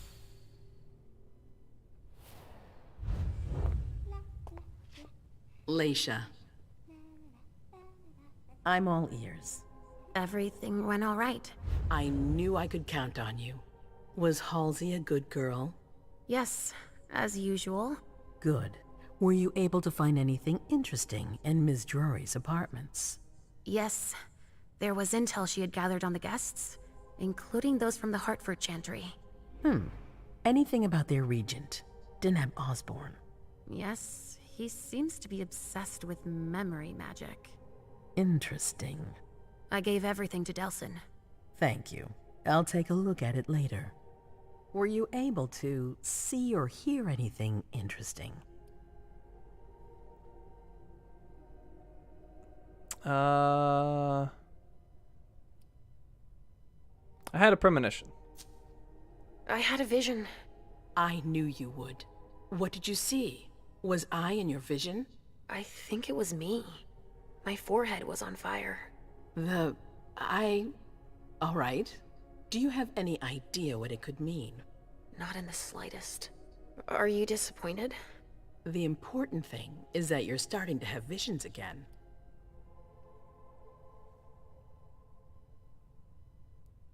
But I couldn't hear what Mim and Journey were saying. Or don't talk about. Actually, this is a bigger choice. Let me pull you guys.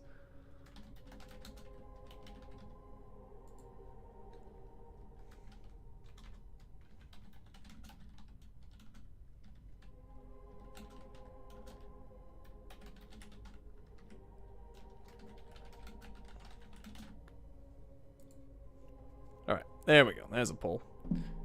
So we can act like, obviously, if we talk about them, she'll know they were in the room looking for stuff, or we can be hush-hush about it.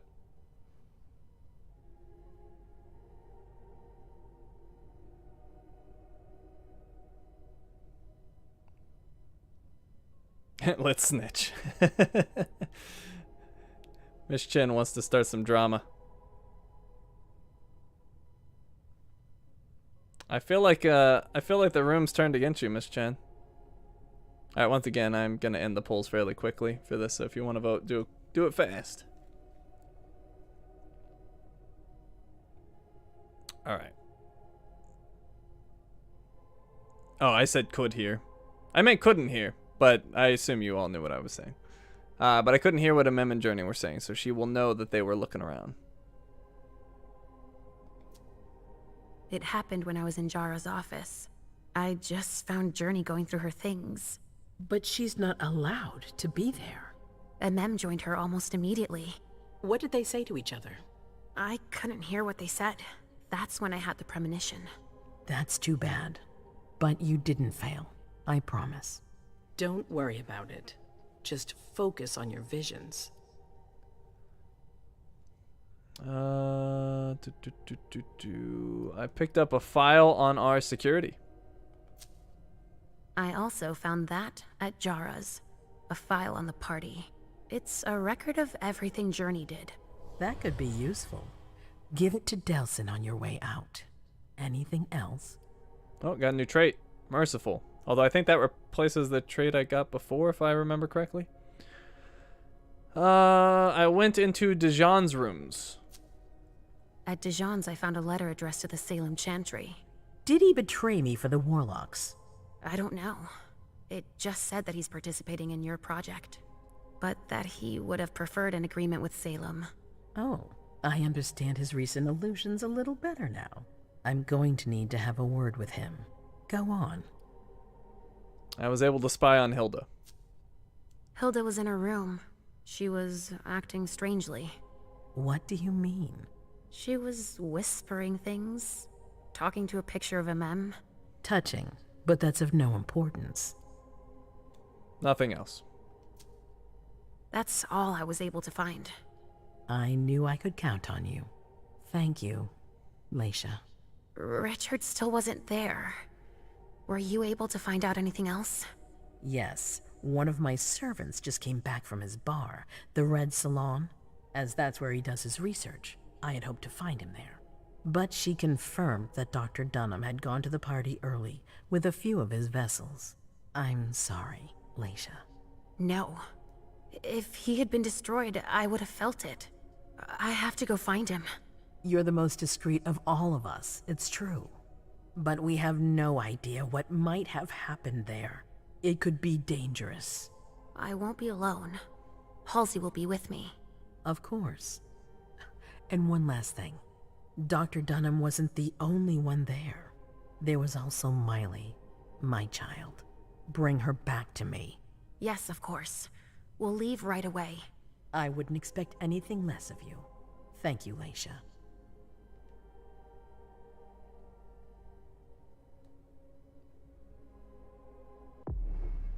Overview. Each scene ends with an overview of your accomplishments, failures, and what you could have done differently. For each success, your character earns experience points.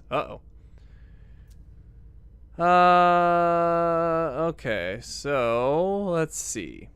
Scene 1 overview. Princess Quarters. The Boston court is in turmoil. A code red alert has been issued, which means a major crisis has occurred. Amen, Leisha, and Galeb are summoned by the prince. So I had no failures, apparently. So traits, I got introspective, -20 to the next experience cost for the Auspex discipline. And merciful, plus 10% success rate in rhetoric tie. My success, I let my premonition overtake me. I gave the prince the documents that would certainly clear Journey's name. I listened in to hear what was on Hilda McAndrew's mind. I found a letter from Dijon Siaka confirming his preference for the Salem Chantry. And I told the prince about what was in Dijon Siaka's letter. Alternatives, I could have spied on the conversation between Amem and Journey instead of doing the premonition. And I could have discovered Beryl Underwood's preoccupations. So I somehow could have gotten more on him, but apparently I didn't. Alright, cool. Let's continue.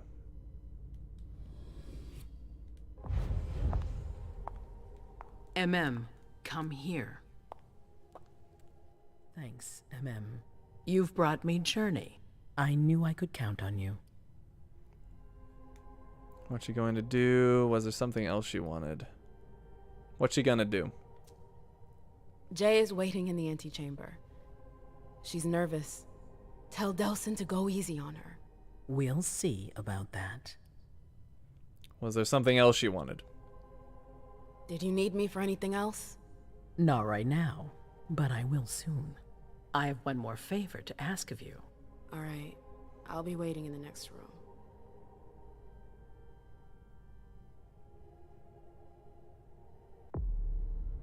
Oh, and scene 1 overview. Okay, so it looks like no failures here as well. This was for MM. Princess Quarters, the Boston Court is in turmoil. We know about all of that. So I got a trait, put in her place, -10 to the next experience cost for the mental attribute. Success, I obeyed the prince. Journey followed me to the prince. I spied on a conversation about Journey. I was able to retrace Journey's steps before she left, thanks to her scent. And I got a resonance bonus for presence, apparently. Alternative, I could have tried to convince Journey to flee, but she was cleared anyway, so we should be good. And Galeb Bazori. I can't remember how they pronounced it. Bazori. I'm gonna say Bazori. Eternal Protect. Oh, I gotta pick a thing for him. Eternal Protector. Mortal kings had their lackeys. The princes of Boston have Galeb. While rulers come and go, Galeb remains, and his presence tonight is not reassuring. Alright, so we gotta pick a thing for him as well. So let me start a poll. Which profile? Investigator. Jack of all trades. A veteran. Or free.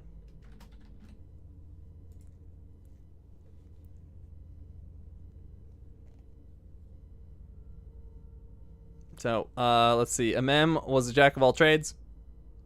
I already forgot her name. Leisha. Leisha was an investigator. What will Galeb be?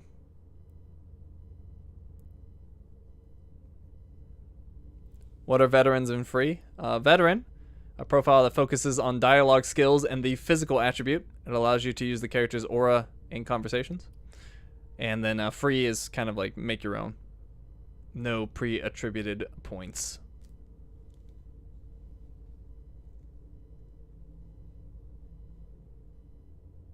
Alright, I am ending the poll now. It looks like veteran won, so we got each character on a different profile. Veteran did indeed win. Okay, so veteran it is. That gives us 2 in physical, which is weird because I feel like the other one might have even had more. Rhetoric is 2. Mental is 2. Oh, I have available experience. Weird. Maybe we wait on that because I want to think this through a little bit more. Alright, and then in disciplines we got Walls of the Mind. Dialogue power defends against the opponent's skills, increases the chance of winning by 50% in case of a tie, and generates 2 hunger. Let's see. Awe we had. Gives access to presence as a dialogue choice. Sense of the Unseen. I don't think we had this on the others. With this power, the vampire is able to detect the supernatural, both in creatures around it and the traces they leave behind. I think that's because he had spent some time with that one clan that's like the Wild Clan. Fortitude is 2. That's physical and mental supernatural resilience. And he's got this down here, which is Compel. Gives access to Dominate as a dialogue choice. I'm not going to spend his points yet because I don't know what I want. What is R3 for lore? Oh, I see. It gives a lore explanation and a gameplay explanation. That's kind of interesting. But yeah, I'm not going to spend his points yet because I don't know what I want. So let's just apply this.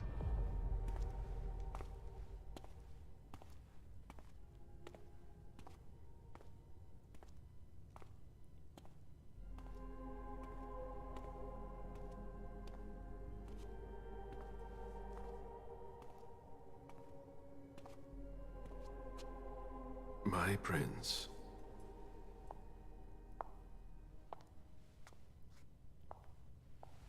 Delsin.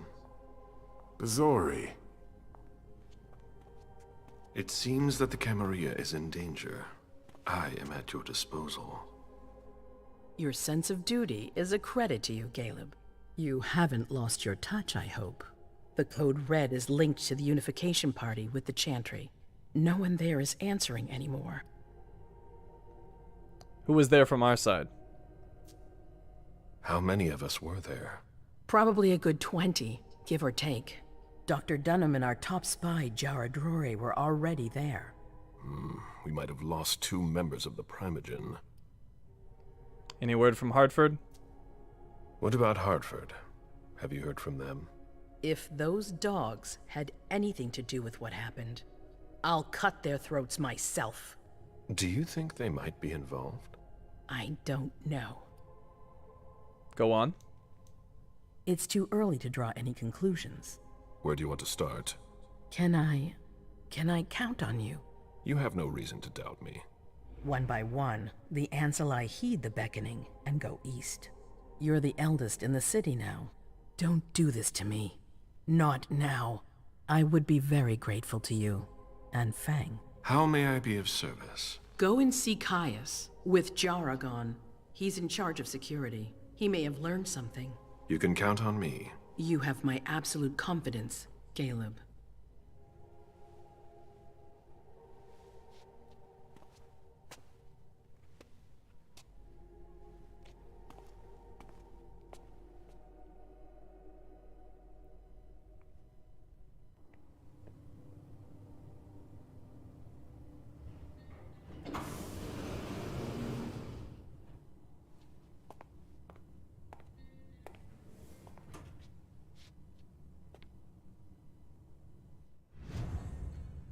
Alright, so we've got Caleb under control now.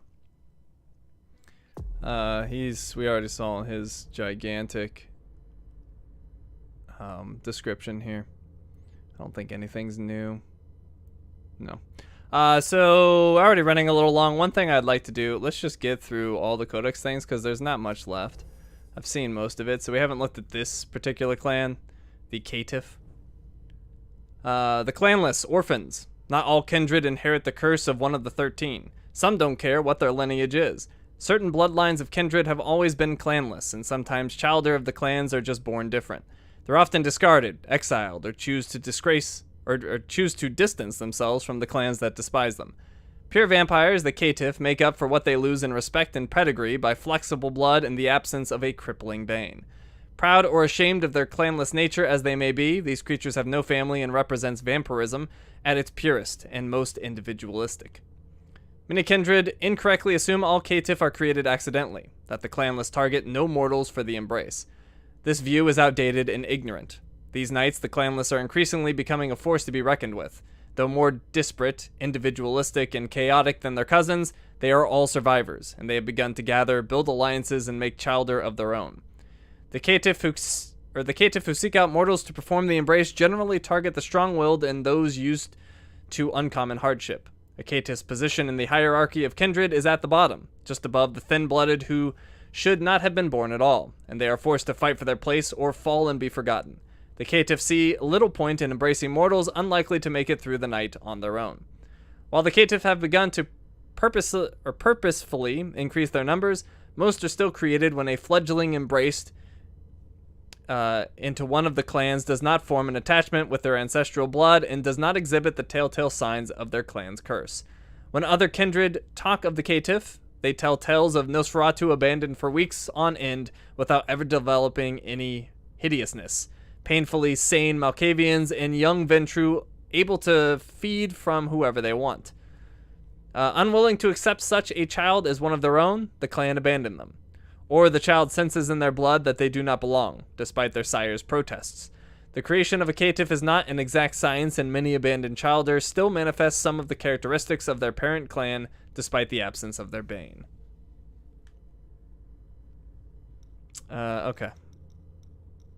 Then we have sex. Camarilla is in here, which is strange. Camarilla. During the early Renaissance, vampires created the so-called Ivory Tower to hide the kindred from the mortal Inquisition. It has become one of the most powerful secret societies in history, subverting and infiltrating governments, corporations, organized crime, and mass media. Organized along feudal lines, the princes ruling over the vampires of a city like dark lords of a bygone era, or bygone age. The Camarilla combines civilized order and ruthless cruelty. Right, some had said Camarilla and some had said Camarilla. I don't know. I'm going to say Camarilla. The Camarilla is the most widely influential organization kindred history has ever known. Its stated purpose is to preserve the Masquerade, an elaborate veil of deception pulled over the eyes of the living to hide the existence of the kindred. But the Camarilla is so much more. It is a conspiracy to preserve the power of the Elders, an undead secret society influencing global business and politics, the closest thing most kindred have to a system of government. The sect maintains a fierce moral stance on preserving humanity in the face of the impulses of the blood, seeing themselves as the shepherds of the blind human throng, simultaneously morally superior and inferior to their short-lived subjects. The sheer age, power, and wealth of many Camarilla members and the recent exclusion of the Anarchs from their ranks make the sect distinctly upper class. These are the monsters that hide behind $5,000 cocktail dresses, meticulously tended stock portfolios, and havens guarded by blood slaves in private security uniforms.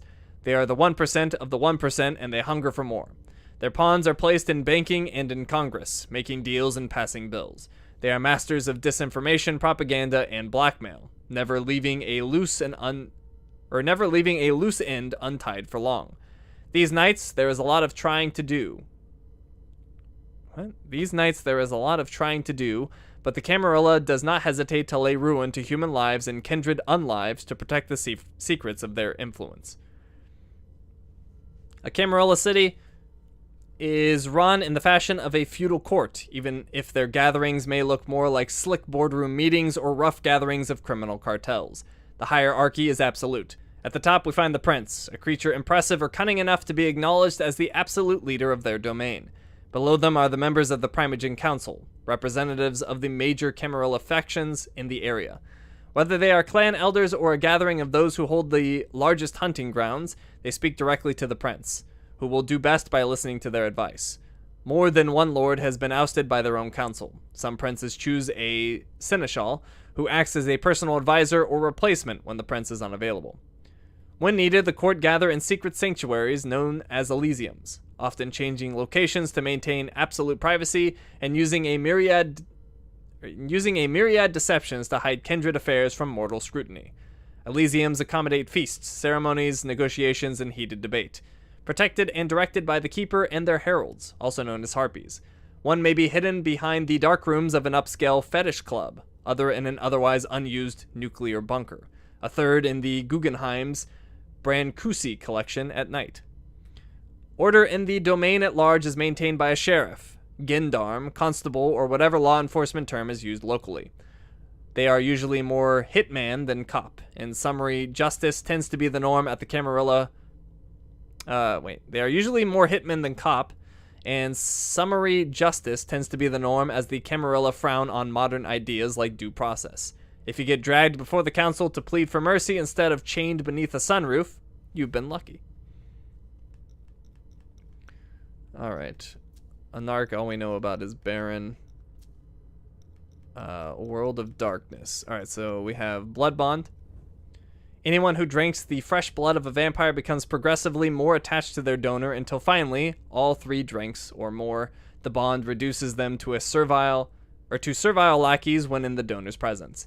Vampires call the one bonded the thrall, and term the source of the bond the regnant. When under a completed blood bond, the thrall experiences a sense of loyalty, sometimes even infatuation toward their regnant. They attempt to please their master, becoming wary and eventually even terrified of angering them. Then there's the blush of life. Unless intentionally brought to a semblance of life, the body of a vampire is functionally dead. Undeath signifies its presence in pale or ashy skin, cold flesh, and a lack of breath, except to speak, or a heartbeat. By sending their blood through the dead capillaries of their skin and into their shriveled heart, a vampire can appear completely human for a night, including but not limited to a heartbeat, body temperature, and breath. The vampire can even pass a cursory medical examination, though they still fail more intrusive screenings for minute tells such as the absence of intestinal flora. And then we have The Beckoning. A mysterious calling drawing elder vampires away from their fiefs and fortresses. The elders are compelled to travel east, towards the lands where mortal and vampire civilization began, into the fog of a shadow war fought over the graves of their progenitors. Alright, and then I believe we just have one more over here. No, two. We have Deneb Osborne and Richard Dunham. Deneb Osborne's got some style. Regent of the Hartford Chantry. His clan is Tremere. Date of embrace 1909. Generation's 10th. And sire is unknown. Sleight of hand. A popular magician at the turn of the 20th century, Deneb practiced his art in the most prominent galas of the United States.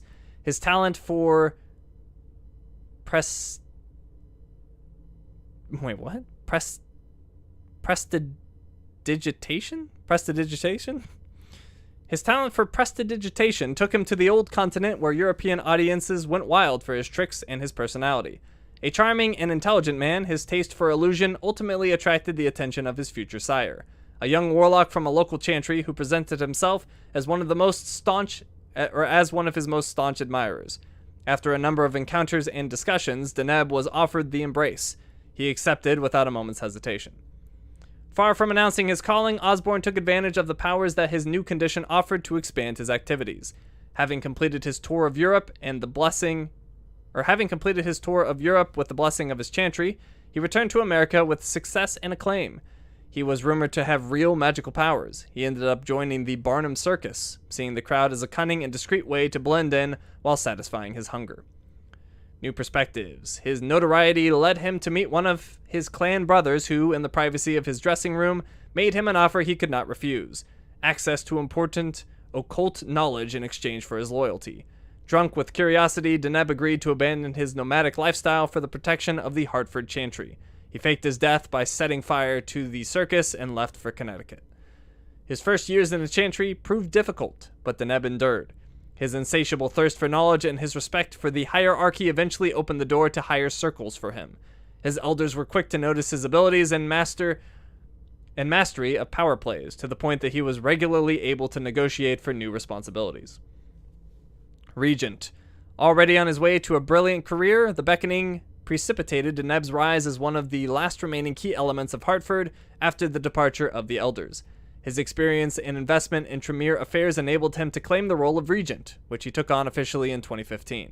From then on, he devoted himself to the Chantry's development and attempted to compensate for the disappearance of his fellow creatures by apprenticing new ones. It was after only a few months as the head of his domain that he was contacted by Hazel Iverson, the new Prince of Boston. This blue blood, who had a fraught relationship with the previous regent, sought to reconnect with Hartford and integrate the warlocks into her blood conservation project. Initially skeptical, Deneb came to view the prince's proposal as an opportunity to spread his chantry's know-how throughout the entire region. Alright, and then finally we have Richard Dunham. He's a member of the Primogen. His clan is Malkavian. Date of embrace is 1897. Generation's 10th. Sire is Biltmore, and child is Halsey. And also, why do I keep forgetting her name? Halsey's the kid, and Laisha is the other one. A new unlife. To preserve the Masquerade, Richard declared his death in 1902 in Zurich. He moved to France, where he continued practicing psychiatry in a number of hospitals under the name of Dr. Richard Dunham. In 1920, he relocated to the lunatic asylum in Braun, where he met a young French patient who would serve as a catalyst for a revolution in the way he viewed his psychiatric research. It was in order to save this patient and her daughter, his most precious research subjects, that he arranged their departure for the United States in 1939. At the onset of World War II. The Malkavians, in exchange for his services, aided his escape to Boston, where they held a powerful domain. Upon their arrival, Richard boasted of his research to Quentin King, the Malkavian prince of the city, and introduced him to the two patients in his care, Laisha and her daughter Halsey. The court was just as fascinated as he was by the abilities of Richard's two patients, and in particular, Laisha's visions. Her gift allowed the three of them to benefit from the interest and protection provided by the prince, who saw Richard as the greatest psychiatrist of all time, the one who would usher in the era of the children of Malkov. Promising research. In 1950, Richard exhibited his psychiatric research on the resonance of vessels, which earned him the support and recognition of his peers. He experimented on the vessels using chemical cocktails in order to significantly amplify their resonance. His experiments were a success under the reign of Hazel Iverson, who immediately realized the incredible opportunity this presented for Boston. If she could maintain the properties of the enhanced blood in containers using magic, she could corner the blood market and, more importantly, leave her mark in history. The prince gave Dr. Dunham the means to carry out his research and began to negotiate an alliance with the Hartford Chantry to get the help of the Blood Witches. Richard, however, only looked after his own interests, to advance the psychiatry of the children of Malkov. To do so, he must satisfy the prince, but he must also protect his most precious subject of study, Laisha, from the prince's ambitions. All right. That was a whole lot, but very detailed world that they've created here. And I'm sure this is going to be more like Cyberpunk, where like it was such an information overload at once, but then like as things became more relevant to the activities we were doing, like at least for me, it started to soak in more. But I got a general idea of everything that's going on, so that's good. I don't know how to save, so I assume it is saving. I see no way to save. I could go to main menu. Or actually, you want to return to the main menu? I guess so. Let me check settings really quick. There's no save in here, is there? No. Alright, I'm just going to go to the main menu then. Alright. That is going to be it for tonight. That was a lot of reading. I need some water. You won't hear me say that often. But yeah, interesting game. Lots going on. The abilities are very confusing. I will say the lip syncing and the weird eyeballs and the character models are a little lacking, but you know, I can look past that if it's an interesting story, and I don't know if we've gone far enough for me to really have an opinion on that yet. Will I read them every stream? If you're asking if I'm going to read them again, no. Alright, well, anyways, that's it for tonight. Tomorrow night, we'll be Death Stranding with my wife, Blueberry.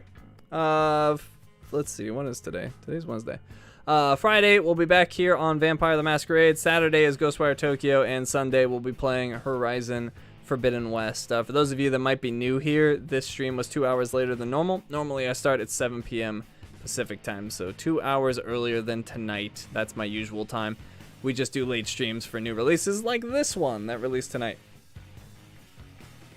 But yeah, thank you all for coming. I hope you had a good time, and I will see you all next time.